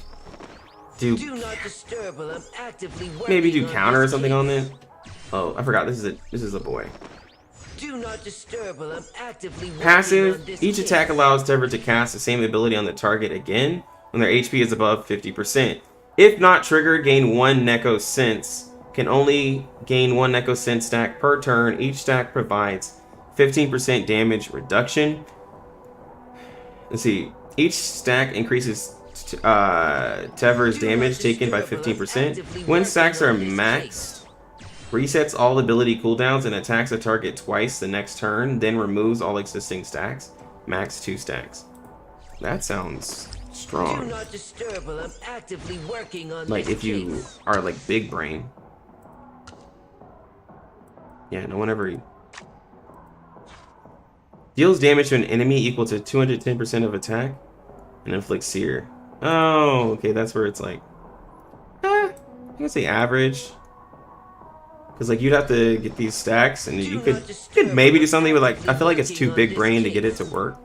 But you could, like, if somebody's not really prepared, just like keep stacking this, reset the cooldown, do sear. Like, I could see it. And you get the like extra less damage taken. Maybe. Oh, the twins. It's funny how the twins are last. Alright, so these two you pretty much have to build together, so let's talk about it. Attacks an enemy twice, each dealing damage equal to 60% of attack with a 40% chance of inflicting sear for 2 turns. If G is present, then the strike deals extra damage equal to 5% of the target's max HP, up to 60% of attack. So it's like, okay, you have a low chance of inflicting sear. You have to have another unit with you to do this extra damage on your basic attack. Second ability, attack all enemies twice, each dealing damage equal to 45% of attack with a 40% chance of inflicting speed down. Again, very low damage multipliers and low chance of inflicting these debuffs. And if UG is present, the ability deals 2 additional stacks with the same status effect applied. So I think it attacks like 4 times. And then 4 grants crit rate up for 2 turns and attacks enemy 3 times, each dealing damage equal to 80% of attack and inflicts speed down for 2 turns. It's not that great. And then the brother does attacks an enemy once, dealing damage equal to 100% of attack with a 40% chance of reducing their AP by 10%. If Chuyi is present, this ability will attack 2 more random targets with the same damage and status effect applied. Which, you know, the 40% chance of, you know, reducing that, and then the status effect that they have, you know, it could double that. And then attacks all enemies twice, each dealing damage equal to 45% of attack with 40% chance to inflict stun. If Chuyi is present, the ability deals 2 additional stacks with the same status effect applied. They basically can just chain stuff together.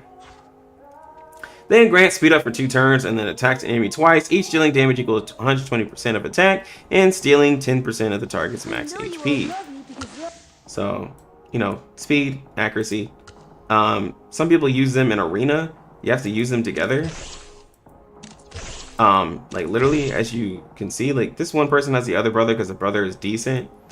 But like when you get really good, you build them up. I would say that they're both together, like, hold on, let me look at their speeds. Okay, 99. I know what's going on in your head. 93. Like, they could be... They're more so situational, because you have to have both of them, and that means you're sacrificing, like, a lot for them. I'm making the world a better place for my brother. I would move them up to... well, because if you have both of them, they move up a tier. I think this one's more average, this one's situational.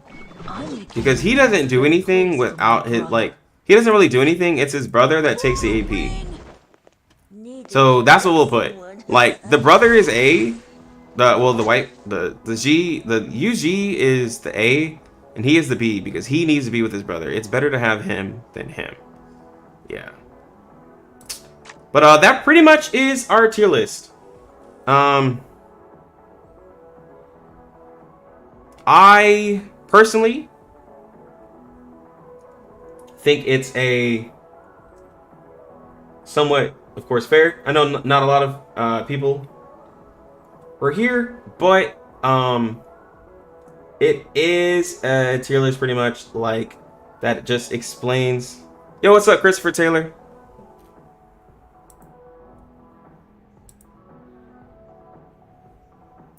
But pretty much the list kind of explains like each unit. That's just, you know, like I've gone through pretty much each unit and shown why they're strong, like and why some of them are bad, some of the counters to them, what like makes them not super OP. So I do think it's fair. I'm gonna leave it up for a bit. Anybody has like, you know, any objections to it, right? So I'm gonna just farm some stuff real quick.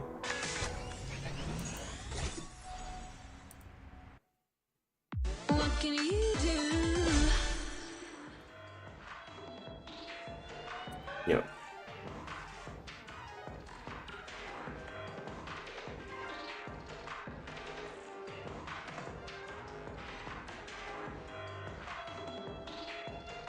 Yeah, it's because of her what we were talking about. It's because of her team-wide AP. Like for PvP, if you can push somebody up with you know, AP, and then you give them extra attack up and crit rate, you could basically give your team enough power to take out the enemy team. So yeah, I would just build her fast, of course. But yeah, that's what makes her really strong.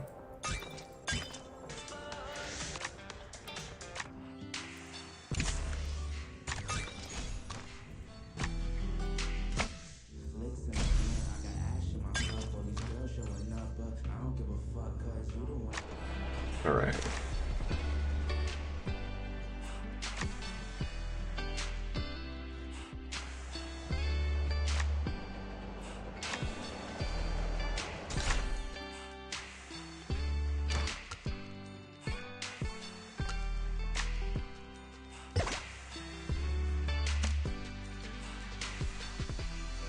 Get my brains up still. You said you're at the point where you don't know what kind of PvP team comp to make, build so many good units. Who do you have? Are you just like looking at the list and you're just like, oh wow.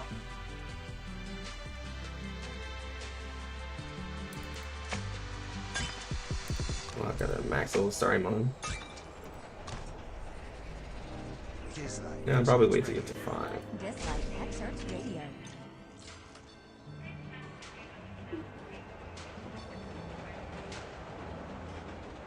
Complete 3 story stages. Oh well. Clear Sonic Miracle 3 times. And clear story stages 3 times. Okay.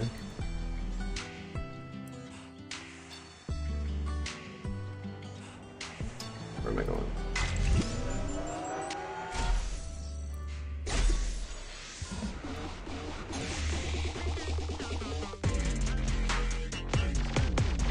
I need to farm the mess out of this.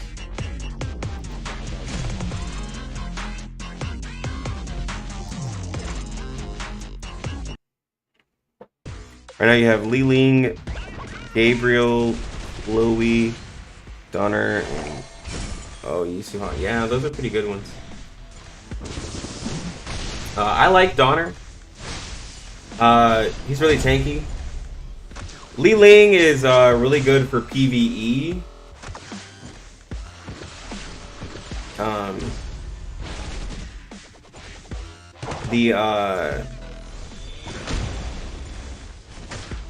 Gabriel's really strong because of the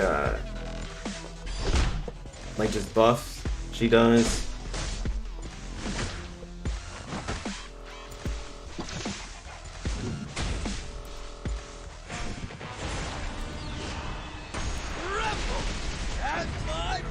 And then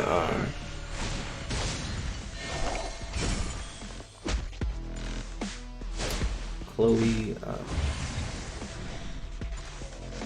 crap, I forgot who Chloe is. My mind just went blank.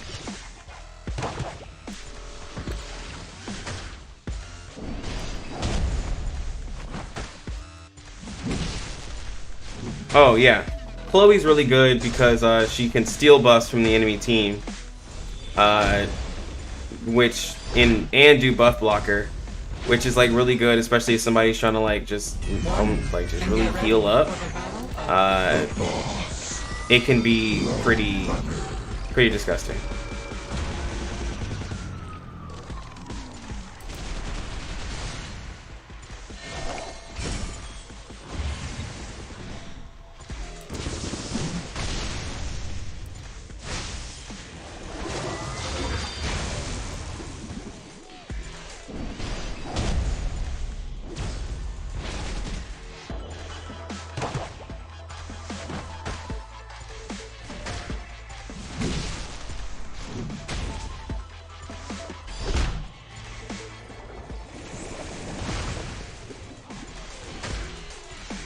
But yeah, that's pretty much. But like if you were to like, you know, ask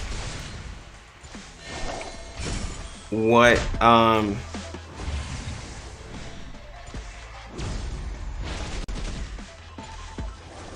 wanted to run a daunting Quincy.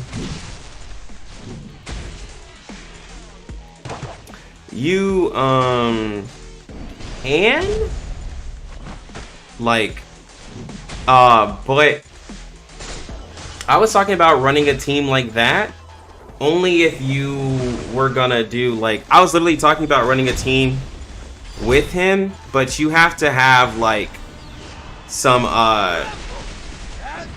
you would be doing a stall team essentially, like, and then like you would have to have some really good HP and defense on them, but like they're not gonna do like big major damage, but it's gonna take them a while to kill.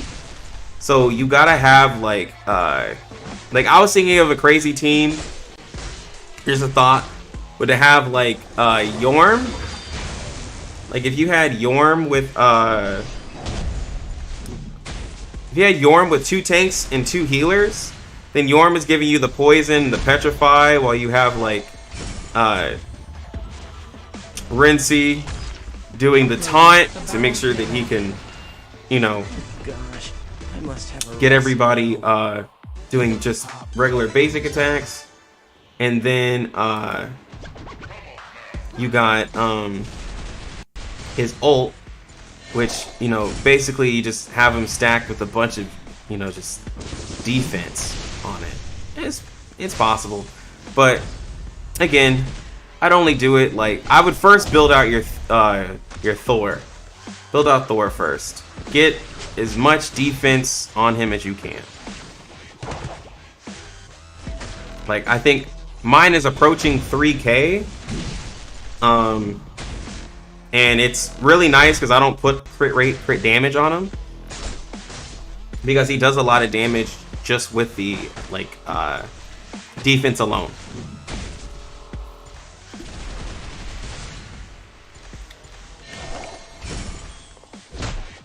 And then if you wanted to go like super stall, you could like do something like have Donner's captain ability with those units and just have a super tanky team.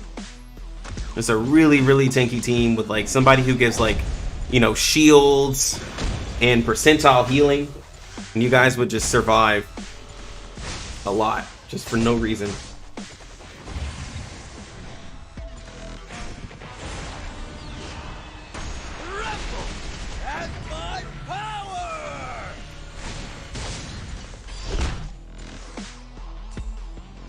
Warning, and get ready for the battle of...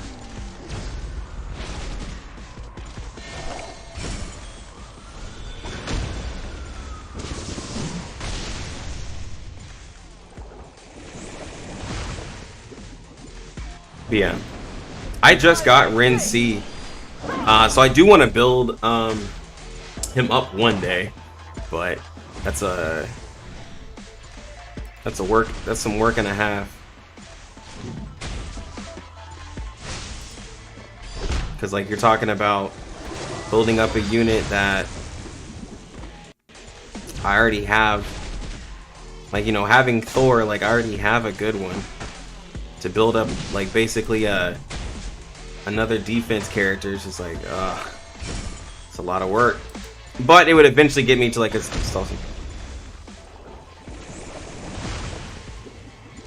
yeah, nah, just build Thor for like, you know, just PvP in general.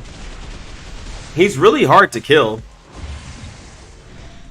Like with his 2, his passive, he can heal a lot as well. Yeah, he's really hard to kill.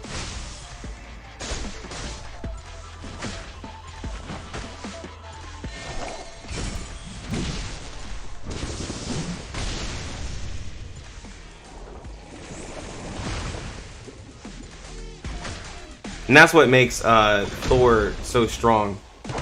It's just that, like, you know, you could dispel his debuff is the only thing that kind of sucks. But, you know, but if you don't have anybody who can dispel, then, you know, he has his immunity, he has his defense up, and then he gets more defense, and his conductor goes off. He does AoE damage and hits really hard. He can do defense down. Like, it's just because he can just do a lot.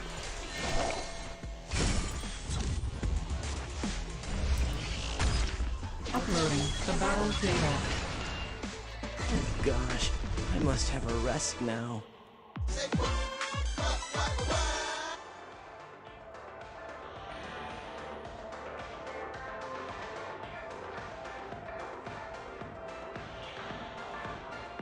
Sounds like I got to invest a lot into him. Well, I talked about it on my point of war guide that I put out earlier today. Think about it this way. Thor is actually really good. Thor is actually better to gear than you think, because like, if the gear you get, right, you're farming. If you've ever played like Genshin Impact, right? The reason why like units like what's his name? It starts with an I and I can't think of it. I literally knew his name. Well, I forgot both of their names. But anyways, Genshin has units that go off of defense, and most of the times, just like in this game, you're farming for sets that have like crit rate main stats, or you know, attack up main stat, speed main stat. So if you get something that has like HP percent, defense main stat, you can give those to Thor and just level those up, because like, it's gonna happen. You're gonna get defense main stats, and then you're gonna be like, oh crap, this is like just bad, terrible gear, I can't do anything with it. No, like, you can absolutely throw that piece onto him. So that's where I say it'd be easier to gear for him, because you're giving him kind of your unwanted gear for everybody else. Like, I would absolutely save your defense pieces for those tanks, you know, when you eventually want to use them. Defense is a good stat. Warning, and get ready for the battle of... And trust me, like, when you're farming, it's bad enough when you get sets or pieces that are bad because they're not for the character you want. Then that's when you, like, you know, look into the other units that you have, because there absolutely has to be something worth, you know, picking up.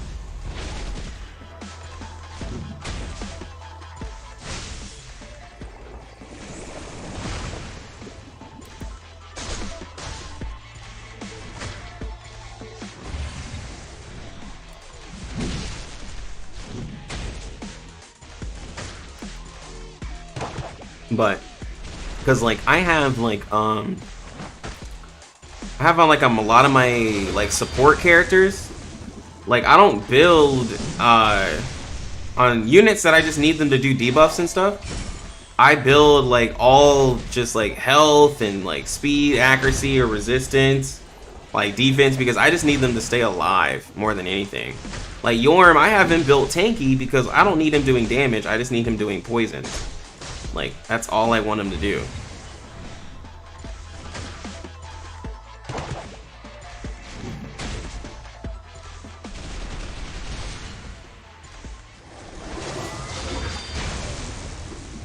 It's just that unfortunately, like, certain characters that require like setup just aren't as great in PvP, because like you could literally use if you didn't beat the enemy in if you didn't beat the enemy in your like first or second turn.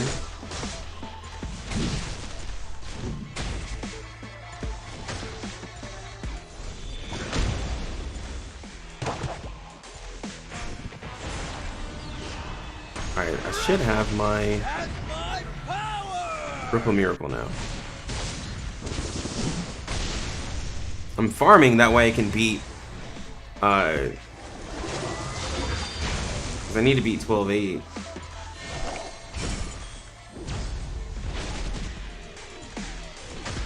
I just need to get better I need to get better gear for my supports. And just better gear overall. So for Thor, if I just give him defense relics, no matter what they are, it will be good. Yeah, pretty much for the... Here, let me show you my Thor. If you've got a problem, speak up. My Thor has only 33% defense, hardly any extra attack. I'm sitting at almost 3k defense, 19,000 or so, no, like 18,000 HP, right? Not much accuracy, and these stats aren't perfect, right? His speed is terrible, abysmal, but he has all that defense. So like in point war, like defense wise, like people still beat me, right? But like if I go against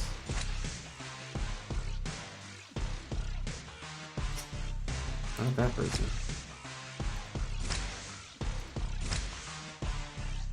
Here we go.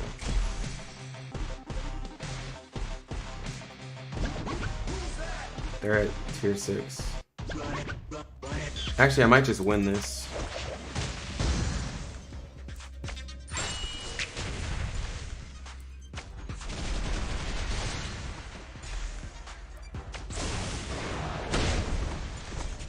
Okay. Well, I was gonna show that, like, well, he still hit for like 5,000 damage, just with defense, because he scales with defense quite a bit.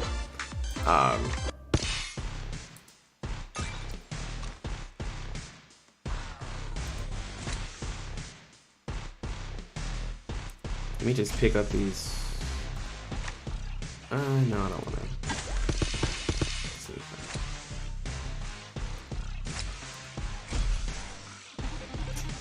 Dang.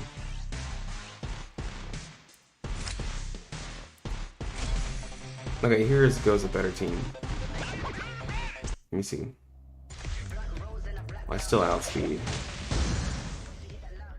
Oh man.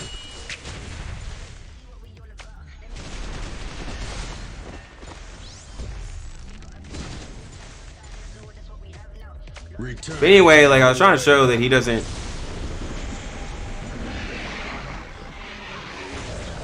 Yeah, he's very easy to build. Like let me see. If I ult this Neja, yeah, like this Neja has some tank on him, but like he can still hit decently, you know, and like he's not taking much damage. I just don't have good fights to show you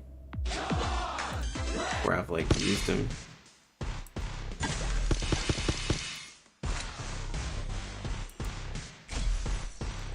Ooh, here goes one. I think. If you want to take the other side of my bet, prepare to lose. Like that.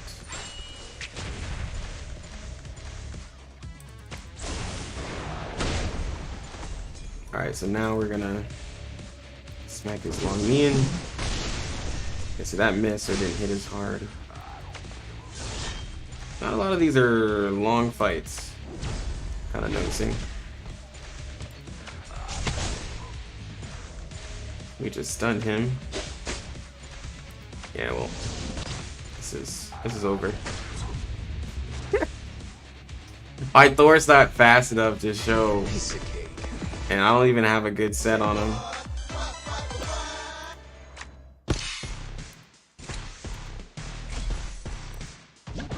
Okay, this should be a better fight.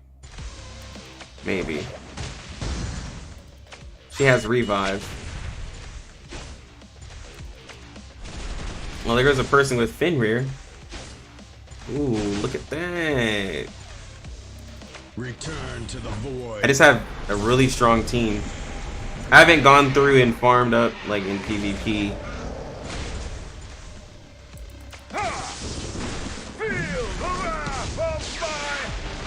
But I love him. He's really good. Yep, just hit for 6k.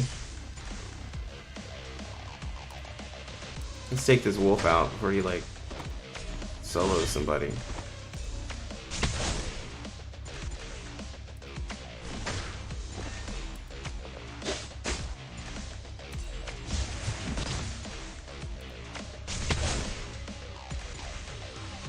Ooh.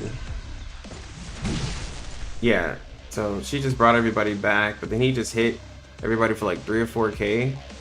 And then, like, of course everybody has the shield, but he still just does damage. Like, yeah, he just kind of took that unit out. So he doesn't need the crit. Like, of course, if you can get crit, it's really good.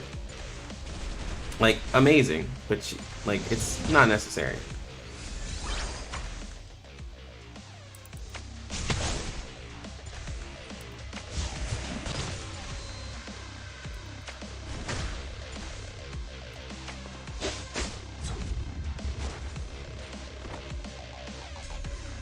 Gold is such a perfect primal power. Let me see. He has a speed imprint. That is a win for me. I'm just gonna use my last one. Just gonna bot this one out. It's just that Long Mian is so strong. Oh my god. Most of his team is dead.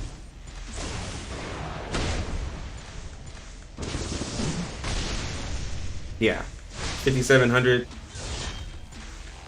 on the crit. It's really good. I need to push up PvP. Destruction. I'm not gonna get super far because, like, all flesh. I'm not fast. I haven't been. I need to farm my gear.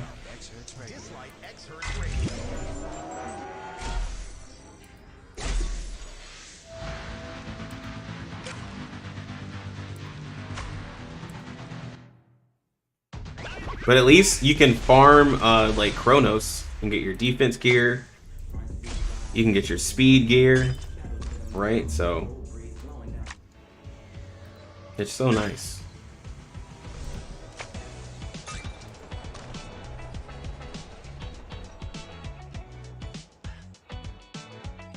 Complete story stages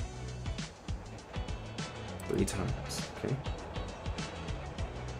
I'll get that. Oh, for the dailies.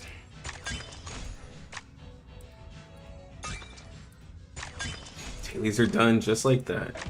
It's so easy to do the dailies. Like, it really is. And then get your free stamina. I'll take that. Alright, let me start. I farmed a bunch of gear.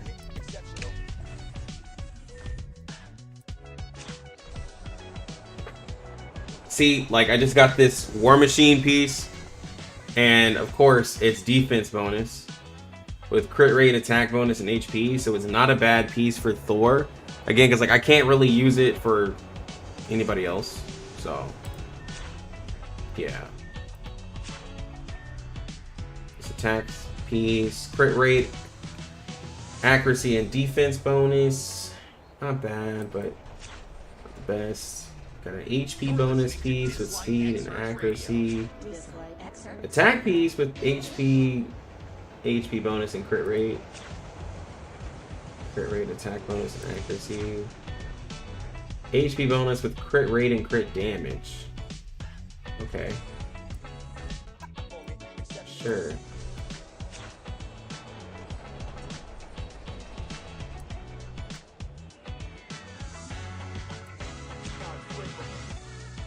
That's some interesting pieces. This one here is... So could you pair Thor with Gabriel, but then who should I use after that? Another tank with some supports? Well, you need to get some DPSs though. Like, you just reminded me. I need to farm for Gabriel. You just reminded me. Like, Gabriel, yeah, with the, you know, immunity and defense. See, the thing is that Thor already gives himself immunity and defense up, so they wouldn't really go together, but this gives it to everybody, right? So then it would be okay. And she has defense down, attacking all enemies. That's where you want more, like, other characters. She's really fast. She's 106. Like, you could just build speed on her, right? And then you can give everybody immunity, and so if you build her faster than someone else's long Mian, right, then you don't get frozen. So that's pretty much why you would want to use her. But you could use them together and just do some DPS. Like do them together. Build probably like Bernice, right, Bastet, and then 2 like really hard hitting AoE DPS. Is what I would do. Wait. That's for fusion.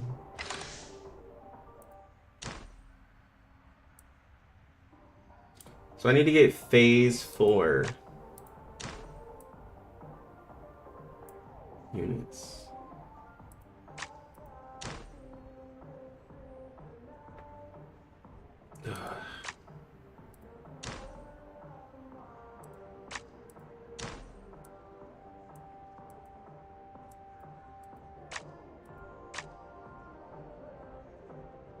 They all have to be different, that way I can...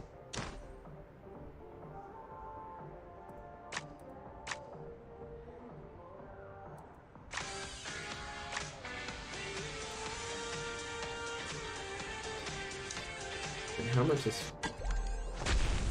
If you've got a problem... Men are so heartless. Fashion is not just about aesthetics, but attitude.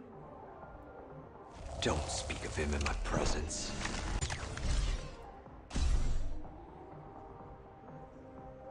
Stage 5.